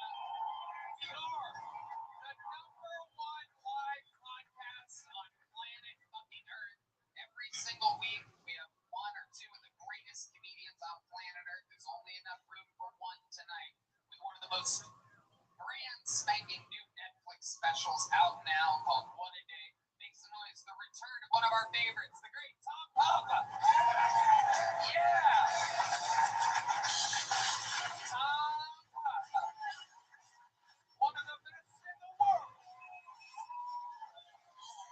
He's been here before, folks. We're going to do the goddamn dance again. Tom Papa, fresh off of Netflix's What a Day. What a Day. Still out there on the front page of your Netflix. And here he is joining us. Beautiful. Good to see you, good folks. Nice to be back.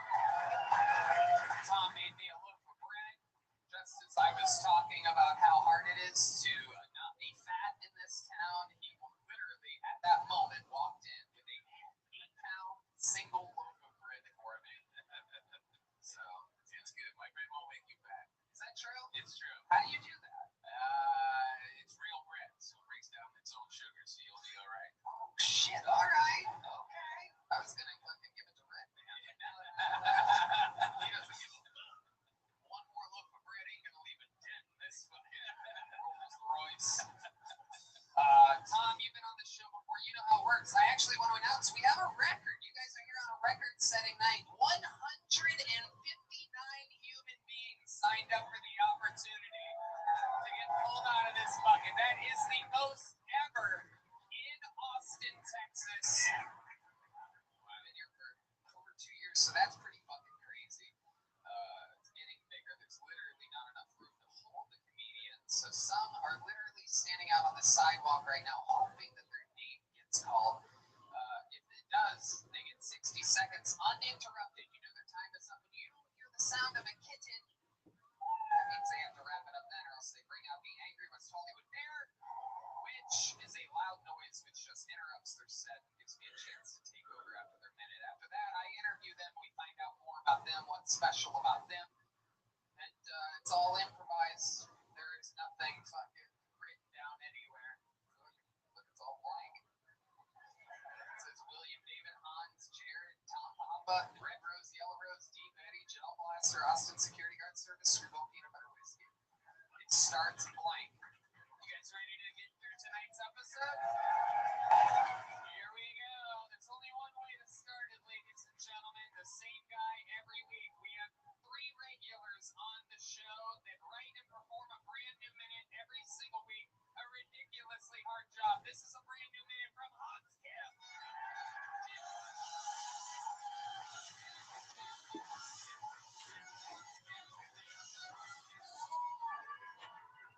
What is up, Austin?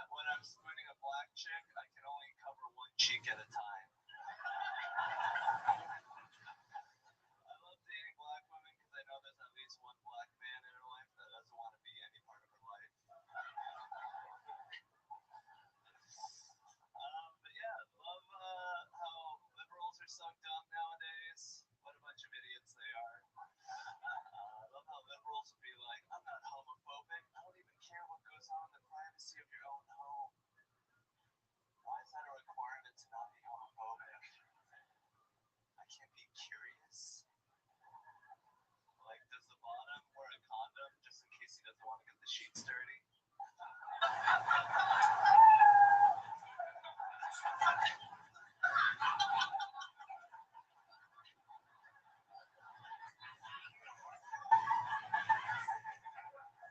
Does the bottom stay hard during the whole relationship, or is it like an orca's fin in captivity? Alright, thank you. Alright, there it is. There was a long pause there. I didn't know if it was over or not. I feel like there was another one in the chamber. There might be. Was there any more to that? Not really. Any more of your gay fantasies you want to talk about? It's like, I wonder if the bottom wears a condom because I would not know at all. It's like doggy style, like missionary sex for gay people. That's actually a really good question. That is. I think that is missionary, and their other way would be, I guess, like froggy style. Right? They have to really arch their back a little bit backwards, right? Get the stuff out of the way. There's a lot going on. Missionary can be dangerous, I'd imagine, for gay guys when you run into the malls. Run right in there. Ow, ow, ow. If you were gonna have sex with a man, how would you do it, Han?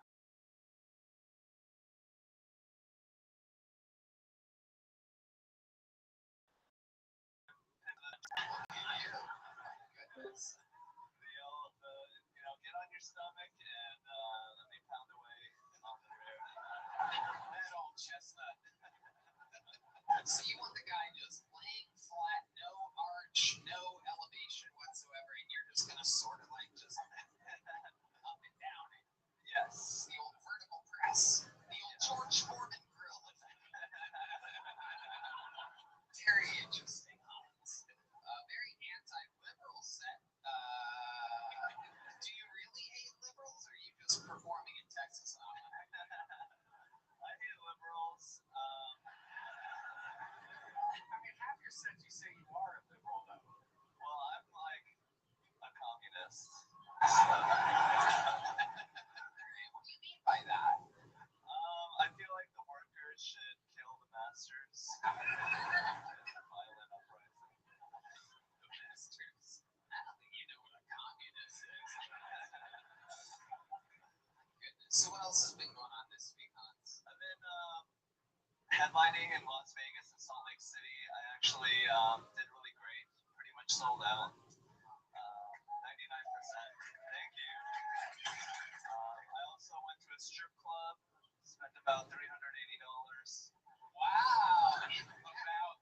About $380. Yeah. And 57 cents. Yeah.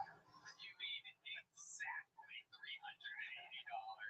Or else you would have said about $400.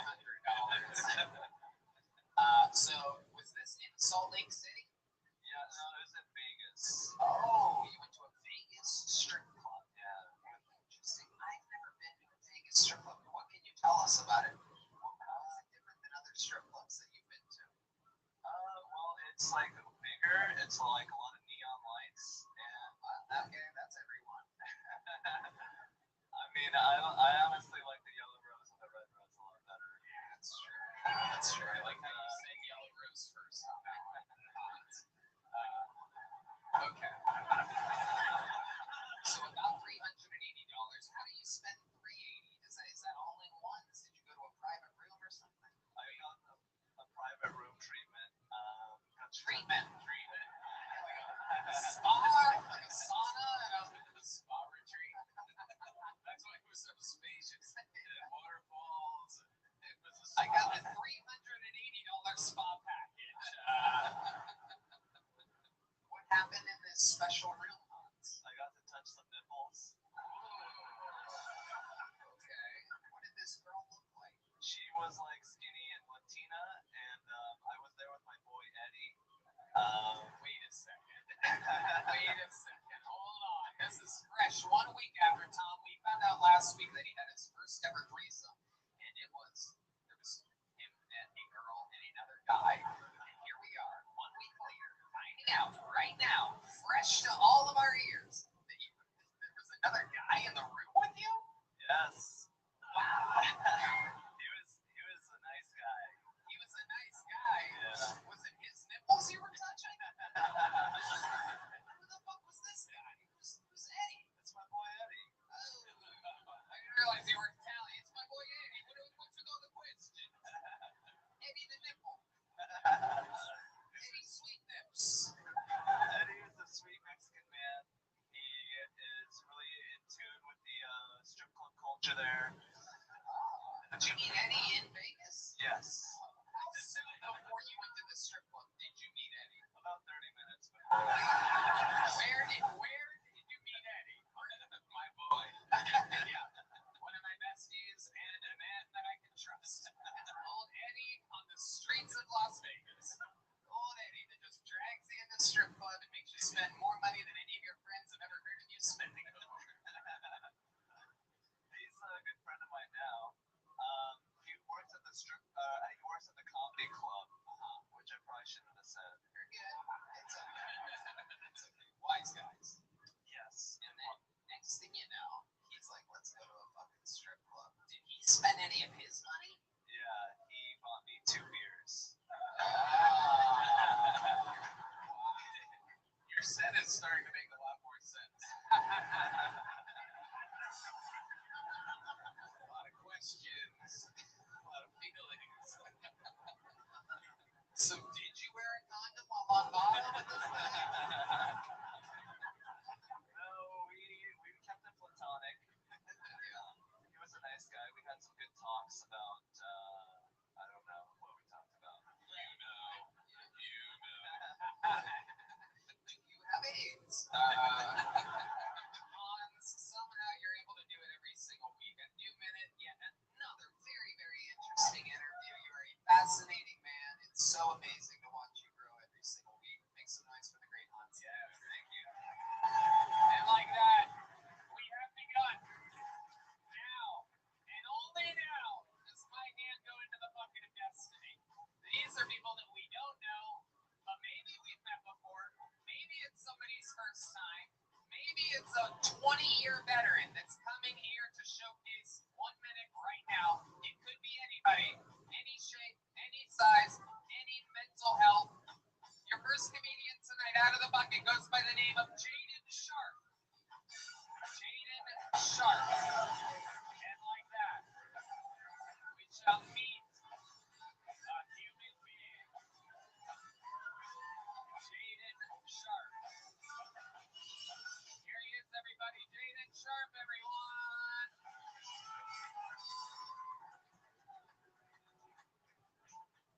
Growing up, I think my youth pastor was a racist because he only molested the white kids. You guys ever get high and then have like those, like the really good high thoughts, like, what if dudes synced up like women did on their periods? But like instead of bleeding, we got boners. Like if one dude got hard, we all got hard. There's no way in fuck they could work with kids. That's not happening. Combat sports, that's a different angle, my guys. There would be not even, actually, that's just boring at that point. Or so I think, or maybe not. Other high thought I had, why is it that when you say don't you dare, that makes sense, but do not you dare, 0. Right? That's gonna fuck with you for a good week now. Like, I have yet to figure out what it is with this, but that's my time, guys. Thank you. Alright. There you go. Jaden Sharp. Sir. Alright, well, you've been on the show before, correct? I have. Here at Vulcan Gas Company. I do. Right? Are you working tonight? I'm working right now. What exactly do you do here? I bartend here. Okay. I bartend Thursday through Sunday. Alright. Yes, you're up on the second floor. Yes, sir. Okay. How do you like that job? Same as anyone else likes their job, I guess. Next. Okay. I'm gonna cut you off there. We've never actually watched somebody get fired before, so I'm gonna stop you there. The economy's tough, so I'm gonna save you. I shouldn't have asked you that in the first place. I took a chance. My bad.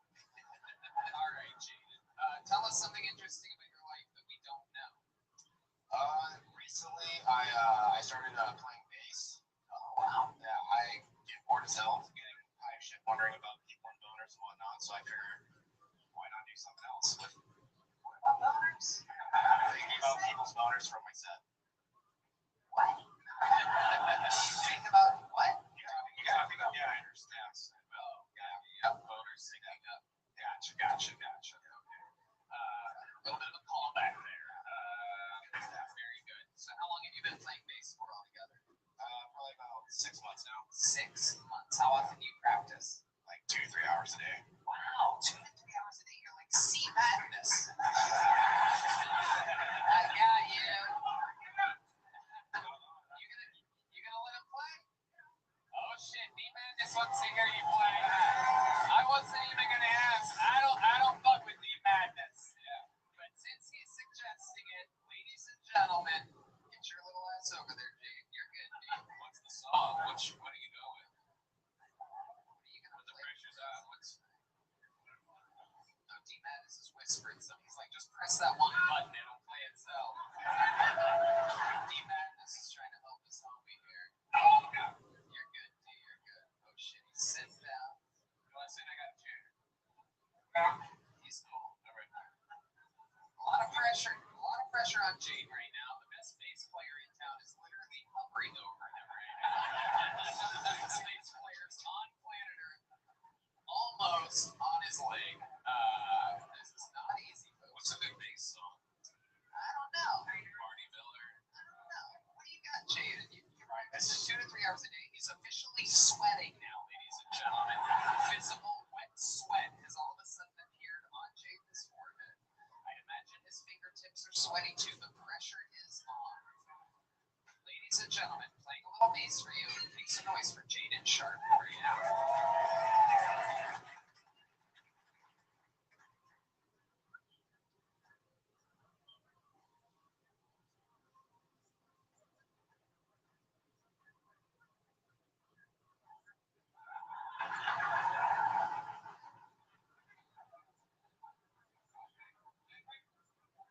Maybe I should suggest 4 to 5 hours a day of practice. Jaden, but he's a really good bartender. Yeah. He does about it. He likes playing bass about as much as anybody else likes playing bass, I guess. Wow. I never thought I would say this, but give that instrument back to the superior blind man.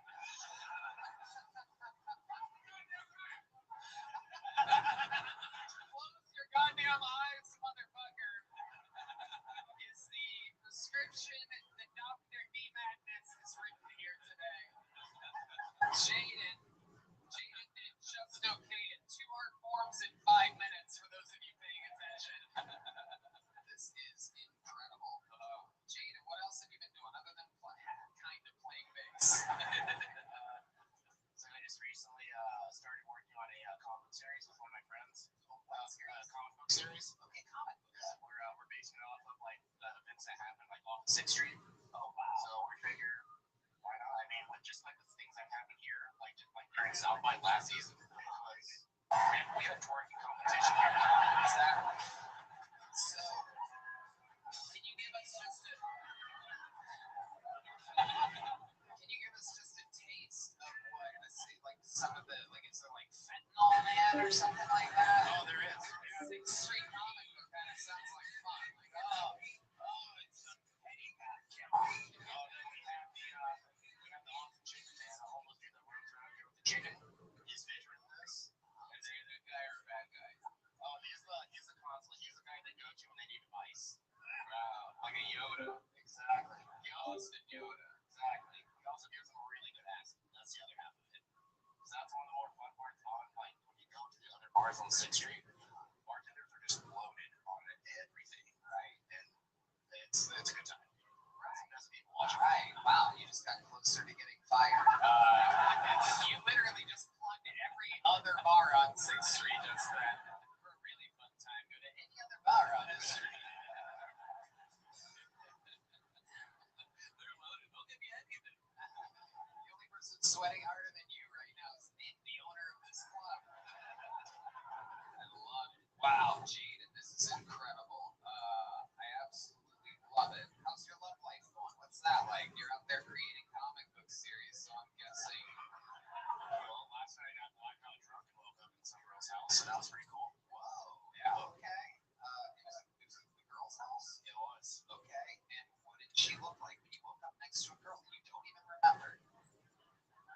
I don't know. Wildly close. Was not the best. I would not recommend it again. Right. So you don't remember anything? No, I remember getting home and then waking up this morning and then my roommate told me you called me. And I was like, all right. And he's like, you went out like 4 times last night. What was going on? And yeah, zero recollection. Is it so-called blacked out if you're light skinned? No, it's just lights out. Lights out. Hey, I like that. And you say all the other bartenders are always wasted. Oh yeah. And his roommate telling me went out 4 times. Came back, went out again. I love it. All right, Jaden Sharp, very fun times. Congratulations on performance. Thank you so much. Good set. All right, there goes. Do you have one of these yet? You do. There he goes. Jaden Sharp, everybody. All right. We have a special guest here, ladies and gentlemen. There's only been one man to ever win the prestigious golden ticket in the city of Austin, Texas. He's visiting from Canada. He's what they call, globally, mentally challenged or something like that. He's a legend on the show. Here with a new minute. This is Jared Nathan, everybody.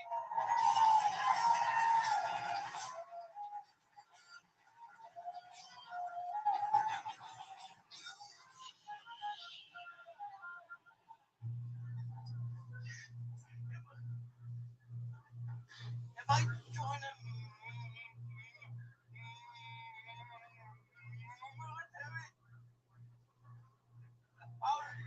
All about the city. Special appointment.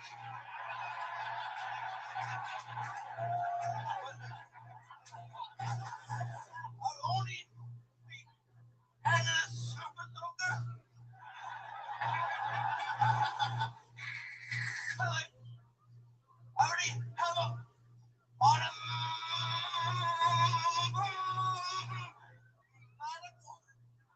woman of my own shoes. I read an article that terror organizations are now recruiting people with special needs for terror attacks. We call it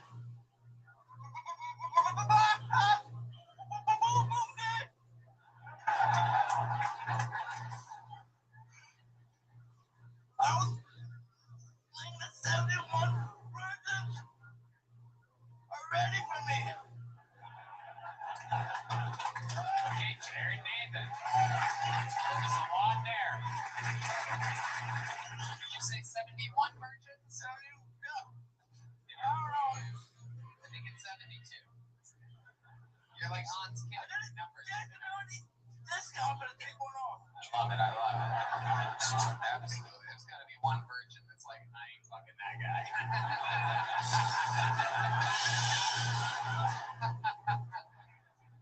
All right, Jared. That was a great set. Very military themed. Why do you think that happened this week? Did you watch a movie or something like that? Did you watch fucking Rambo?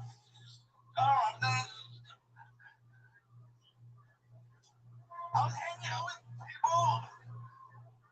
I was hanging out with people who were in the military just waiting on this love some things. Okay, very, very cool. That's Brought some fucking service. Entertaining the troops. you know, everything is service. Some, I don't know. Hell yeah. Okay. Very good. Did you guys have a push-up competition? Because I got all my money on you. Very, very strong. We got that straight when nobody could talk about, you know? Jared, what else happened this week? Tell us more about your life. I lost today, this week. You bought a lawsuit this week? No. Okay. I had some bad luck, Tony. Oh, you had some bad luck. Yeah. Okay, tell us about it. I kicked out a restaurant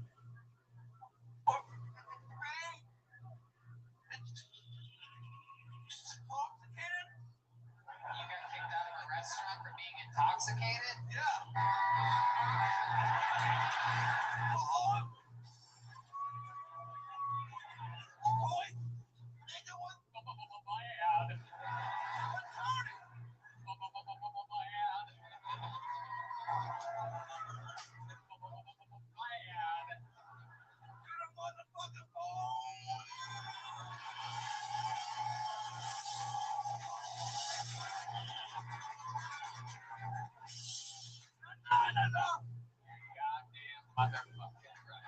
That is what it's all about. This guy rolls with it like fucking nobody else. I love it. So bad luck. You got intoxicated and kicked out of a restaurant. I just was ordering some buffalo wings.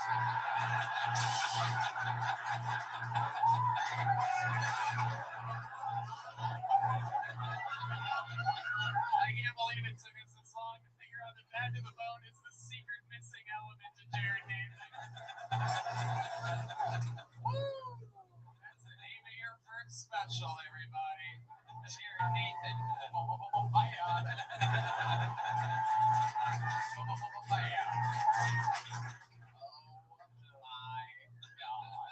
I could do this all night. To the other 158 comedians that signed up, I apologize. We're just gonna talk to Jared and play Bad to the Bone for the next 2 hours. No. What? No. Is that what you're doing?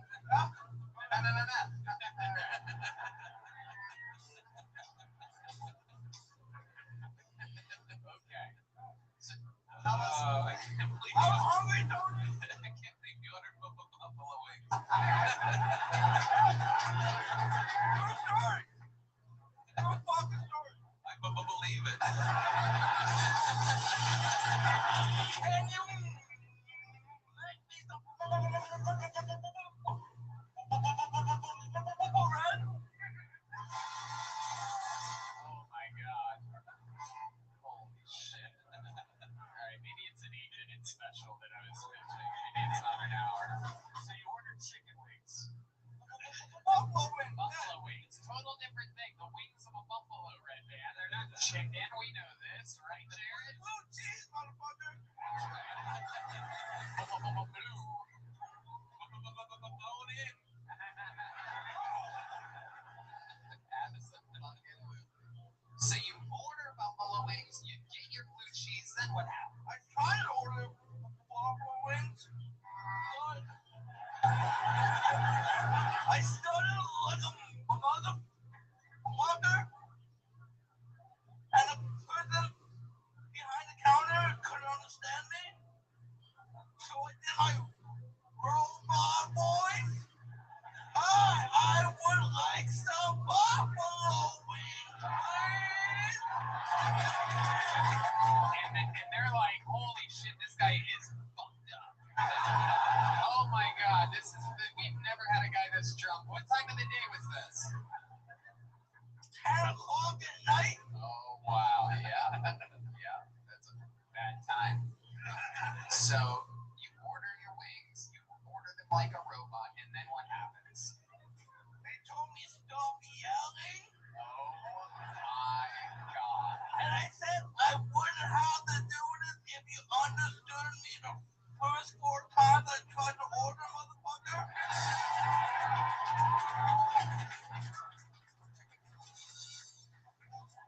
Good point. Very interesting. So how did they tell you to leave? When did you know you were getting kicked out? But it kind of pointed to the fucking door. I couldn't understand the guy because I can't speak Spanish. Oh, you So I guys tried to fucking point things, so I took a hand. are having a little Mexican standoff there. No. Bye. Bye. Yeah. Should we give this place a shout out? Should we boycott it? Motherfucker, Wingstop. Oh,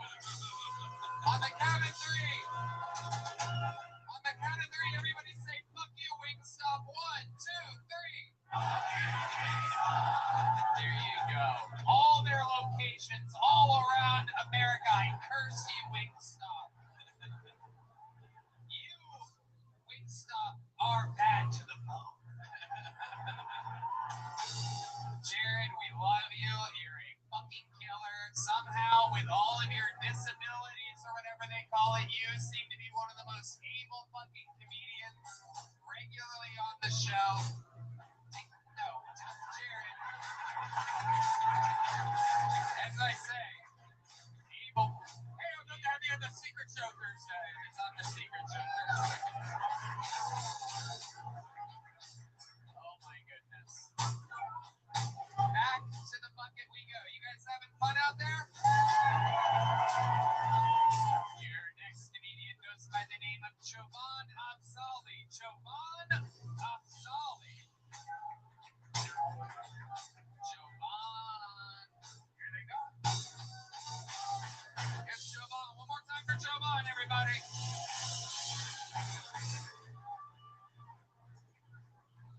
Hello. This fun face looking at me like you've never seen someone speak in cursive. What's wrong with you? Sorry, I like that voice. I feel like you can get away with saying like horrible shit like hey gay people. There's only two genders. Okay. I say that because I might be gay. I don't know if it's happening. I was taking like a little bit of a poop the other day, and I started getting an erection. I don't know if that's ever happened to the gentleman, but it was a confusing moment for a young man. I'm just thinking there, like, Jesus, like, why am I the hardest at the same point of the day that my ass is the widest? What the fuck is going on with me?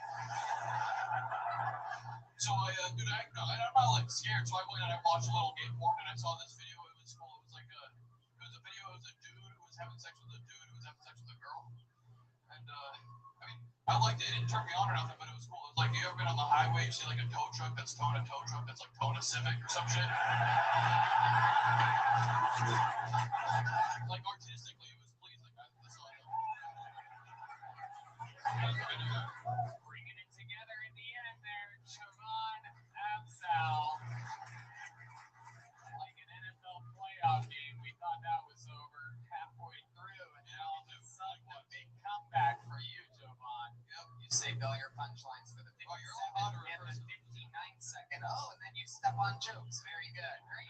Great talent. It's going to be here with the grandson of Professor Snape. Awesome.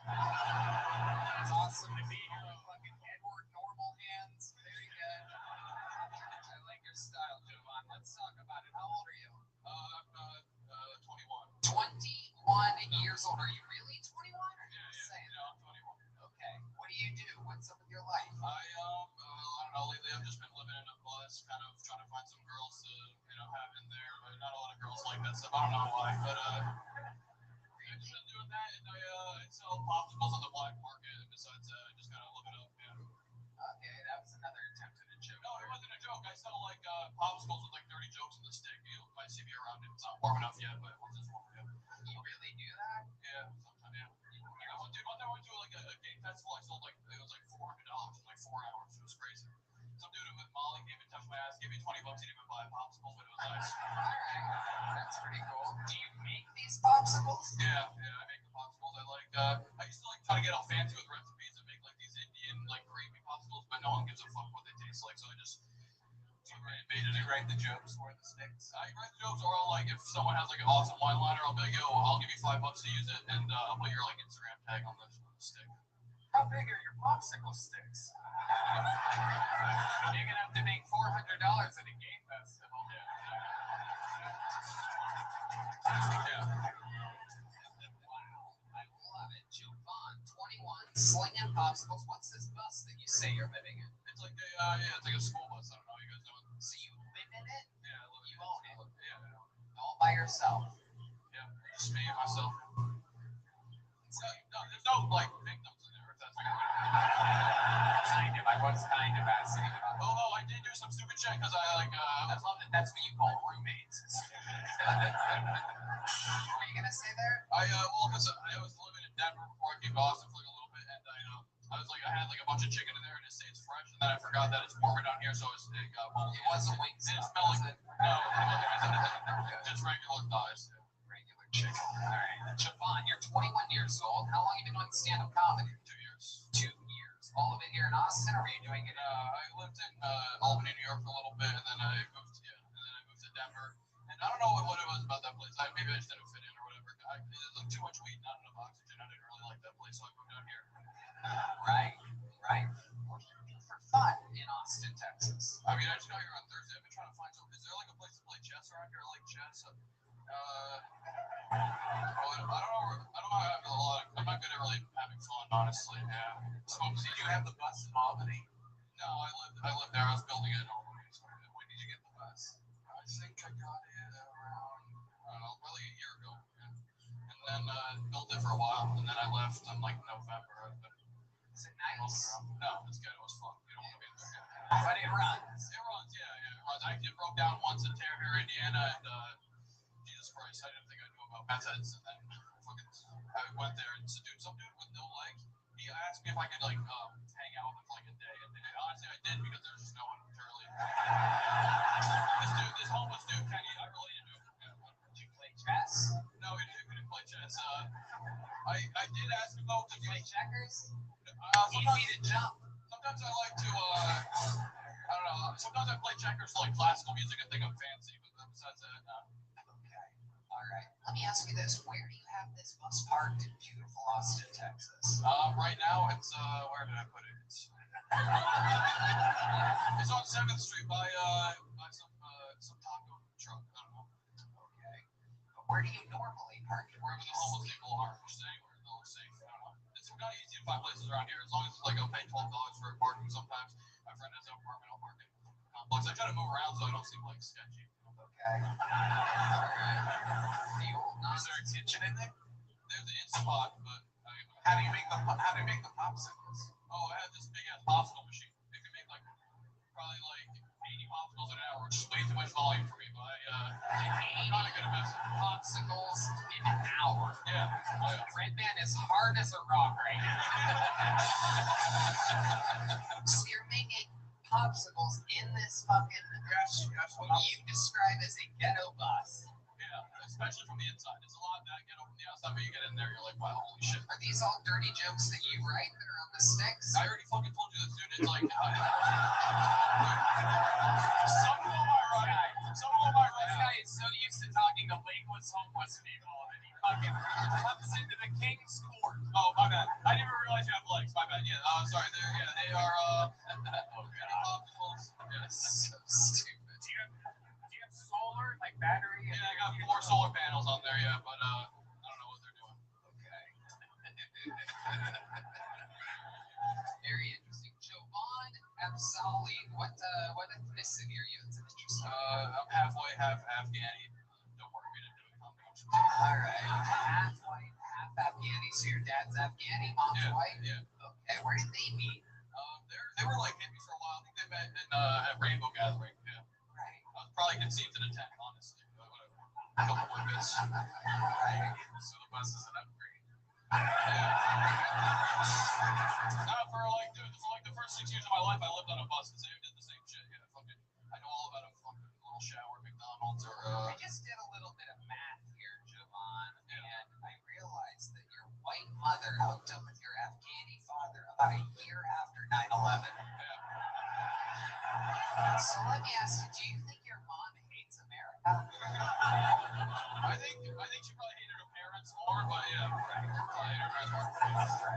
But you know, I was born 10 days after 9/11. I had this joke, I don't hate myself, but I was born like 9/11 was like my gender reveal party or whatever. Oh look, there's twins. Sorry. I like that. You have some great jokes for a 21-year-old. I love finding new talent out of this fucking buffet. You want a joke book? I love one of them. There you go. You got one of those. Jovan Absali. On to the next one we go. Another bucketful coming at you. Oh, and a gel blaster. Look at that from the lovely people over at Gel Blaster. Jovan's gonna fucking.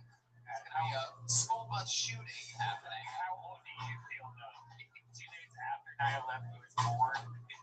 My goodness. All right, your next comedian goes by the name of Danny Guerrero, everybody. Danny Guerrero is next on Bill Tony. Here he comes. Ladies and gentlemen, make some noise for him. It's Danny Guerrero, everybody. Hey, I'm fucking crazy, bro. You getting a fight on me, man. You'll walk around me with 12 hickeys on your neck. Yeah, you may have whooped my ass, but I just ruined your marriage of 10 years. Try explaining that to your girl when you get home. Oh, no, babe. I started swinging. This guy just latched onto my neck.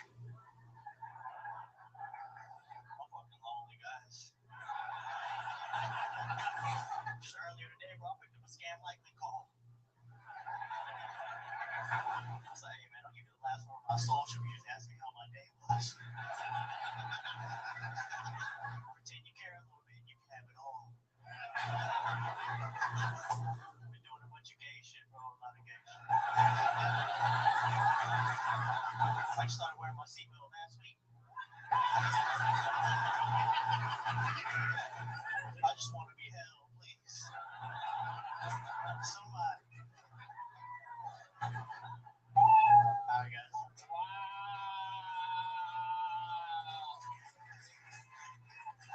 That is how you do it. Danny Guerrero. Nice to meet you, sir. Welcome. Hell yeah, that was fucking fantastic, dude. Great job. How long have you been doing stand-up? About to be like probably 2 years in April. Okay. All of it here in Austin, Texas? Houston. Okay. Very cool. We know Houston very well. That's where you live? Yeah. That's where you work? I just quit my job like a month ago. Oh, cool. What job was that? I was working at a gym. I was working at Blink Fitness. What fitness? Blink Fitness. Blink. Yeah. Blink. Yeah. B-L-I-N-K. That's a thing? There's like 4 in Houston probably. It's good. Yeah. What? It's cheap as fuck. It's cheap as fuck. What are you talking And about? that's the only gym I ever went to. That's in Burbank, yeah. You went to that gym? Yeah, it's like $15 a month or something like that. It's brand new. It's awesome. I was only in there a blink of a time. Where I was like, signed up, canceled. What? He signed up. He's like, I'm exhausted. I gotta get out of here. Oh my goodness. The tongue before and the before. Blink Fitness. That doesn't even sound real. That is amazing to me. How long did you work there? Long time, dude. Call it like a month. That's about right. What did you do there? I just told people hi. Oh, Say hello, welcome in. you're a reader. Yeah. Okay. And what's your plan? Did you save a lot of money? No, dude, I was getting like $200 every 2 weeks, so I couldn't buy shit. Just pay my phone bill, and that's about it. Right. Right. Okay. Do you live by yourself? No, I live with my parents. Okay. How old are you? 27. 27. That guy. Hell yeah. Yeah. You're Latino, so that's good for another 30 years. No, alright, as long as I cut the grass at home, I'm fine.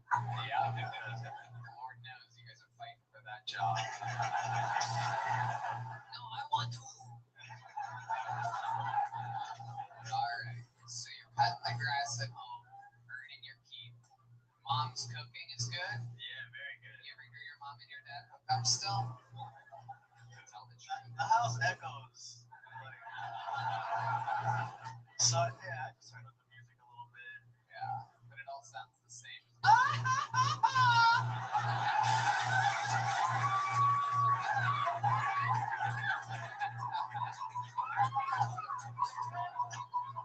know it's a good Mexican joke of Michael Gonzalez is laughing. Doing good. Doing good. All right. Danny, that was an amazing performance. How often do you perform? Pretty often. I mean, I have a job, so I just go out every night pretty much. Amazing. Yes. Funny segues, funny setups, funny the whole way through. Good presence. Yeah. Yeah. Even without the wolf. Sure. What is that? He would still have presence. You got a wolf in it under your undershirt's another wolf, or what's going on underneath? I'm getting blown out, dude. Oh, okay. All right. You wear a lot of wolf clothing? Yeah, I sleep in a wolf blanket. Really? Wow. Does it scare your mom when she tucks you in at night?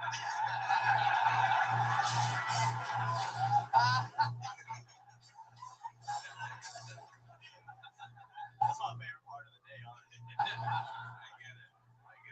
Oh my goodness, Danny Guerrero. What's something that we would be surprised to know about you? Any special skills or talents other than being a very funny comedian? Man, I just do jujitsu. That's about it. Oh shit. Damn. What are you, a brown belt? Purple? Oh my goodness, that's good.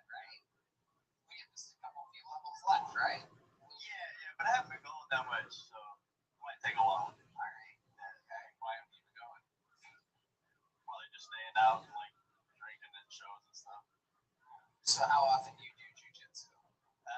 Probably like twice a week, maybe. Okay. So let me ask you a question that we've all been wondering since the beginning of the episode. Does the guy on the bottom wear a condom?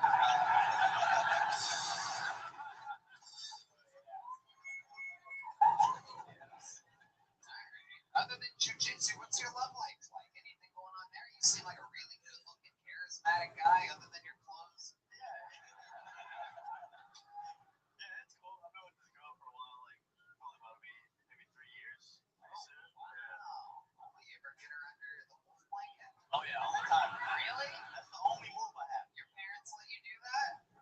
Yeah. When they're gone. They just turn up the music. Yeah. Hell yeah. That's it. This guy just cuts grass and eats ass.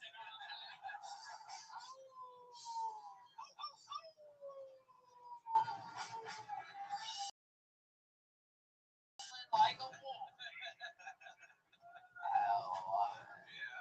My goodness. You've been with the same girl for 3 years. What does she do? She's a hip hop dancer, so she like choreographs. Wow. That is so cool. Did you bring her a long time? No. She's back home dancing, I think. Okay. And How do you get paid as a hip hop dancer? Good I question. don't know. I don't really ask how her day usually goes. Oh. We all just found out that she's a stripper. Danny is the last person to find out that his girl's a stripper. I don't know, Tom. She just comes back with fucking $381 bills. Half of them are roses. Invite this young man to the Thursday show, will you? Yeah, I'd love to have you open up the secret so we can crowd. You hear him? You gonna be here Thursday? Take one of those. Danny Guerrero, welcome. Come back. That's the Kill Tony debut of Danny Guerrero. And now, ladies and gentlemen, we have another special treat for you. Another one of the elite regulars of Kill Tony. This guy has been smashing on this show for years. He gets a little bit fucking better, a little bit stronger every week. A monster. Ladies and gentlemen, roast genius, comedy lord, David Lucas.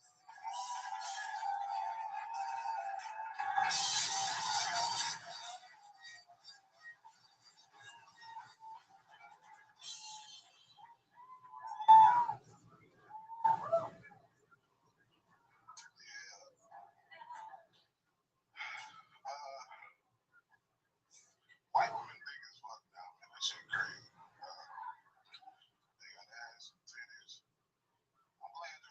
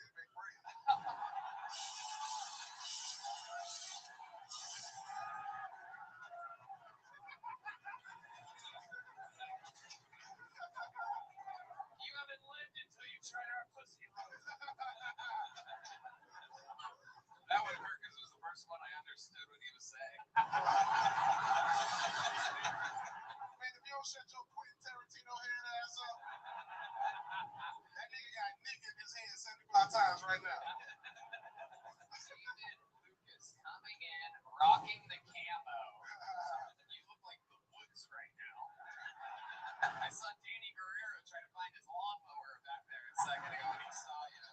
Bro, you look like a gay ninja. Shut the fuck up, boy. You'll catch a ninja star with your booty cheeks, nigga. That motherfucker ass like a pimp cushion, nigga. He just.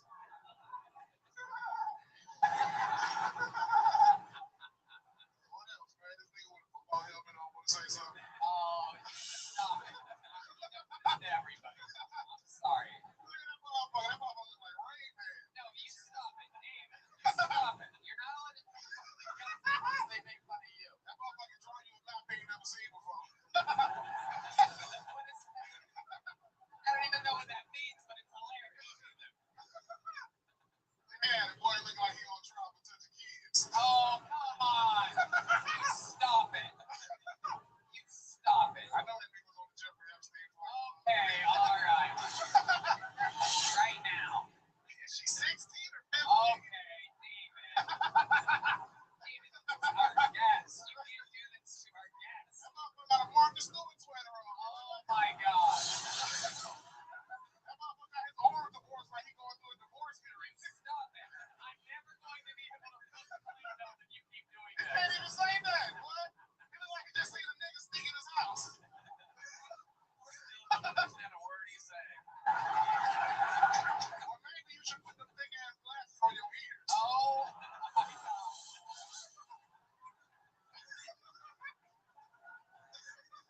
Oh, you better stop it. Hey, put them glasses to the light. Let me see you burn a hole through the tape. Oh my God. This is the battle of thick glasses and thick asses lying on it. This is absolutely incredible. That's the sweater you get when you make 100 loaves of bread. Okay. Tape it. That motherfucker got an oven that real big.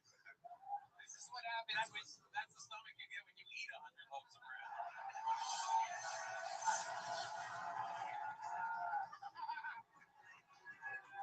You had that If shit. you don't get your Quasimodo looking at All right, David. look at this motherfucker, boy. You look like you collect David. nigga. Hell, Jesus. Will you stop? What is wrong with you? he got a I garage. swear to God, David. What the fuck is wrong with you? I feel like I'm at the zoo being attacked by a giant sea lion.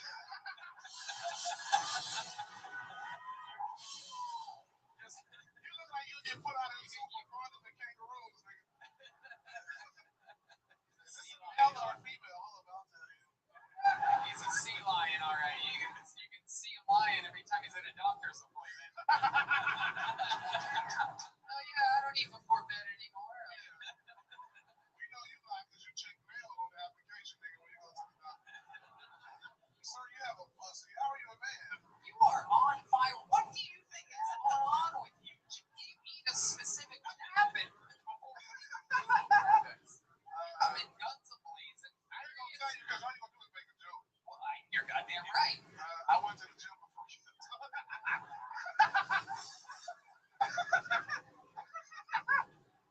By the looks of things, I'm guessing it was Blink Jim.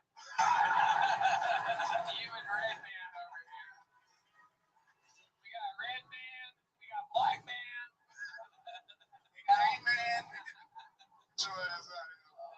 He's so funny roasting, I forgot all about his set. That's amazing. Every time You pay your bread, nigga. You can't say shit. that is not. Don't make me a cinnamon roll, motherfucker. Oh, David, you are out of control. I've never seen him like this before. I swear to God, Tom brought me a loaf of bread, and I saw And David. then you sat on it. I gotta put some peanut butter on this. Fucking around, man. David, unbelievable. I'm convinced that him giving me a loaf of bread and you getting none made you mad. That is the only thing that I can put this to. Fuck, you how to make bread? What are you Googling right now? I'll make some bread tonight. Oh my goodness. All right. David, another unbelievable performance. I mean, just an absolute fucking wrecking ball. What's going on? Anything you want to plug or anything? Yeah. February 24th and 25th, I'm in Detroit at the House of Comedy. Pull up on me. Detroit, Michigan. There There you go, Steven Lucas, everybody. Unbelievable. Insane fucking.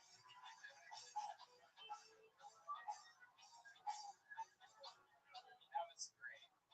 One more time for David Lucas. He was amped. Okay. This looks like a very interesting name. Make some noise for Beaster McGillicuddy. Alright. Wow, here she is, everybody. Beaster McGillicuddy. Try saying that name in bed, huh? Anyways, nothing gives you a boner like having the name of a small orphan boy, right? Recently, every guy on a dating app tells me that I look like a crystal girl. They never really specify what type of crystal. You're talking rose quartz or street rock, dude. There's only a small difference, you know. The men I date are usually really disappointed when they find out that I do have a relationship with my father. They're like, damn, this bitch just doesn't fuck. Right. My friends keep telling me that I'm starting to sound like an ableist. Not really sure how I can sound like an ableist if I don't even know what the fuck that means. Fucking retards. It's been hard doing stand-up comedian as a woman. You hand a white lady a microphone and people flee like cockroaches when you turn the lights on. I swear I'm not here to explain the proper use of pronoun, friend. Ma'am, sir, get the fuck out of here. Beaster McGillicuddy. Welcome, Beaster. Thank you. How's it going? It's good. How long have you been on stand-up for? Loosely 2 years or so. Sorry, enough about your pussy. Like a wizard's league, you know? There you go. Yeah. So 2 years? Yeah. Where at? Phoenix. Phoenix, Yeah, Arizona. I just moved here about 4 months ago. Okay, what made you move to Austin, Texas? Just wanted to change. Yeah. Get out of Phoenix. So what made you pick Austin and not LA or New York or something like that? I wanted to do a little more edgy comedy. Right. Yeah. That makes a lot of sense. So how's that been going for you? It's been going okay. I just only recently got a morning job, so I've been able to do more comedy. What's the morning job? I'm a barista.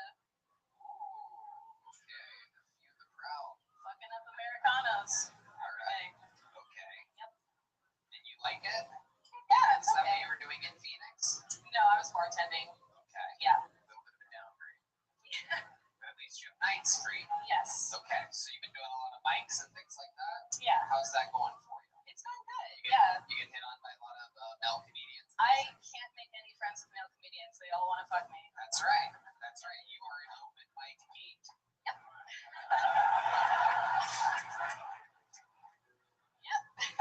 Nothing but trouble. It doesn't get much higher than an 8 at an open mic, by the way. So she's basically an open mic 10. On the streets, she's a 6, but at the open mic, no, I'm kidding. Beaster. I call you, is that your real name, Beaster? That's my childhood name. I've been called that my entire life. Okay. Yeah. Everybody calls you Beaster. Yeah. All right. How did that start? I come from a family of comedians, and my dad just picked the most ridiculous name in the world. And it just kind of stuck. I'm not sure. So you're a real comedian? He owned a comedy club, so a wannabe. What comedy club? It was called Anderson's Fifth Estate, and ended up getting bought out by the Laugh Factory. Okay. And that's in Phoenix? It was in Scottsdale. He doesn't own it anymore. Very cool. How long did he own it for? 30 years. Wow. Yeah. That's incredible. So Yeah. your family really is a bunch of comedians. Yeah. And did other people in your family do it? Yeah. All my brothers. Wow. Yep. Are they all still doing it? No, they have regular jobs. The old curse of the beginning. Yep.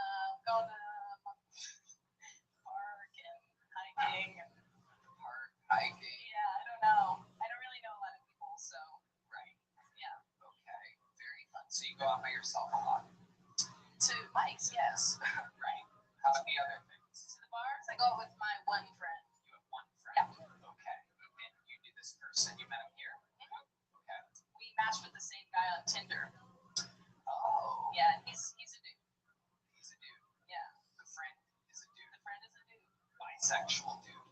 He's a gay man. He's completely gay. Yeah. Gotcha. Doesn't make any That's what sense. he's telling you. That's right. He's gay. Yeah. You think he's gay? I do think he's gay. Positive? Yes. Okay. The old Keister McGillicuddy. Alright. Keister, what do you think is the most interesting thing about you? If you could span your entire life, perhaps a special skill or a talent or something like that, other than stand-up comedy? Is there something else that you're really good at? Maybe you once got a trophy for, or some hobby that you do, or something like that?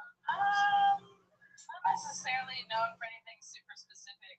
I can do voices. Oh, what kind of voices can you do? Some Family Guy voices. All right, let's hear some Yeah. Family Guy voices. Yeah, so everyone on TikTok tells me that I look like Lois Griffin, so I can see that. Yeah. You have the cheeks. I do, the cheeks and the massive nose. It's like, yeah, so I was going to say that part. oh, Peter. That's really good. That's really I can do a pretty good Herbert the Pervert too, the old guy. okay. Yeah, the whistle. Hi, Fresh. Fresh. Want some popsicles? That's uncanny. Yeah, should open with that. Yeah. I know, I chose the wrong set. Fuck. Okay, is there anything else? Do you have any non-Family Guy people, or is it just straight up? I can do Elmo. Okay, let's hear Elmo.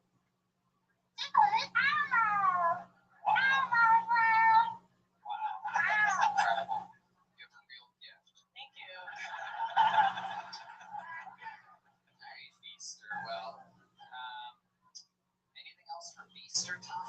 What do you think about this? First female comedian of the night. She gave it a shot. 2 years in the game.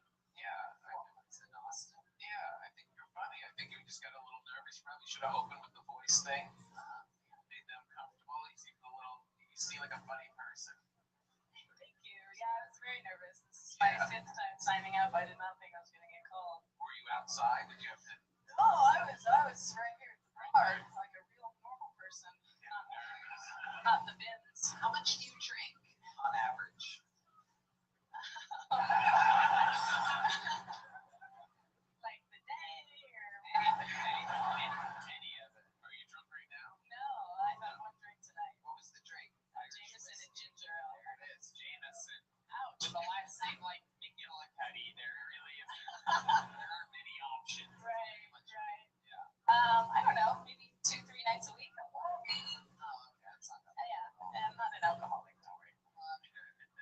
Any cool comedy stories from any comedians that went to your dad's club? Yeah, is there actually. something that sticks out? Yeah, so David Spade actually started at my dad's club when he was in college at Scottsdale Community College. That's that place. I read about that because I was always wondering where the fuck David Spade did stand up. Exactly. I'm not even kidding. I'm dead serious. Like I literally read about your dad's place. Yeah. What the fuck is that place? Exactly. I'm like, I know every comedy club in Arizona, and I've never heard of this place. Yeah, my dad said that he gave him time because every time he came in, he brought about 10 or so women. And Yeah, that sounds about right. brought in the bitches. He's David Spade, but he ain't neutered. You know what I mean? All right. Beast of McGillicuddy, fun times. Here's a little joke book. Game of already started for you.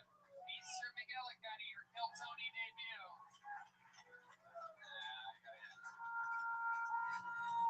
A record-setting amount of sign-ups. We're gonna try to get through it. Let's see what we got here. Make some noise for Jacoby Warlick, everybody. Jacoby Warlick. Can you tell me how to get to Sesame Street? Here he is, everyone. Make some noise for Jacoby Warlick. These people wait all night for this moment. Give him a round of applause, Jacoby. Well, I only lived in Austin for a couple years. You end up fucking too many girls with long armpit hairs. Goddamn bull ring.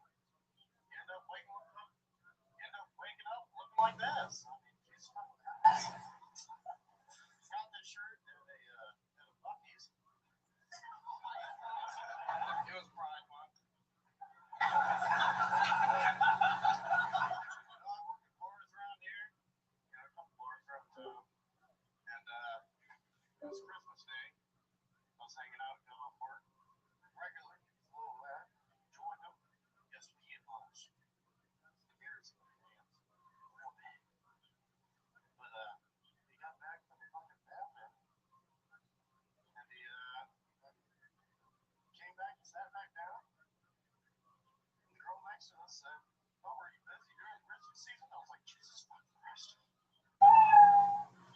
He's like, "Yeah."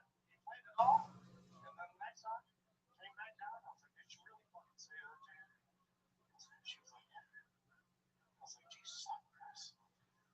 I was like, "That's fucking right." Wow, Jacoby Warlick coming in a lot of Rabbi, Yo, what up? How are you? Rabbi, we need to talk, bro. We need to talk. Rabbi, how many computers do you have? Like a trillion? Hold on, Rabbi. I remember E-Girl World? Oh, I yeah. used to see you E-Girl World all the time, and then you disappeared, bro. And I looked into every other server, and you were never in the BC. All right, big dog. I mean, it's like one of those things. What the hell happened, bro? We missed you. Oh, We can't live without Rabbi. hey, man, you're always welcome. May I ask, how old are you? I'm 18. All right, well, you gotta be. What's your birthday? Huh? What year were you born? November. No, what year were you born? All right, that means you are 18. I am. I just turned 18. You were born in 09. Come on, my man. Take care. Come back when you turn 18, okay? Bro, please don't ban me, Rabbi. I'm not gonna ban you. Just you leave and come back when you're 18. What's wrong with me being underage? Because I don't want to talk with children. Take care, my man.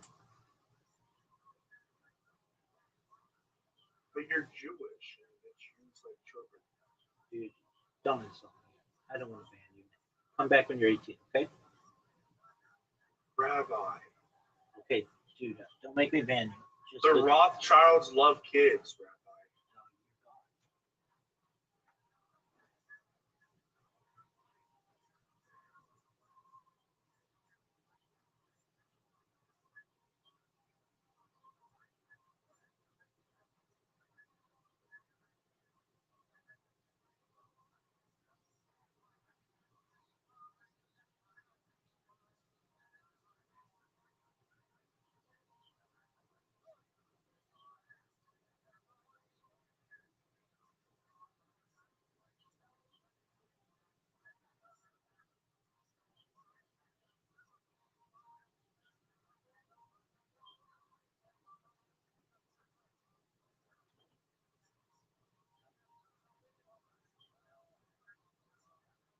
Yo, Yo, how are you?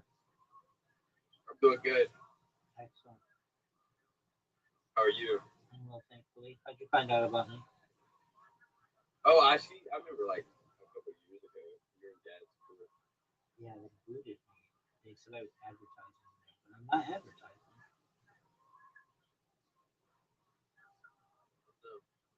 How are you? How am I? Yeah. Doing good. That's cool. How old are you? I'm 18. And what year were you born?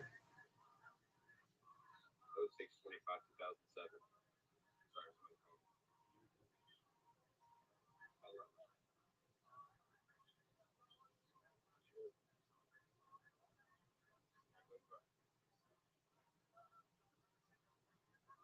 Wouldn't that make you 19?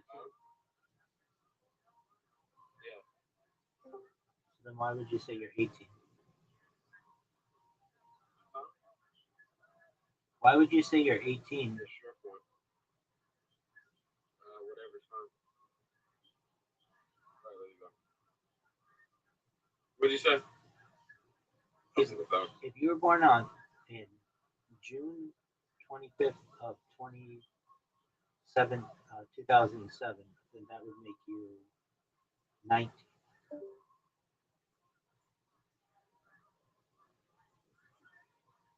Well, I just turned 19. Not so long ago. I still say 18 because it's still new.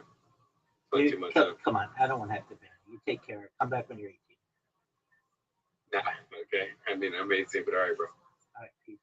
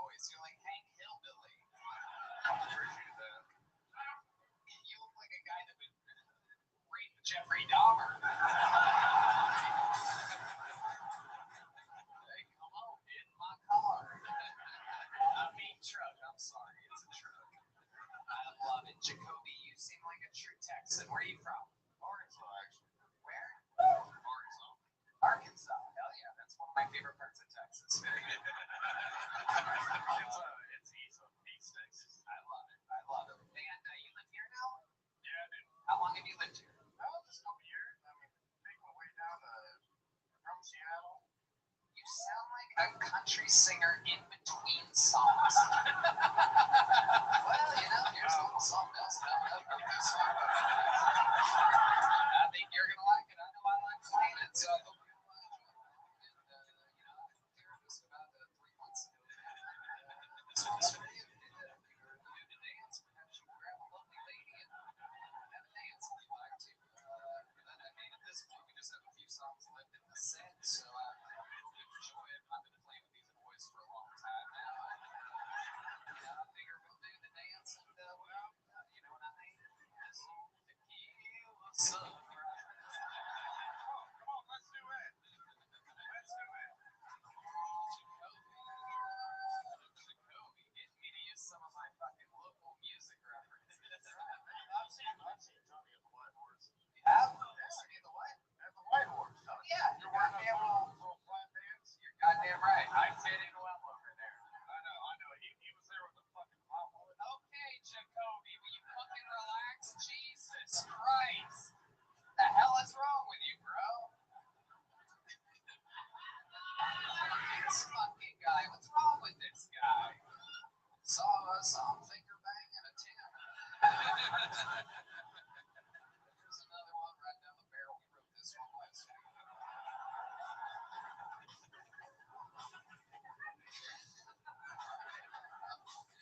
Neon Boo.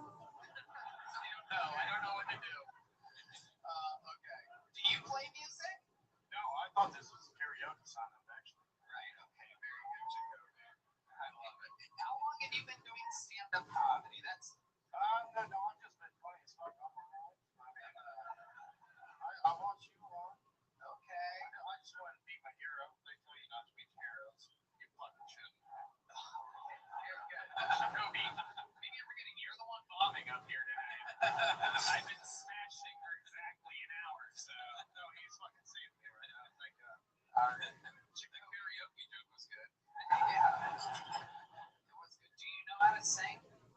No. Actually, I've been nervous as fuck all day long. I've taken 3 nervous moves. I fucking called my old man. I was like, I fucking signed up for Kill Tony. Yeah. He was like, just imagine all your friends naked. I said, they usually fucking are. Is that true? Your friends are naked? I mean, goddamn, hang out with all of them. Hang out with what? A lot of women. You do. You're a womanizer. No, none of them like me. So you just even.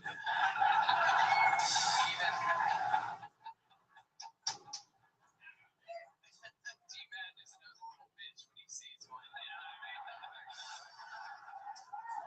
when he hears one or smells one or something like that. He knows it's around. All right. So, Jacoby, give us one little fun fact about your life that we would find interesting. You know this show. You listen to it. You've heard interviews. You've said to yourself, God damn, I would do better than that. We found out so far you haven't. But now is one of those chances. You're in it right. This is the moment where we try and find out what makes Jacoby Orlick different than everybody else that's ever been on this show. I wouldn't talk about myself. I talked about my hat. I was at Sagebrush. You guys know the place down on South Congress. Okay. I was out there seeing some music. And, some girl was selling fucking clothes and hats and stuff. And she sold this Garth Brooks hat. And I was like, I have to have this fucking hat. She sold it to me. And then my mom actually saw me. Sent me this fucking article about this woman. They got arrested for stabbing her boyfriend 36 times. Blamed it on a big black man. And that was the fucking woman that sold me the hat at Sagebrush. The woman that sold. Yeah. I feel like I'm listening to a sleep app. Like, it's unbelievable.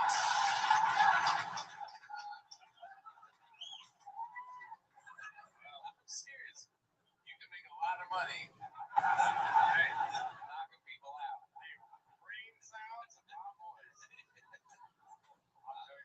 So the lady that sold you a hat did what? She fucking killed her boyfriend in LA. Like 3 years after I was born, she fucking stabbed him 36 times. Sold me that goddamn Garth Brooks hat. That's the hat that she sold you? No, different hat.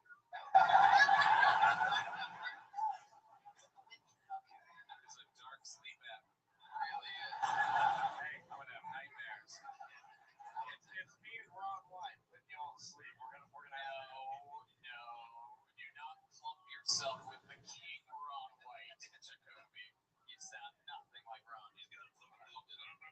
got some push to his slime potatoes. God damn, you know, I got one last thing. I know I said I only had one more song, but I just appreciate y'all coming out tonight, and you know, I'm very grateful that I've been playing here in Musical City, Jacoby. I decide when it's your fucking time. You stand there and you take the impression that I'm doing, and you go stop stepping on my fucking line. No, you're not gonna have it. I'm gonna have to stop serving you. No, what do you want to drink? You name it. What do you want to drink?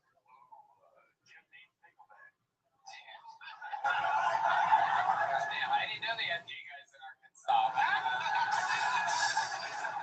I do believe you like a pickle on your backside. So there he goes. I got this man a fucking whiskey pickleback, whatever he wants. Get him out of here. Jacoby Warlick, everybody. There you go. Now you can leave. Now you can go. There he goes.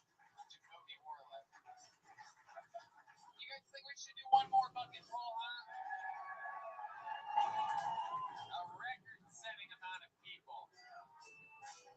Let's see what we got here. You want to pick one, Tom? Let's see what happens. My pleasure. Let's see if Tom has better luck. Kurt Wills or Willie? Kurt Willie. Kurt Willie. Oh my goodness. That looks like a new name to me. Kurt Willie, the comic. The Free Willie comic. They all have bad handwriting, these new comedians. You can tell the ones that started after phones were invented because their handwriting is dog shit. How about a hand for local artist Chris Rogers drawing Michael Lair over there?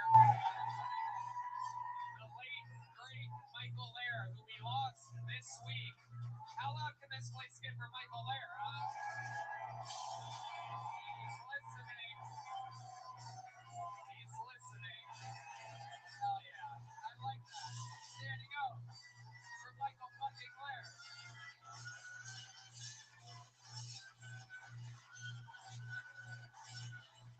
We got any movement? Wow. It appears it's time for Fat Willie to get to the stage. It appears as though, much like Michael Lair, Kurt Willie is no longer with us. I'm pulling another name out of the bucket. We're going to get someone else up here. Make some noise for Danny Martinello, everybody. Danny Martinello.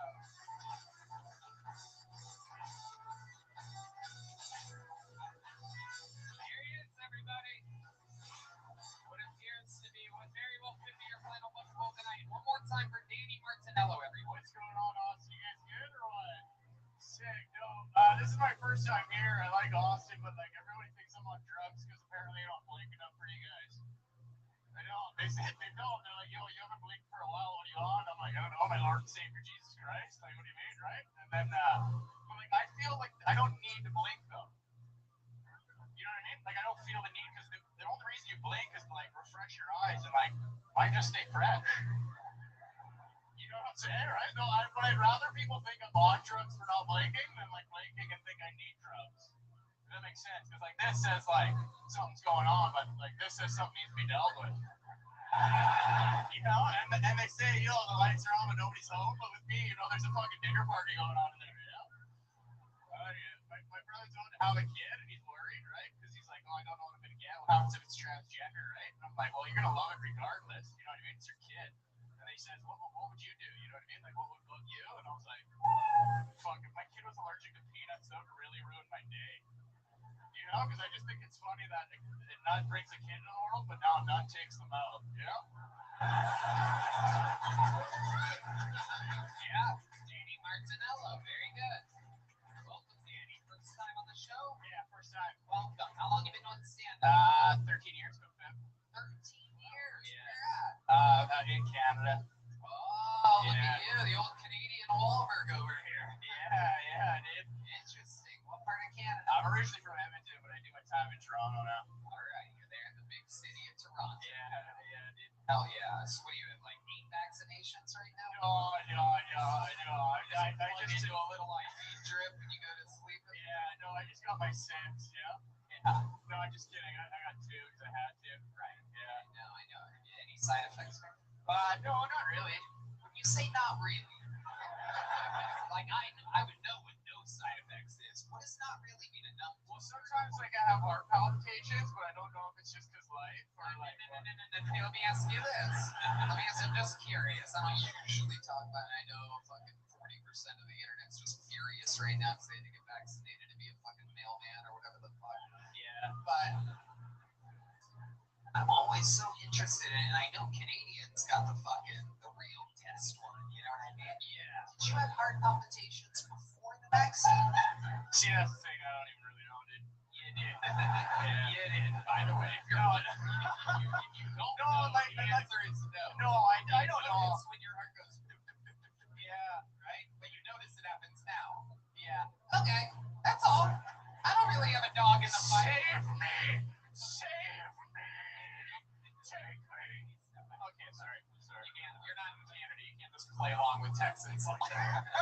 Well, you know, straight up though, dude, I don't even feel like this is Texas, You man. have phones, but the guns are out, my friend. I haven't seen one since, and I'm kind of disappointed because I'm from Alberta, so I was really hoping someone had an open carry, but like, you guys kind of let me down. Relax, Danny. Okay. That's it, Danny. Just relax a little bit. Okay. So you've been doing it 13 years, Yeah. all up in Canada. Yeah. What do you do for a living? Stand up and Like on the Yuck Yuck Steel? Do they I do Yuck Yucks. I just taped an album with JFL. I did some CBC stuff, and then I played. you see the Center of Disease Control? Yeah, yeah. That's what happens. Yeah. I got a nice opening spot for the World Economic Forum tomorrow, so that's pretty I sweet. love it. I love it. So you just do stand up, and that's going good for you. Yeah, it's been pretty sick. I'm trying to get my visa and shit, so it's been nice. Canada has some weird things. You know, there was a lawsuit against the comedian, right? You know about that? Yeah, they don't really let you say what you want. Right. That's a pretty big deal. An entire country that doesn't let you say what you want. Now you're here in Texas, which literally completely invites crazy shit. Yeah, I mean, it's pretty cool. I ain't gonna lie. yeah. Do you want to move to the States? Yeah. Eventually, I don't know. I'd like to work here. I just love my country. You know what I mean? Like, I like having like healthcare and shit, and enjoying life, and like, yeah. So You should come to America, get a job, and you can pay for healthcare. Instead of waiting in line for 8 hours like a mongoose. No, it's okay. I actually went to go apply for my social security number and shit, so I got like a visa. So it's going. It's a slow process, but shit, we're doing it. I love it. Let me ask you this. Yeah, I'm so Interested in this.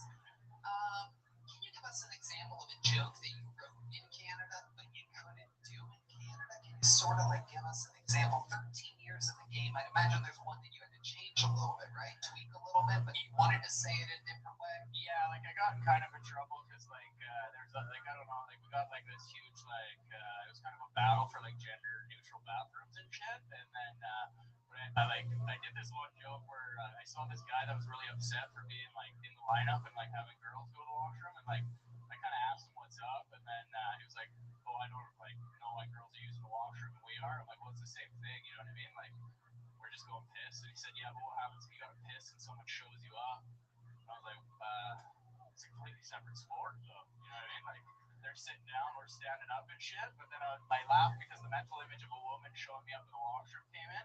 And, like, the only way you girls can show me up is if I'm queued in line going to the urinal. But then all of a sudden you came in, hit checked me out of the way, grabbed me by the back of the collar, threw me out of the way of the urinal, walked up, hiked your skirt to the side, threw a thumb over it like a garden hose, and just fucking hit the back of the porcelain. Like a good power piss, calf raise, glutes engaged, shooting a golden arch, right? Just feed me that quarter pounder Brittany, no cheese, you know? All while she's finishing a tall boy though, right? So she's guzzling it, crushes it on her forehead, aces him in the bin, looks at me and goes, get fucked, and then walks out.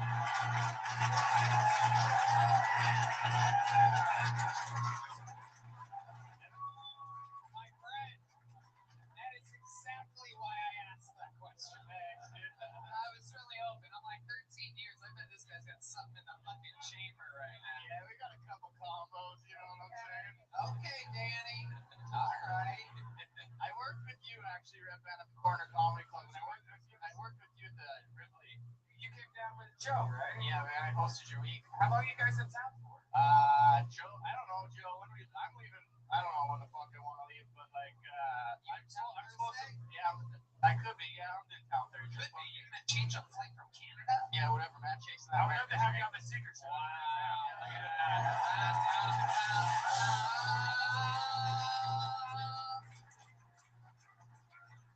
And you get to take one of these bad mama jams. Yeah, leatherbacks. Bonsai, custom made. And I know you're not allowed these in Canada, but that's a gel blaster right there. Oh yeah, give me a gel blaster. Big one. I actually got like 7 firearms, so I'm all good. I'll grab that though too. I love it. I love it. They call hockey sticks firearms in Canada. It's very cute. It's very adorable. Yeah, it's very sweet. Guys, make some noise for Danny Martello, everybody. Come on. All the way from Canada, 13 years in the fucking game. That's what I'm talking about. A 13-year veteran. A fucking people that have been doing it a couple months. We've had all shapes and sizes on tonight's episode. What did we say? We started a little bit late, right? We started a little bit late. Yoni, did we start a little bit late? You guys think we should do one more? We have to. It never works, but we do it anyway. Your final bucket pull of the night goes by the name of Michael Ridley, everybody. Michael Ridley.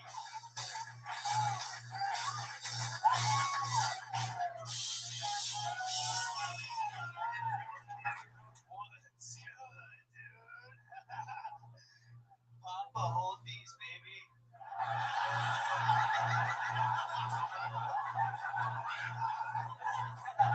What's up, guys? I know what you're thinking, man. My hair is not sewn into my hat. I promise, dude. This isn't a wig sewn into a hat, all right? Got my hair cut from a Mexican in Pflugerville, and now I look like a Mongolian warlord.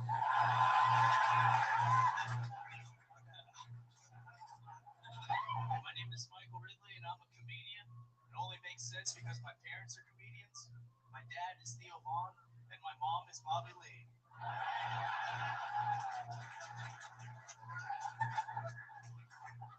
recently joined a fraternity for uncircumcised men. It's called Alpha Sigma Schmegma, dude. It's a tight-knit brotherhood, heavy emphasis on the hood. We go to Intactivist rallies, and DMX is playing in the background. Where the hood, where the hood, where the hood at? Thank you. Wow. Michael Ridley.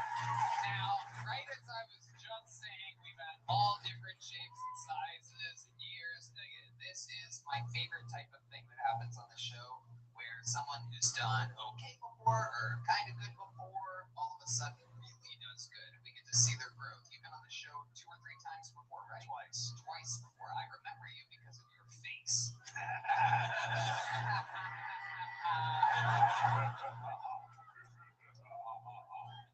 So, Michael Ridley, a fucking fantastic set. Tell us about it. How hard have you been working? What's been going on? What's your regimen been? Because that's much better than we've ever seen before. You would agree, right? Yes. Yeah.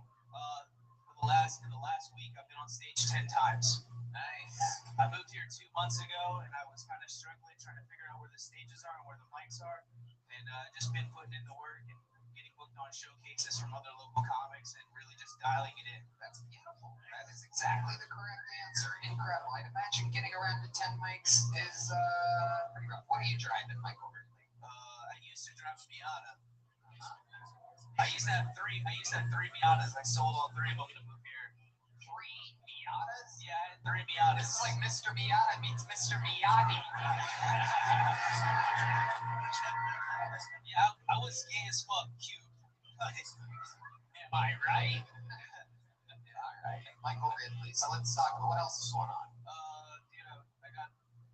Redman said that I was moving here the last episode I wasn't, but I didn't let anyone in my previous job know. So when they checked it out, everybody knew that I was moving to Texas. I had it under wraps. And what was the previous job? I recently got it back. I quit. I was a purchaser at a body shop. So you crash your car, I get the list. I make the phone calls to the dealerships. I make the money that way. Wow. Normally it's your people crashing the car. Look at that.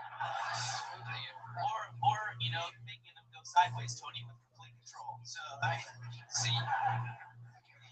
Drifting. I love it.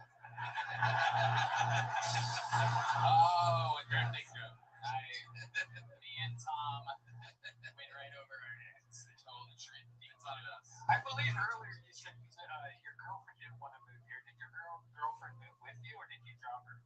No, I did not leave my wife.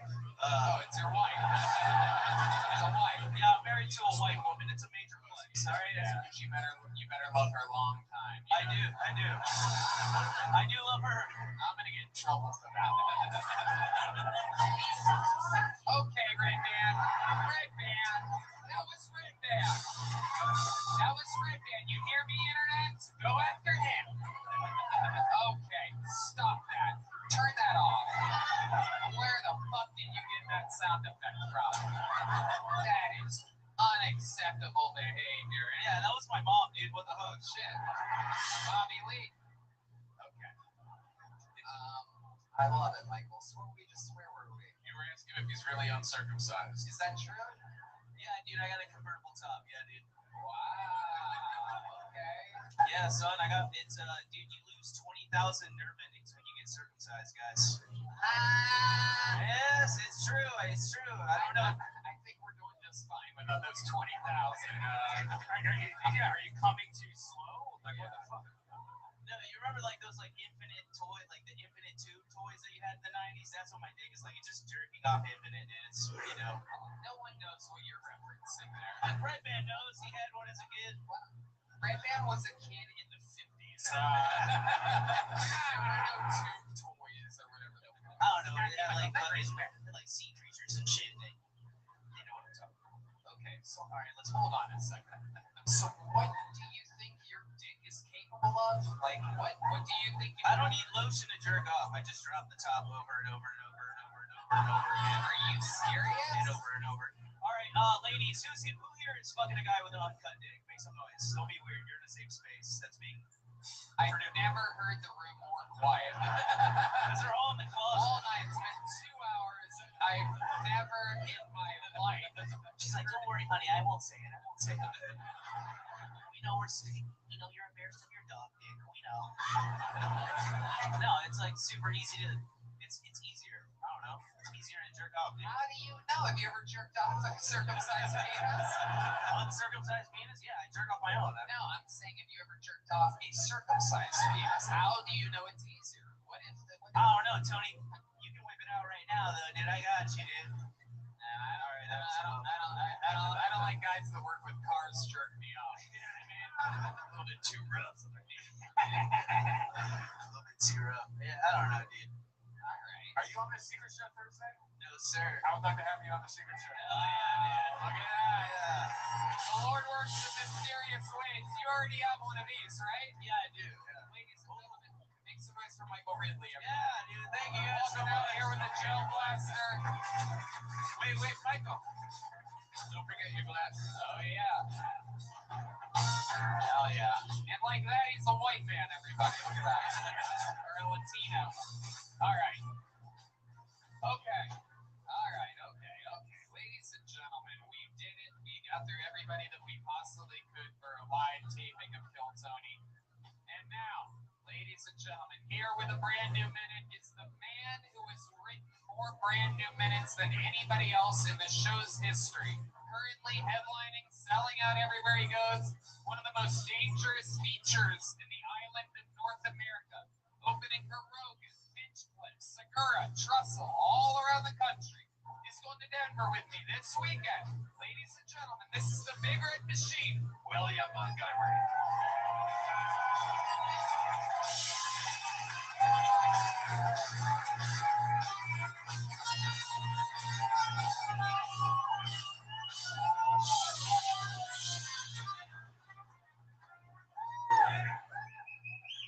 In Prince Harry's new book, he described Elvis Presley's home Graceland as a dump. Prince Harry, I'm actually from Memphis, so don't be talking shit about Graceland, you ginger piece of shit. Ironically, Elvis started his life at the very bottom and worked his way to the very top. And Prince Harry worked it. God damn it!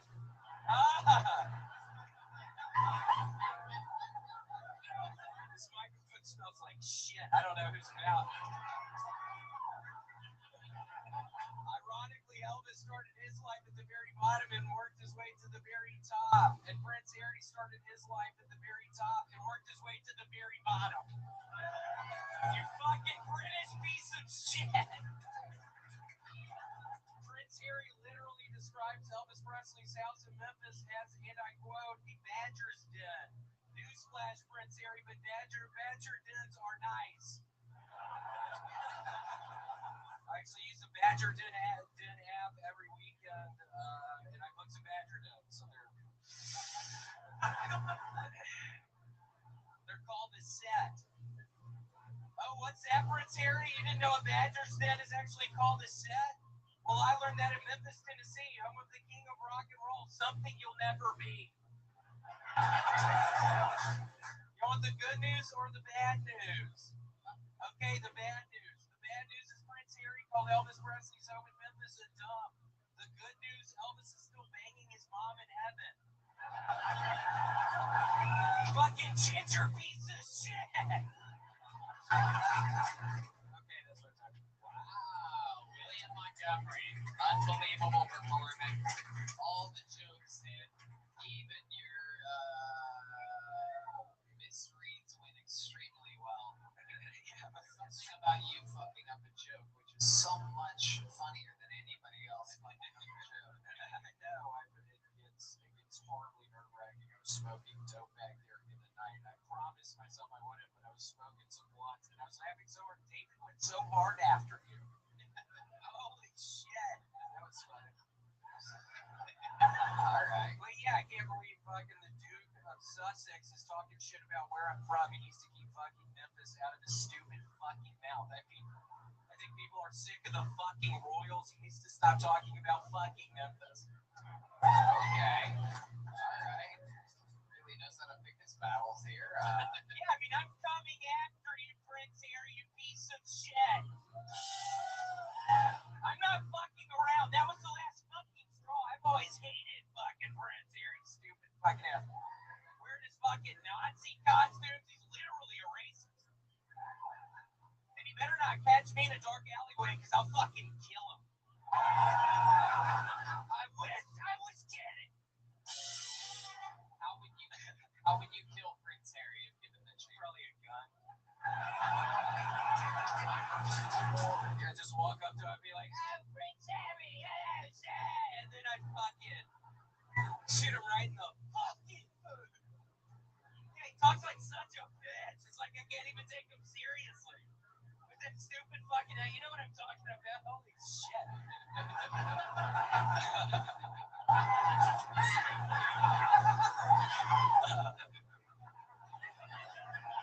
Oh my goodness, you are something else. What a riot.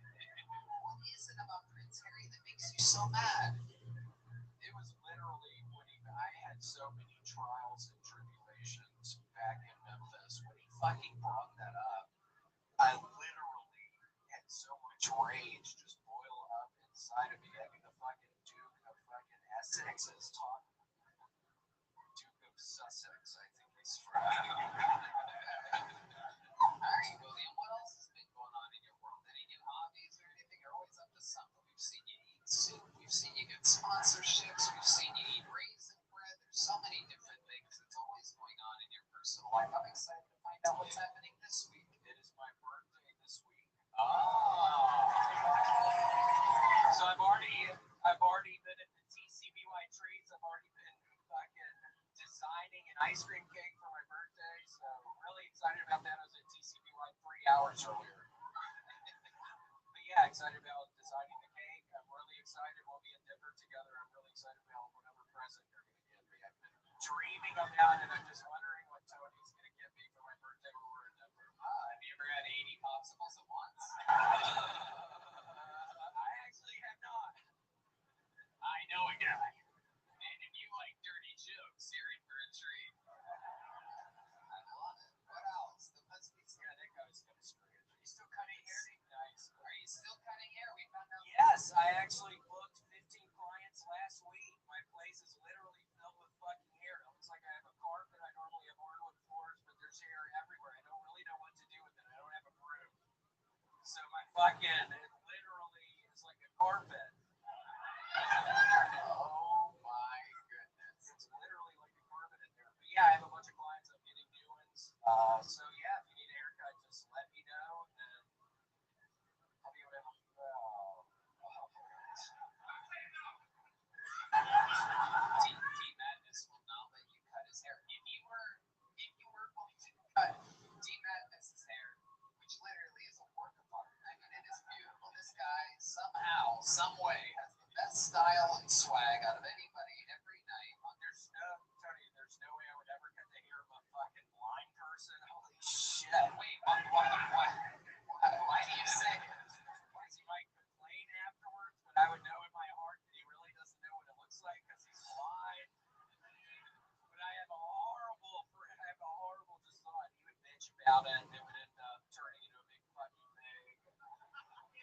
start coming over to his house with my gun in my hand, just standing in front of the kitchen. Fucking, he's standing up, just in his kitchen. He doesn't know I'm there. Huh? D-Madness. That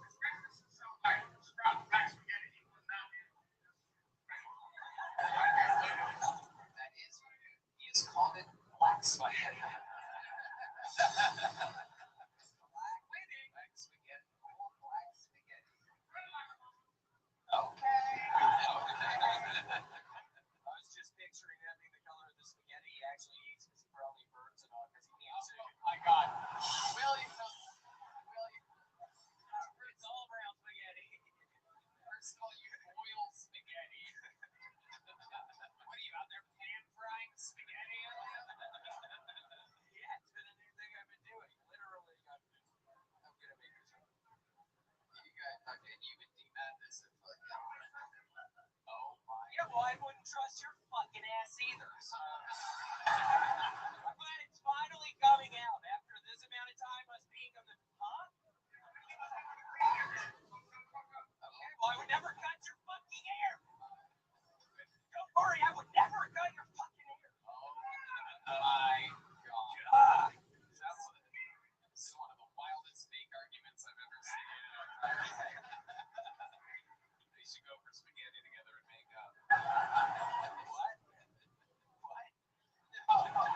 They should go for spaghetti and make up, he said. Yeah, I fucking heard you. Oh my god. Yeah, I fucking heard you. What is up with my regulars attacking the guests lately? I'm so angry. Yeah, I love seeing David come after your fucking ass. You suck. I fucking love it. I'm gonna kill Prince Harry. No, I'm not. No, I'm not. There's no better way to end an episode. We do it the same way every week. William Montgomery.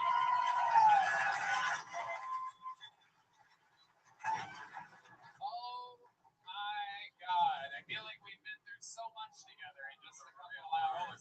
How loud can this place get for one of the greats? Tom Papa, everybody! Watch his new special, What a Day, on Netflix, streaming now. The drawing is in from the great Ryan J. Ebel. Let's get a glance at that right there. He drew tonight's episode while we all sat here laughing around. He's out in LA. And let's check out Chris Rogers' homage to the late great Michael Lair, everybody. There it is.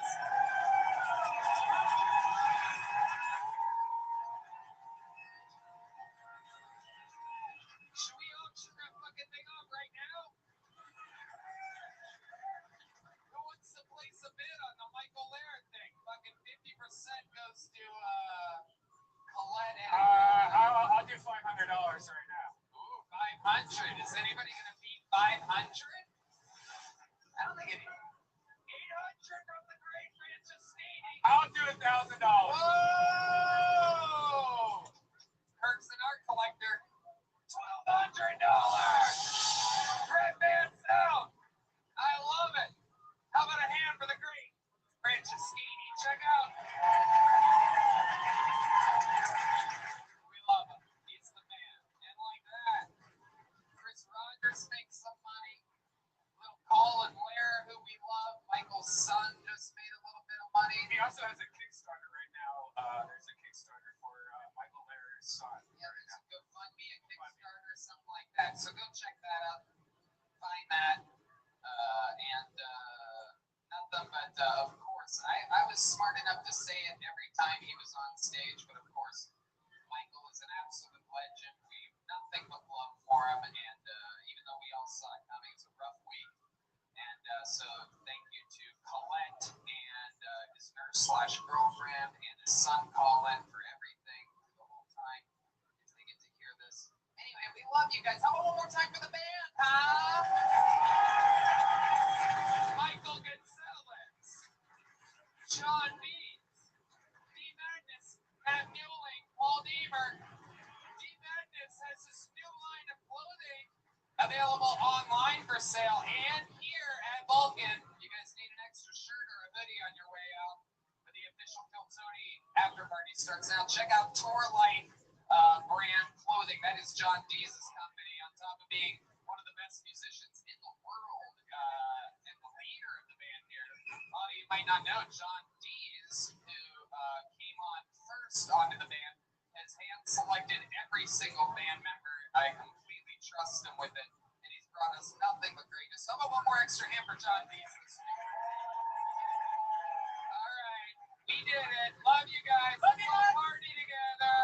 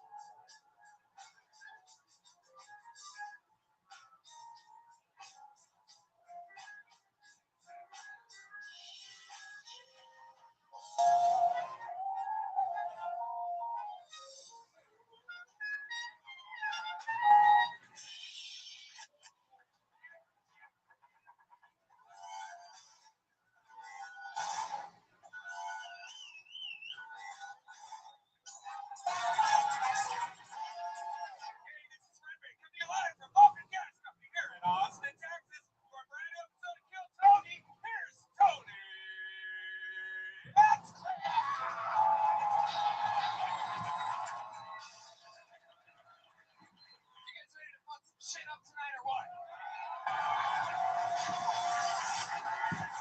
Yippee! Make some noise for Red Man, everybody.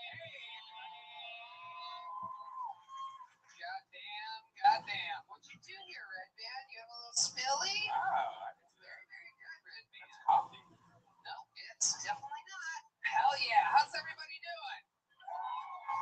Welcome to the #1 live podcast in the world, Kill Tony, brought to you by the Red Rose and the Yellow Rose Deep Eddy Vodka Gel Blaster, the Austin Security Guard Service, and that's a Dwayne and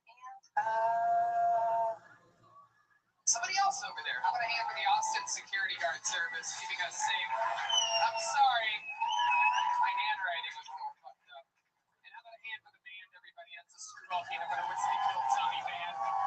God damn it, that is the one and only Michael Gonzalez on the drums. That's Paul Deaver on the horns all the way over here. That's D Madness on the bass guitar, everybody. And the man that put it all together, the great John Dees, right down the barrel there. Tour line hoodies available. He has his own clothing company. It's unbelievable. That's the Screwball Peanut Butter Whiskey band, brought to you by Screwball Peanut Butter Whiskey, the best goddamn peanut butter whiskey on planet Earth. Here's a little bit more from the amazing sponsors that made tonight's episode available for you here right now. Hey y'all, does it make sense that the same company that controls half of online retail also passively eavesdrops on your private conversations at home? What about the idea that a single company controls 90% of internet searches, runs your email service, and gets back to track everything you do on your smartphone? Big tech is more powerful than most countries are, and they profit by exploiting your personal data. It's time to put a layer of protection between your online activity and these tech juggernauts. That's why we use ExpressVPN. I use it for absolutely everything. I never browse the internet without it. I love ExpressVPN. It makes me feel like there's an extra layer of security in this dangerous, wild, nosy world we live in. Right, man? Yeah, not only do I have it at home on all my computers, but I have it on my phone. Think about how how much of your life is on the internet. Sadly, every site you visit, video you watch, or message you send gets tracked and data mined. But when you run ExpressVPN on your device, the software hides your IP address, something big tech can use to personally identify you. So ExpressVPN makes your activity harder to trace and to sell to advertisers. ExpressVPN also encrypts 100% of your internet data to keep you safe from hackers and eavesdroppers on your network.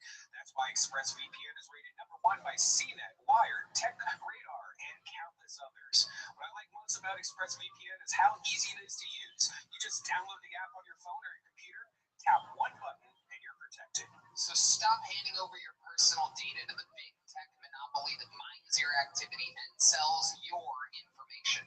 Protect yourself with the VPN that we trust to keep us safe online. Visit expressvpn.com/killtony. That's expressvpn.com/KILLTONY to get extra months free. Go to expressvpn.com/killtony right now to learn more. Hey y'all, contrary to current headlines, several industries are heading for a hiring boom this spring, including e-commerce, healthcare, and not surprisingly, hospitality. It's one of the areas with the most growth. Not only does this industry need to hire for service positions, but also managerial positions and back office operations positions. If you need to hire qualified candidates ASAP for any of these industries or any other industry, you need ZipRecruiter. And right now, you can try it for free at ZipRecruiter.com/killtony. How can ZipRecruiter help you grow your team? Well, ZipRecruiter uses its powerful matching technology to find the qualified candidates for a wide range of roles. See a candidate who's perfect for your job? Well, ZipRecruiter makes it easy to send them a private, personal invite so they are more likely to apply. ZipRecruiter also offers attention-grabbing labels that speak to job flexibility, like urgent, training provided, remote, and more. Let ZipRecruiter keep your team growing strong, no matter what the industry. 4 out of 5 employers who post on ZipRecruiter get a quality candidate within the first day. They have been loyal to us. We are loyal to them. What a great company. What a great podcast you're listening to. See for yourself. Go to this exclusive web address to try ZipRecruiter for free. ZipRecruiter.com/killtony. Again, that's ZipRecruiter.com/KILLTONY.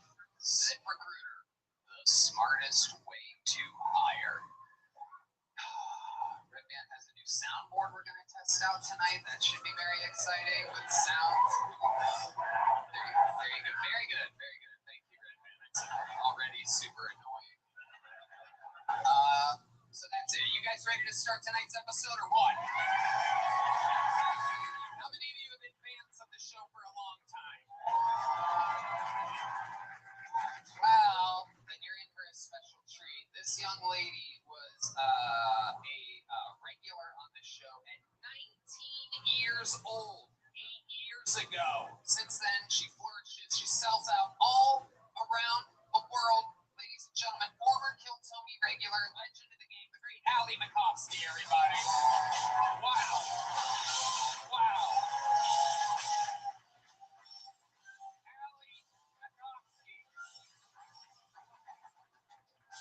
Allie Makovsky's on tour, AllieMakovsky.com for tickets. She's going everywhere. Raleigh, Atlanta, San Diego, Vancouver, Sacramento, and Dania Beach. Welcome back, Allie. Thanks for having me. Hell yeah. You've been on this show for a long time. Yeah. A veteran of the game. And how long have you been doing stand-up? I think 8 years now. 8 years. And you started with Bill Tony and around. Pretty much. I think I started like a year before Kill Tony, and then that really popped things off for me. And we made you a regular immediately all the way back to episode 100. Fun. The great Roseanne Barr was supposed to be here with Allie tonight. Just to let you guys know, this is another night that Roseanne wasn't able to make it from the frozen hill country that she lives in. She is the newest resident of Texas. Oh, that's Red Band's new soundboard.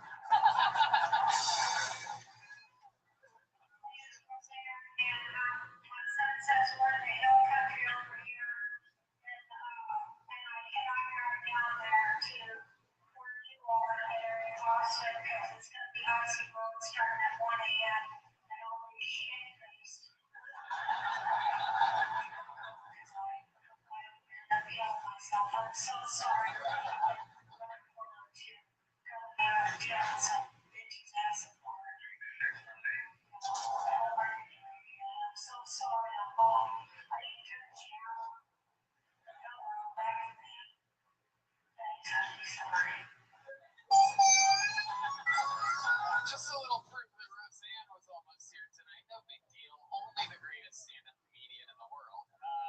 But again, she got frozen out.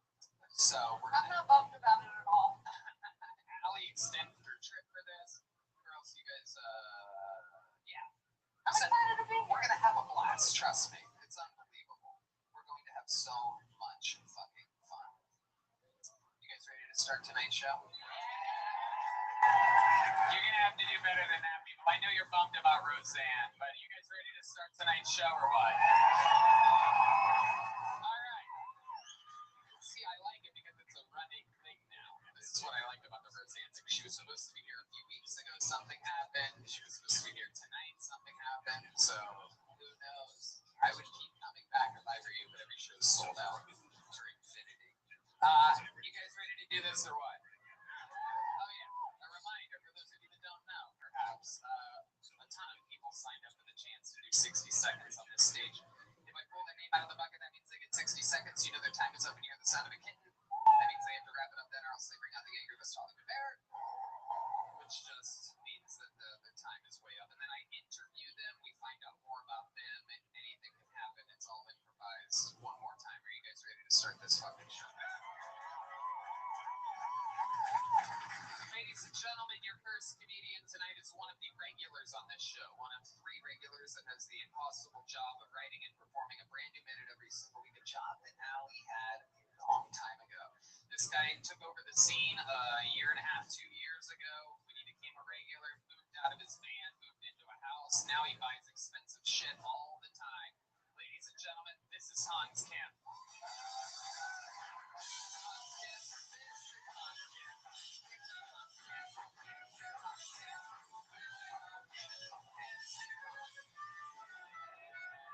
What's up?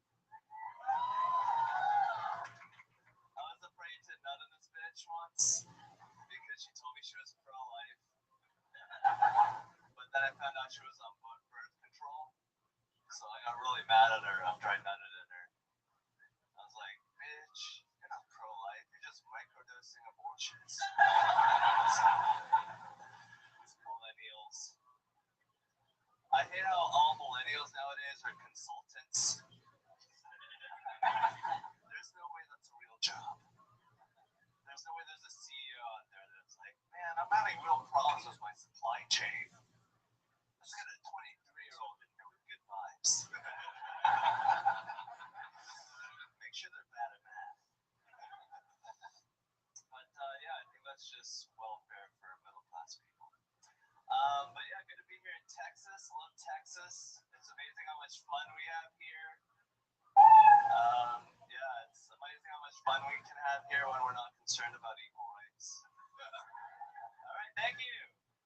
Whoa, somebody's been partying all week. Holy shit.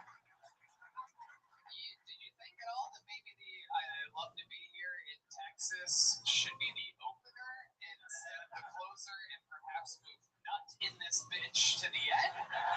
Did you think about the fundamental formation of your 60-second set tonight? I don't want to do that again because I already talked about Texas last week, so I was like, oh, God forbid you talk about where you are to open your set. Yeah, you did it last week. So, okay.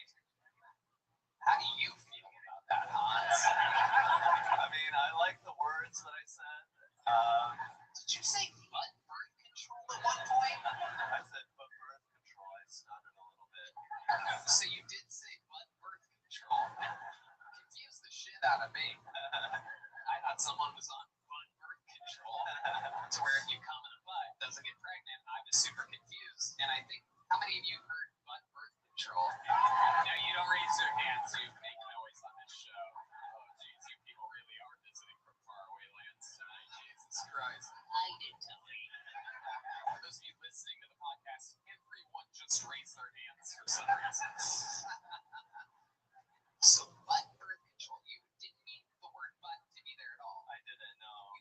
she was on birth control, and so she was microdosing abortion. I thought it kind of worked though with the bug birth control. Because then when you were saying that she was microdosing abortion, I was like, oh, because you're doing anal sex, so she's not getting pregnant. So it kind of worked. It was amazing that your stutter led you to an entire different orifice. Wait, what? I think I just had a little stroke right there. Okay, Hans. So you've up to be here in Texas, equal rights. What do you mean by that? I mean, like, if you're worried about, oh, am I hurting this, Mexican's feelings, then you might not take as many tequila shots off their body. What?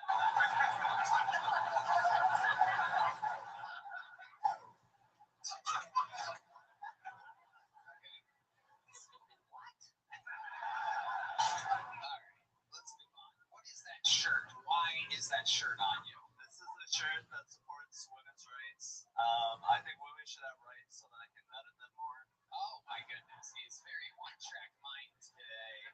He wears that shirt because it cancels out his jokes.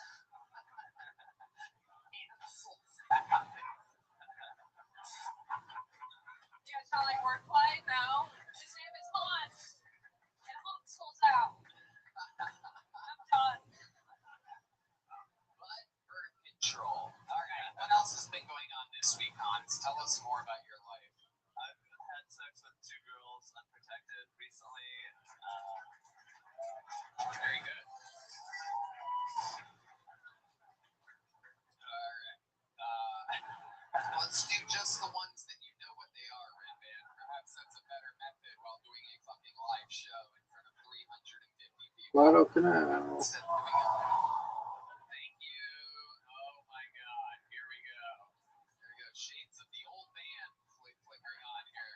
The old, just fucking unbelievable. Alright. Hans, give me something good. Unprotected sex. Did anything stand out to you while doing that or anything? Yeah, we were watching Jeopardy, and she... Wow. Was one of your answers, what is butt birth control? Granddad. Shh, I'm telling you. Okay, it's called Jeopardize. I don't give a fuck. Okay. Fucking hit your things very carefully moving from here on out. I don't know how to hint to this anymore. I'll stand down. Okay, thank you. Very good. Jesus, what a start to this fucking show, huh? Should we just take it from the top? Should we take it from after Hans gets off? Should we just take it from the top and pretend like it's a start? Hans isn't here this week. Would you like that? I think We'll so, just start yeah. at that. Really? Yeah. It's obvious. All right, ladies and gentlemen, that was Hot Skin. There goes Hot Skin. I think maybe we should. We've never done that before, but maybe we should. No, we have to keep my Hansel coming in. It really kills. Yeah, just added it like he did it, just in case. That was Hans Kim.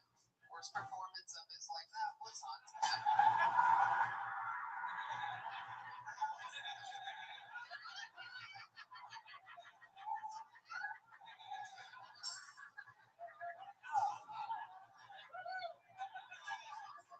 A little fun fact is that it's more annoying to the podcast listeners than it even is to us. Are you guys ready to start tonight's show or what?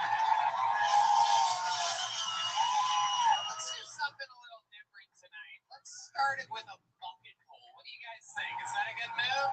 Huh? Normally Hans is here, but normally Hans gets it started, but he came down with a little ladies and gentlemen, your first comedian out of the bucket. This is a brand new person, I can tell you already. So anything can happen for those of you that don't know the show. This is 60 seconds of stand-up comedy uninterrupted, going to Bill 2.0. Ooh, a big roar from the back corner. Here he comes. Bill 2.0. Getting the night started for us here.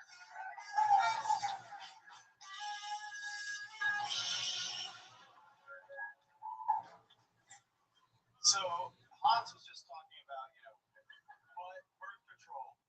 But the other week I was with this girl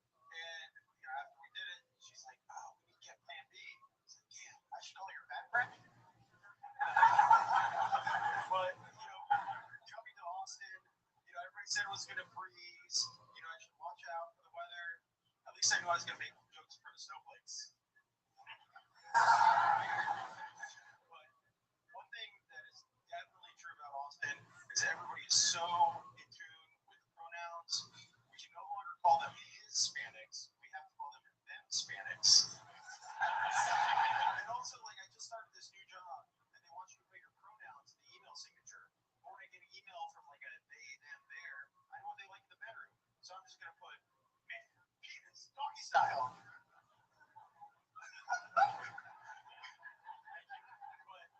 I lived in Austin for 11 years, and the one thing I know is true about Texas is Texas hates Oklahoma, especially Austin, the whole UT-OU rivalry. What time did OU sucks? The thing that pisses Austinites off the most is that OU or Oklahoma legalized weed before Texas. Wow. Bill 2.0. Welcome to Kill Tony. Holy shit. I wish I could finish out this one. I bet you do. You had a chance to finish all those other half-written jokes you did before that, but very good, Bill. Thank you. They're written down. So good to have Abraham Lincoln's gay grandson up here tonight. You don't need to respond to everything. That's not how it works, but I'm glad to have the Liver King's accountant here tonight. This is very, very exciting. The first comedian of the night. Don't let his Hans said but birth control thing confuse you. He called me a comedian. Okie dokie. Wow, you're just hilarious, Bill. Welcome to the show. Allie? His son sounded like he typed it into chat. Fuck! No! Roseanne, where are you, Roseanne? Roseanne, please. Just make the hour drive. You can still make it. I'll helicopter you in. Sound like ChatGPT wrote his head. What? I'm angry. I'm pissed off. No, you're good. You're good. Okay. Cut that out. Bill, let's talk about it. How long have you been doing stand-up comedy? I've done 2 open mics in my whole life. Okay. What made you want to sign up here tonight? It is Grant's birthday. Oh, God. Jesus Christ. Oh, my God. I've heard of frat boys. I've never heard of frat men before. It was that or a hand job. It was that or a hand job. Wow, you have not a funny bone in your fucking body. It is incredible that you put yourself in this position. Frankly, I'm shocked. Why'd you dress like that? It's Grant's birthday. We're doing celebrate Chase Bank.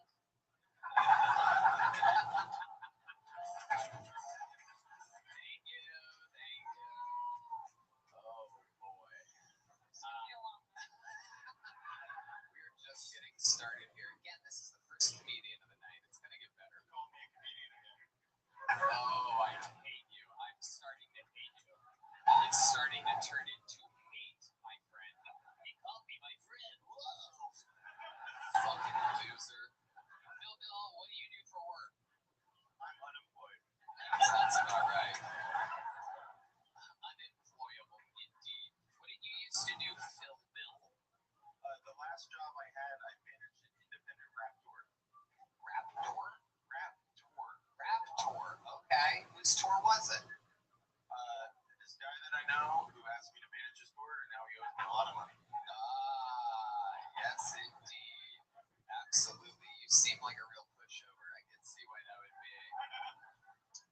What made you get into the rap game? My friend asked me to manage his tour, and now he owes me a lot of money. God, you are the worst still, Bill. Oh my God, you're the fucking worst. There's only 2 answers that you have. It's either my friend's Grant's birthday, Or that I'm a comedian. okay. There he goes, Bill, everybody. There he goes, Bill. Go that way, by the way, Bill. Go that way. Yep. Take the long walk of shame. Jesus fucking Christ, man. You guys ready for your first comedian of the night? Huh? Who's ready? We're gonna go to the bucket for this one. I know. We're leaving this all in, by the way, just to let you know. Your first comedian of the night goes by the name of Juan Torres, everybody. Juan Torres.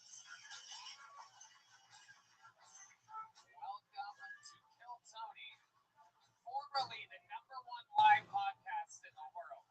At one point, we were the best. Oh, here he is, everybody. Juan Torres. Make some noise for Juan, everybody. Come on. So, how's it going today? Oh, is it like this? Or like this? Like this. Okay, thank you, thank you. Well, today I am very happy. I just finished with my taco stand. So I came over here to hang out with all of my friends today. It's a very nice city to all. Also, I took the chance of starting doing Uber and Lyft. And with Uber and Lyft, they have a video I must watch to help me start driving Uber and Lyft. The video goes like this. If people are trying to have the sex in the seat, you must do these things. First, you must ask them, hey, what type of music do you like? And obviously, when people are in the middle of having sex, they want to know what type of music you want to hear.